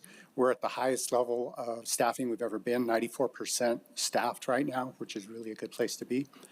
We manage 210 technology contracts in our department. The biggest three are Axon, SAP, and Microsoft. Good afternoon, Chair, Commissioners, Madam County Manager. My name is Ron Claycomb. I serve as the Deputy CIO for Bernalillo County. Fiscal year 26, we achieved notable progress across every pillar of our strategic plan. We transitioned to a new internet service provider that delivers higher performance and greater reliability at no additional cost. We launched a new travel system that streamlines and simplifies the entire process, and our new budgeting system is nearing completion. We've leveraged an alternative funding source to help support and strengthen our cybersecurity program. Challenges. The technology industry never lacks challenges, and this year is no exception. Rising technology costs remain one of our most pressing concerns. Tariffs, vendor price increases, and global component shortages are converging to create a difficult financial landscape. Artificial intelligence is transforming the technology landscape at a rapid pace, with adoption often outpacing the governance needed to manage it responsibly. All of these pressures intensify the demand on our workforce and strain traditional approaches to attracting and retaining critical talent. Looking forward, we will continue to drive reliability and security improvements. Of special note is we do that with a very special focus on cost control. That $33.5 million budget actually reflects $3.7 million of savings that we've been able to take out of this year or the upcoming year's IT budget. This year, we also expect to do some major strategic improvement to our financial systems to be able to allow the county to be more responsive and provide better quality data in our decision making. Finally, we will be making major investments at MDC this year to improve security and to also improve the operations of the facility. With that, the IT department or the finance division will stand for questions. Thank you all. Questions? Commissioner Olivas. Thank you, Mr. Chair. So for the risk program, I just wanted to, congratulate you on the full staffing and the added responsibility, right, of running our own risk program. And, that's a journey that we're all embarking on together and excited about that future and hopefully driving down our overall level of risk through, both a safety culture and targeted investments where they're warranted. And on that last note, I just, we've had this discussion as we've gone through our budget workshops, and I just want to continue to lend support to Commissioner Frank Baca's idea about some sort of incentive program for employees throughout the county to recognize both innovation, right? Part of it is, again, we're kind of drawing on our experience on the Water Authority Board, but, somebody fixes a pump that we would have paid a contractor $20,000 to fix, and they did it by going and buying a $5 part, doing it themselves, right? And they get a $500 bonus on their check, right? That's how that program works. So there's an innovation side, but there's also a safety side to it, right? There's ways that you can, design that to not only encourage innovation, but also, safety. A certain department met certain safety goals or certain outcomes, health, I know that we have different sort of like health and wellness programs that we try to encourage people to participate in, if a department reaches a certain participation level or whatever. Anyway, I can just see ways where that program can both drive efficiency and safety if we do it right. So I just continue to think that would be an important investment. I don't know if you want to say anything to that. Go ahead. No, thank you. Chair and Commissioner Olivas, that is something that as a department we've started looking at to put together countywide so that it would be not only an initiative of just you didn't have an accident, here you get rewarded, but across the board, somebody bringing in an initiative of saying, hey, this might work better for us and trying it out and see if it does, if they're giving us different approaches, recommendations. So that is something that we are looking at to strategize moving forward. I'm really glad that's on your radar. And you just reminded me of like an example of that's internal here. We had the catalytic converter thefts that were going on at our public works yard. We did a big recognition of that group, and the really innovative and cheap, simple solution they come up with was like building these berms underneath the cars, right? So that it was harder to climb underneath. And lo and behold, it reduced the level of losses that we saw. So something like that could be part of this, where then, hey, that group or those individuals that came up with that idea are eligible for some small monetary incentive, or some of those incentives are extra sick days or other things like that. So we'll continue to monitor, and congratulations on your success there. The other comment was on tech contracts. I've also said this in our workshops, and just wanted to say that I think that's an area where we've just got to continue to really scrutinize how many, how necessary, because they just get way out of hand really fast. I mean, I've asked for some information on, contracts just specific to the Sheriff's Department and public safety, and, great innovative ideas and, the drone program and all these other things. But from a fiscal side, right, these are things that are not just ongoing recurring costs, but most of them have escalators built in that are even higher than our general annual growth, right? So if we have usually we can project a 3% growth, barring, a recession or something like that. But these things may have a 5 or 8% escalator built in. So we're already eating up all of that growth with those tech contracts. So I just think as a county, countywide, we've got to really look at those contracts, which ones do we absolutely need, have to have? I know there are many that we can't do without, but where can we drive efficiencies or where can we drive better deals? I know these are some of the biggest companies in the world sometimes that we're working with, so it's hard for the little old county here to, tell them, no, we'll do a 3%, not 5%. But I think that's really important going forward. Chair Baca, Commissioner Olivas, I thank you for that comment. I'm in 100% agreement. I'm looking forward to partnering with our new Policy and Budget Director, Haley Kadish, to bring more rigor to how we make those decisions throughout the year. So it's not just a question at the budget cycle, but we're bringing that rigor to every one of those decisions.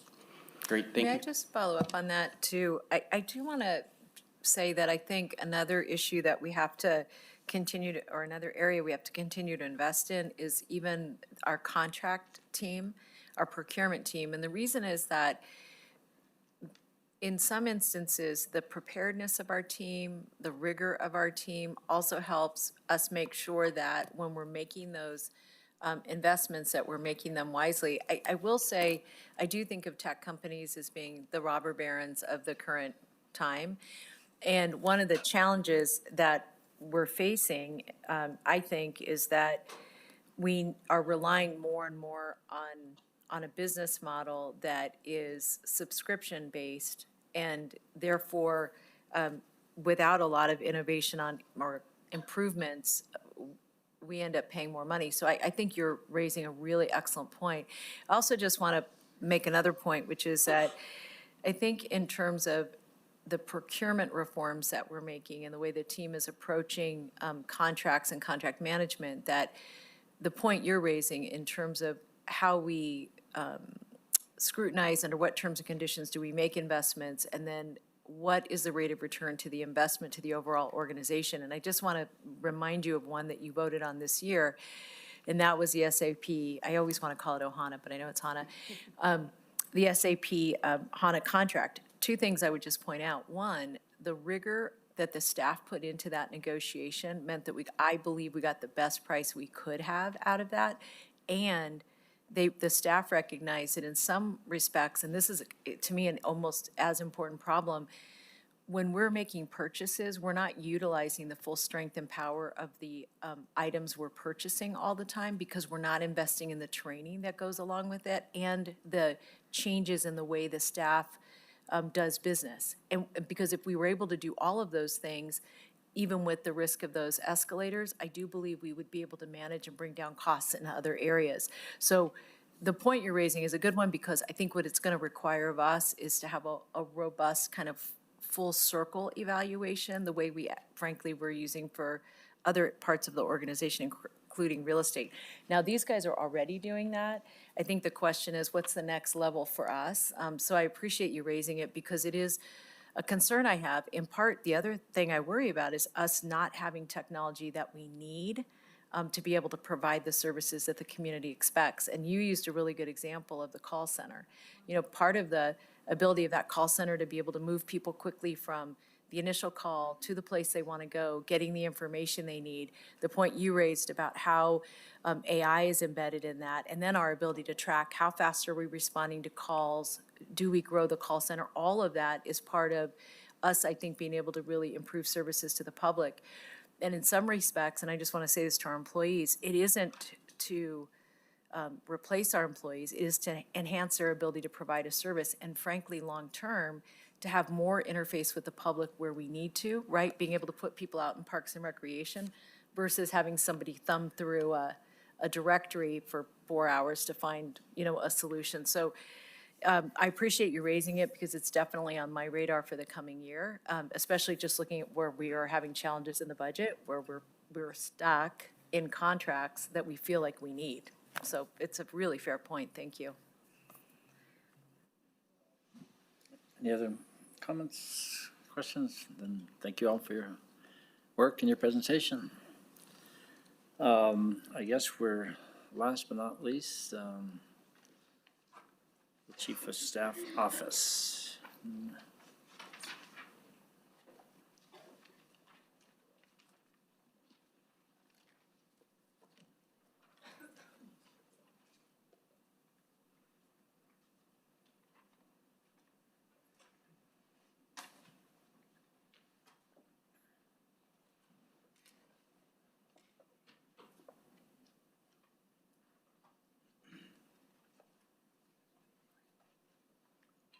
Good afternoon, Chair Baca, Commissioners. Erin Moan Marquez, Chief of Staff. As you heard earlier from our Chief Operating Officer, Julie Baca, the Chief Operating Staff Office of the Chief of Staff was established as a result of the realignment and reorganization of the organization. And under the purview of the Chief of Staff is now the Budget and Policy, the Government Affairs and Strategy, as well as the communications teams. And under that communications teams, we have brought together our creative services as well as our cultural affairs and marketing units. And if you look across the county right now, including this team of communications professionals, there's approximately 40 communications professionals that's included with MDC, public safety, as well as the elected officials. Over the next year, what I hope to accomplish with this team is to complete a comprehensive communications assessment with the goal to serve the county more efficiently and with strategic priorities in communications, customize and optimize strategic communications for cohesion with defined and intentional messaging. We're going to launch a new county website with improved accessibility, user experience and delivery services. We're going to establish the Government Affairs and Strategy Department, and we're going to introduce data and more rigorous analysis for policy and strategy. I'm going to hand it over to Tia. Thank you. Good afternoon, Mr. Vice Chair, Commissioners, Madam County Manager. I'm Tia Bland, Director of Communication Services.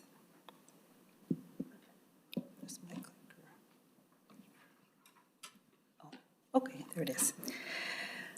Our budget is small, and next year's budget looks a lot like this year, so I'm going to move on to the next slide. Okay. And some glasses. I have the honor and pleasure of leading a team of communications professionals who perform various roles, all centered around getting the word out about the meaningful work that gets done every day here at Bernalillo County by all of these wonderful people out here. And we get to share how that work benefits and impacts the community we serve. I'll spend the remainder of my minutes talking about one of our key accomplishments, and that's around social media. We know that is just huge. Through social media, or the beauty of social media, is that we get to tell our own story here at Bernalillo County. Of course, in addition to working very closely with our local media partners, whom we appreciate very much. Social media is now considered to be more powerful than traditional media because of the immediacy, the audience reach, and the ability to engage with residents in real time. The county's social media audience grew by more than 10,000 people last year. In total, Bernalillo County has 69,000 followers on Facebook, Instagram, X/Twitter, LinkedIn, and YouTube. Nextdoor is counted separately. We reach about 162,000 residents on that particular platform. In 2025, we made more than 4,700 posts on social media, up 76% over last year. An impressive data point to remember. County videos on social media received more than 3 million views last year. Our goal is simply to continue the upward path we're on, using social media and all of our communication channels to increase public awareness of county programs and services. Our challenge is to keep up with technology and best practices, and to put the right people in the right jobs so that we can do our very best work to the benefit of the community. Thank you for your time and attention.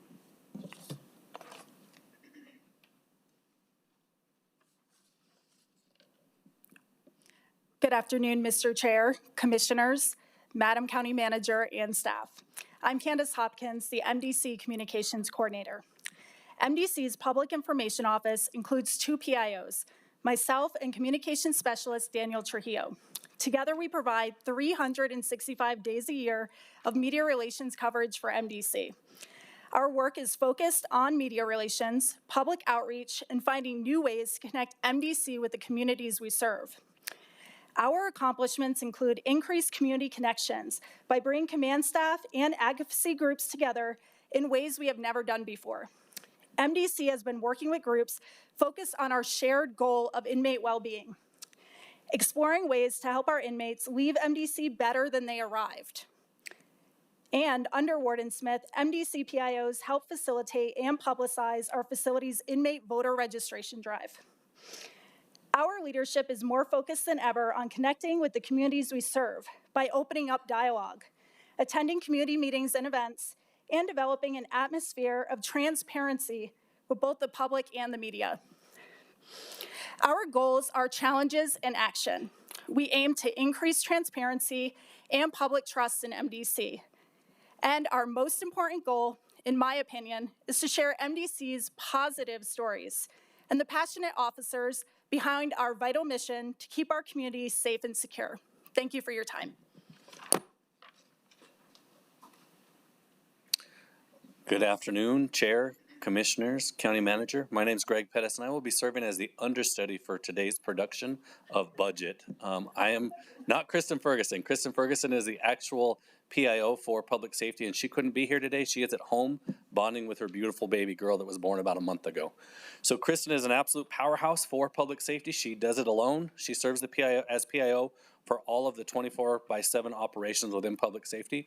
Not only is she on call for anything that may arise and takes the front and the lead for any type of media type relations, she also serves as the recruitment officer for public safety. So she does a number of events trying to recruit for 911 communications, youth detention, animal care, fire and rescue, you name it, she's out there trying to recruit when our men and women that are holding those positions don't have the time to be able to do it. She's doing it on their behalf. We've also used social media to great benefit and length within public safety. Fire and rescue has seen great returns on their information that's being put out on social media, as have the rest of them. Animal care has got an amazing team that is working daily to try to get animals out the door. And if you've seen some of the work that Tiffany and her team have done, it just speaks volumes to the passion they have around that line of work. Again, super important role that Kristen plays, also works hand in hand with emergency management, especially now as we're approaching the wildland season with PNM, knowing that we're going to have some power outages. Kristen is the go-to for that as well. So again, very well-rounded, and we're glad to have her on board and the opportunity to work together with the communications department to get the word out around public safety. Thank you.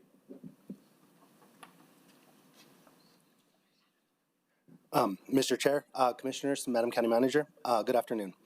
My name is Sean Pena, and I oversee operations for Creative Services. Our team supports the county through graphic design, large format printing, and a variety of in-house print services. It's been a busy and productive year. We've completed 1,146 work orders, supporting everything from large-scale events like South Valley Pride Day to community programs like Easter egg hunts and before and after school program, as well as signage across the county, from facility identification to ordinance signs in our parks and acequias. One of our biggest areas of impact has been cost savings. This year, we've printed 72,900 business cards in-house. By bringing this work internal, we now save around $15 per box compared to previous outsourcing costs from APS. Building on that, we've expanded into envelope production. This year, we've printed over 95,000 envelopes in-house, saving around $9,940. These efforts allow us to reduce costs while maintaining quality and turnaround times for our departments across the county. Looking ahead, our focus is on continuing to improve customer satisfaction through timely delivery, consistent quality, and strong partnerships with the departments we serve. We are also exploring additional opportunities to bring more outsourced work in-house where it makes sense. At the same time, we remain mindful of challenges such as rising material costs and aging equipment, both which can impact efficiency and long-term sustainability. Overall, we are proud of the progress we made this year and look forward to building on that momentum. Our work ensures that the county story is clearly told through design and messaging that highlights the services we provide. This directly impacts how residents understand, access, and trust county services, making our work a key part of effective government communication and community engagement. Thank you.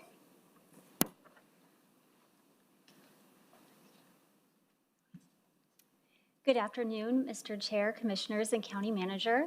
I'm Tammy Adolph, and I represent Cultural Affairs and Marketing. Our team coordinates specialty events, from art dedications to signature events, along with creating marketing campaigns for much of the county. 2025 proved to be our busiest event year with 32 events. This is an increase of 45% from the previous year. For 2026, we do anticipate an increase in community events of an additional 44%. 2025 was also a record year for event attendance with our signature events. The Sugar Skull Fun Run saw over 1,000 participants with a very low wash rate of just 8%. Movies in the Park was also incredibly successful with a 300% increase in attendance. We attribute this to the rebranding of the event series, the use of our new LED movie trailer, which allows us to start movies earlier, which better accommodates families, and a strategic marketing plan. One of our team's strengths is being able to adjust with technology and trends when it comes to marketing. With engagement as our main goal, we've been able to see much success in our campaigns in everything from Summer of Nonviolence to Beauty of Burnco. And speaking of Beauty of Burnco, we currently have a sunset contest taking place. And with that, we're seeing a lot of engagement where we're receiving daily submissions. Looking ahead, we want to continue to deliver community-focused events in each district and engage the community in wellness and cultured activities. With such success in our events, we also want to be very mindful of the increase of cost of much-needed items when it comes to things like security, equipment rentals, and traffic calming, just to name a few. In closing, we just look forward to bringing the community together this year, and we believe it'll be a success with everyone's support. So thank you.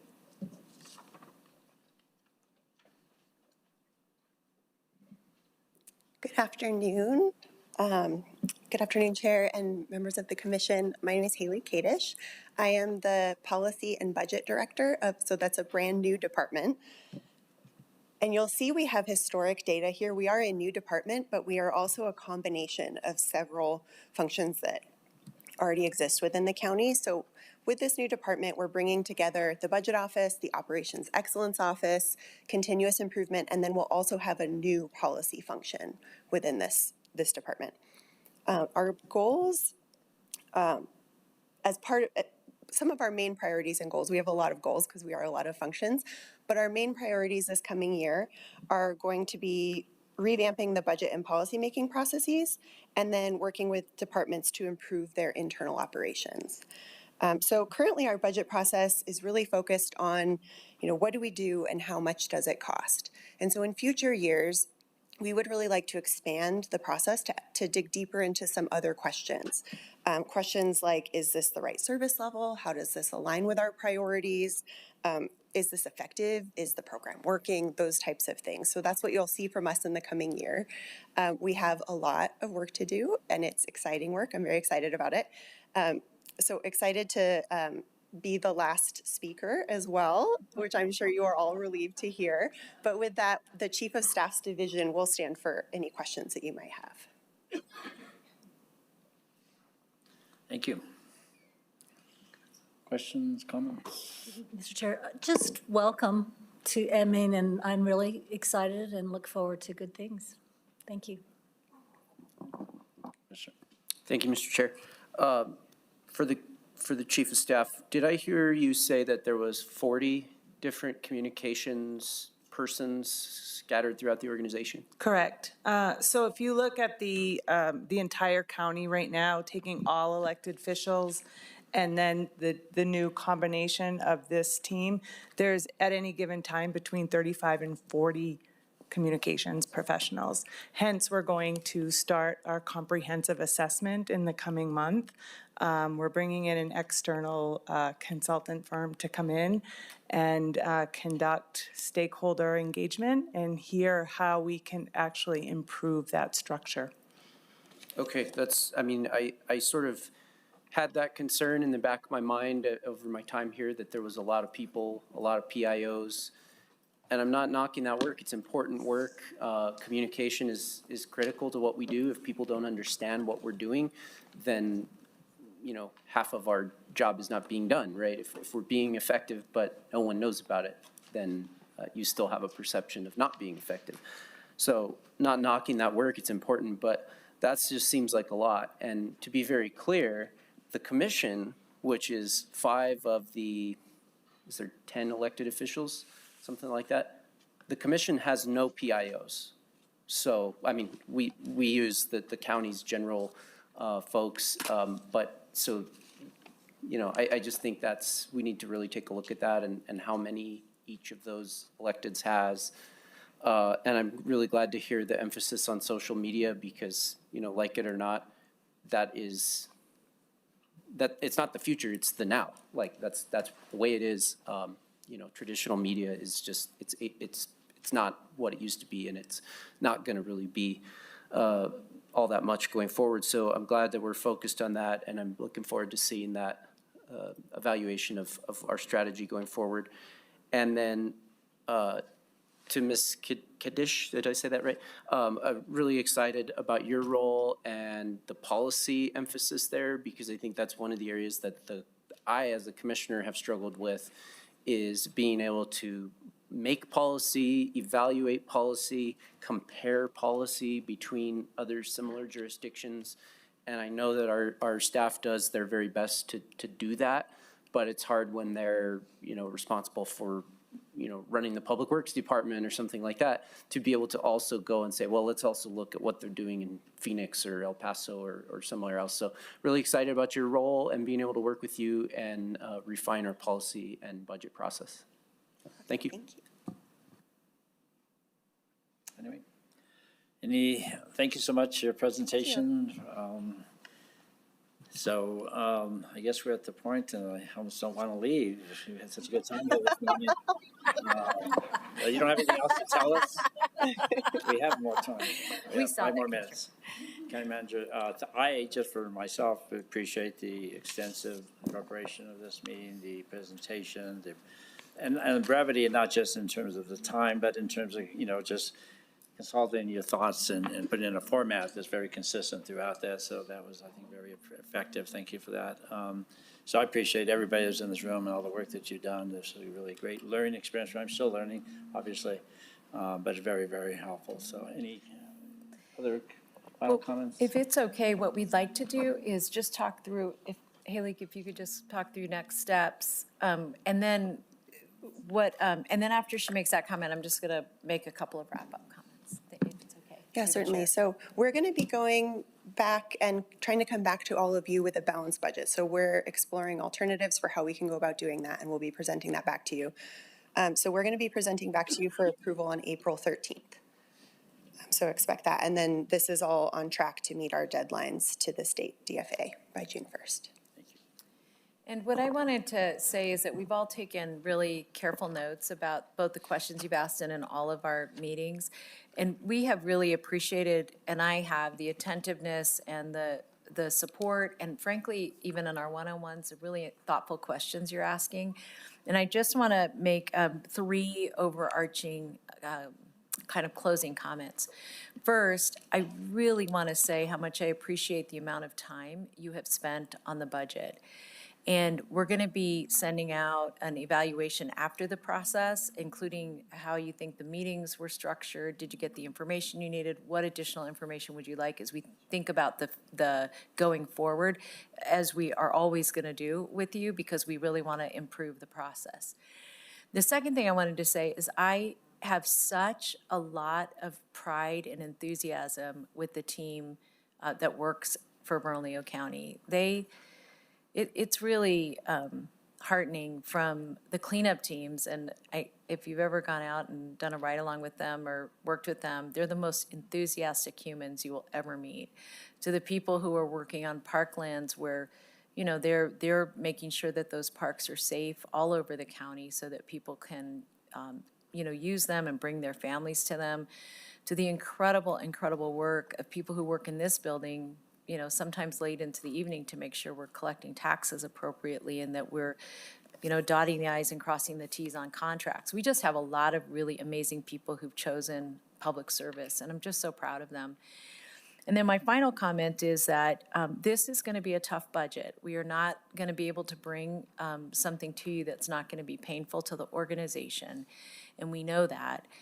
But I want to emphasize something with you, and that is that we are looking very carefully at how we improve our services so that we can live within the budget we have today, but recognizing really through, I think, the diligence of the new public policy work, collaborating with other partners to make sure that we can tell you in the future what we are paying for and what the implications of not paying are.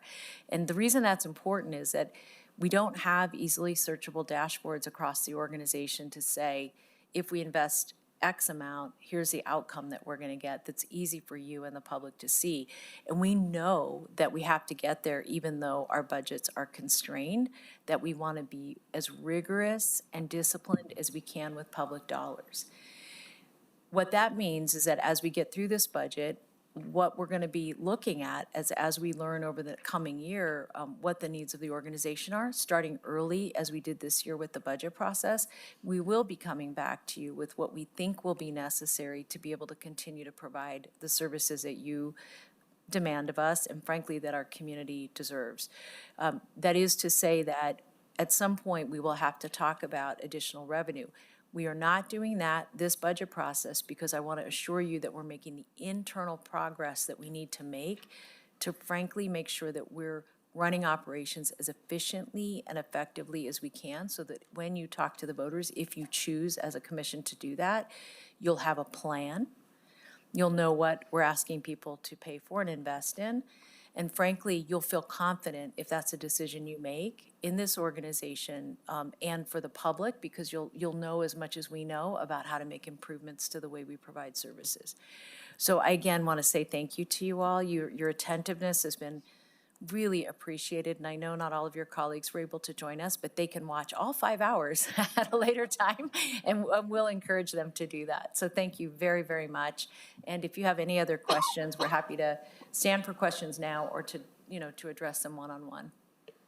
Mr. Chair, I just have a quick comment. I also wanted to thank everyone for their attention and their hard work prior to this lengthy meeting, but this was really important to me to hear from everybody. The question is, County Manager, so on the 13th of April, you'll be coming back with a balanced budget. So that $8 million gap, that will come to us with a balanced budget. And I guess the question relating to that is there an opportunity for us to see it in advance? So if there's a markup per se that we, as the commission, are able to do with you, that gives us that opportunity. So what's coming on the 13th, I guess? So thank you. It will be a balanced budget. And what we'll work on, and I'll work with staff on this, is to make sure that we get that information and it's public to you and to the public at its earliest opportunity. As you know, our objective will be to make sure that document is prepared 10 days out from the meeting. So I'll work with staff to figure out exactly what day we can make that public. And what I will say is that my expectation is that this is going to be tough. We're going to say no to a lot of that list that you have seen, that above the 8 million, the 24 million. But even in that list, there are some things that we're required to do because we have a contract.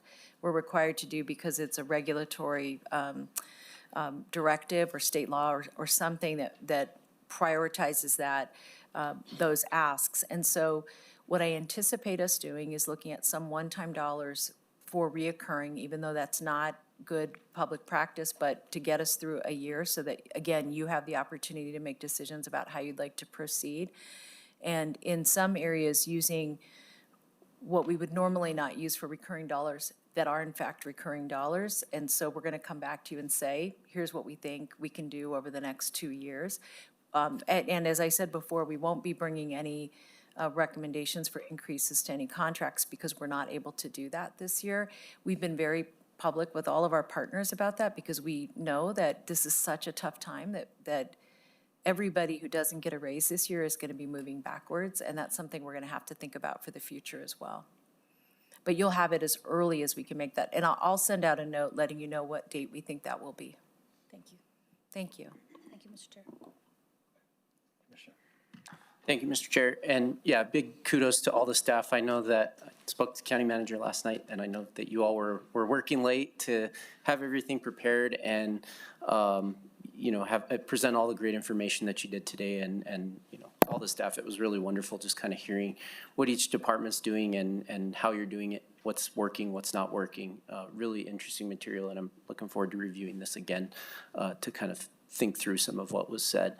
I am really grateful that the management team has taken the approach of, making some tough decisions, but not taking the easy way out, which would be to go for a tax, right?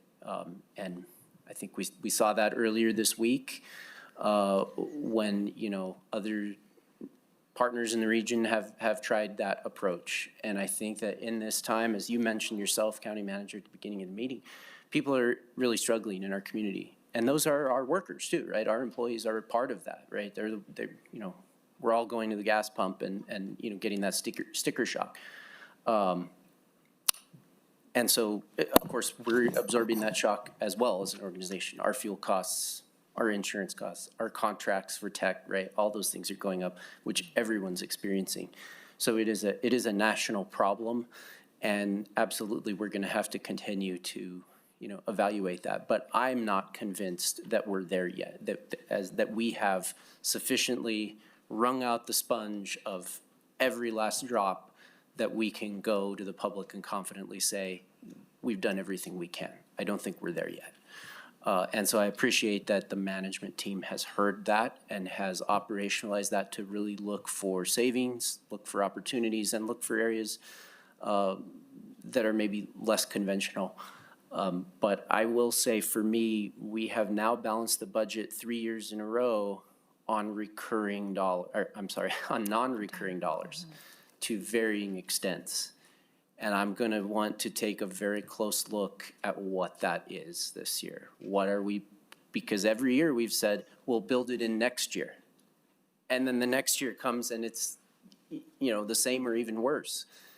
And so we're kicking that can down the road repeatedly, and at some point, we've got to get a handle on that. And, I understand sort of the options are limited, but I just want to make sure that it's very clearly communicated to the commission, speaking for myself individually, of what are we using that one-time money to support in the recurring column, or really in any column.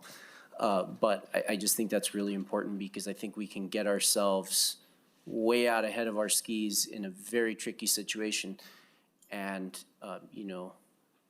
for the future, right, we need to be able to go to the public and talk about what are we accomplishing, what are we investing in, and if we get too far behind, we're going to have a really hard time catching up. So I just want to make sure we are well communicated on that.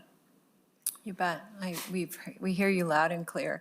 And candidly, I think you're right that it feels like a kick the can down the road. I think when we bring the budget to you, we're also going to bring some recommendations for actions that we can take that will start to right the ship. Because I think taking a one-time vote on the budget without a series of actions that we commit to you to taking, that we will be back in the same situation next year. And the other thing is, if we are in the same situation next year, what I want to make sure you all understand is that we really have done everything we can before we have to make an ask to the public. To me, that is job one.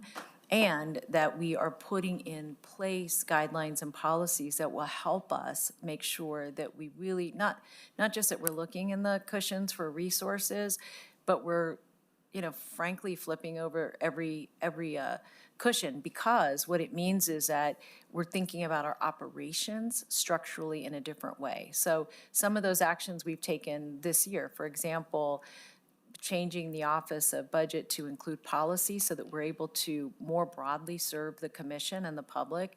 That's just one small example of us thinking how we're thinking about going forward in the long run. And I think the point you raised earlier about the integrative services component of the behavioral health team is such a good example, because in many respects, if we're looking at all of those resources in a much more integrated way, it will give the commission much more flexibility in terms of how you think about what you want to prioritize year over year, because you're going to be able to see all the resources that you have available, what's locked up based on decisions you've already made, what's available based on decisions you want to make in the future, how much flexibility do you all want to build into your policymaking. So, you know, we this year have invested a lot of resources in new initiatives, the new way we're looking at economic development, the new way we're approaching housing, the new way we're approaching the way we're providing services to the community in terms of our ability to expand our service model. All of those things I think are very important to level setting for the future of the organization. And I keep focusing on SAP HANA, because that really was something that we would have done a year from now, but it would have put us behind the 8 ball in terms of being able to properly analyze information, because right now we don't have the information. You've asked questions that we can't draw out of our budget easily to say, let's compare apples to apples, or let's make this decision over that decision. So in many respects, we're trying to tool up for the deep dive and start to, you know, frankly, shift the course in terms of the way we're structured. So I really appreciate the challenge that you've set before us, and I think this team is ready to meet that challenge. And Mr. Chair, one last thing that I'll say is just part of our, you know, tandem legislative strategy is I think that we really need those tools, those analytical tools, to give us a much clearer picture of the effects of state level policy on our budgets. Because in many cases, I believe, and we don't have this fully supported because we don't have all that data, but I really do believe that the state is very slowly but surely pushing us into a corner where, you know, we're carving up the tax code, we're doing all these exemptions and, you know, all these things, well-intended, each one of them individually, but, you know, the state is in a much different fiscal picture, although I think their reality is changing too, than we are. They are much less constrained. And so, you know, I just think that we need to really be able to make a very strong case to the legislature and you know, and maybe not, you know, it may not work, right? They don't always listen to us. But also using that same case to talk to our community, right? To really share, look, this is kind of where we're being put. And it is what it is. So I think it's really important that we make the case and deep dive into what state changes are doing locally and how that's affecting our, you know, revenue and expenses, right? Because it's both sides. Absolutely. Thank you. Any comments? Yes, thank you all. Ready, break. All right. Well, yes, thank you all very much. Thank you. So any other comments? This meeting is adjourned.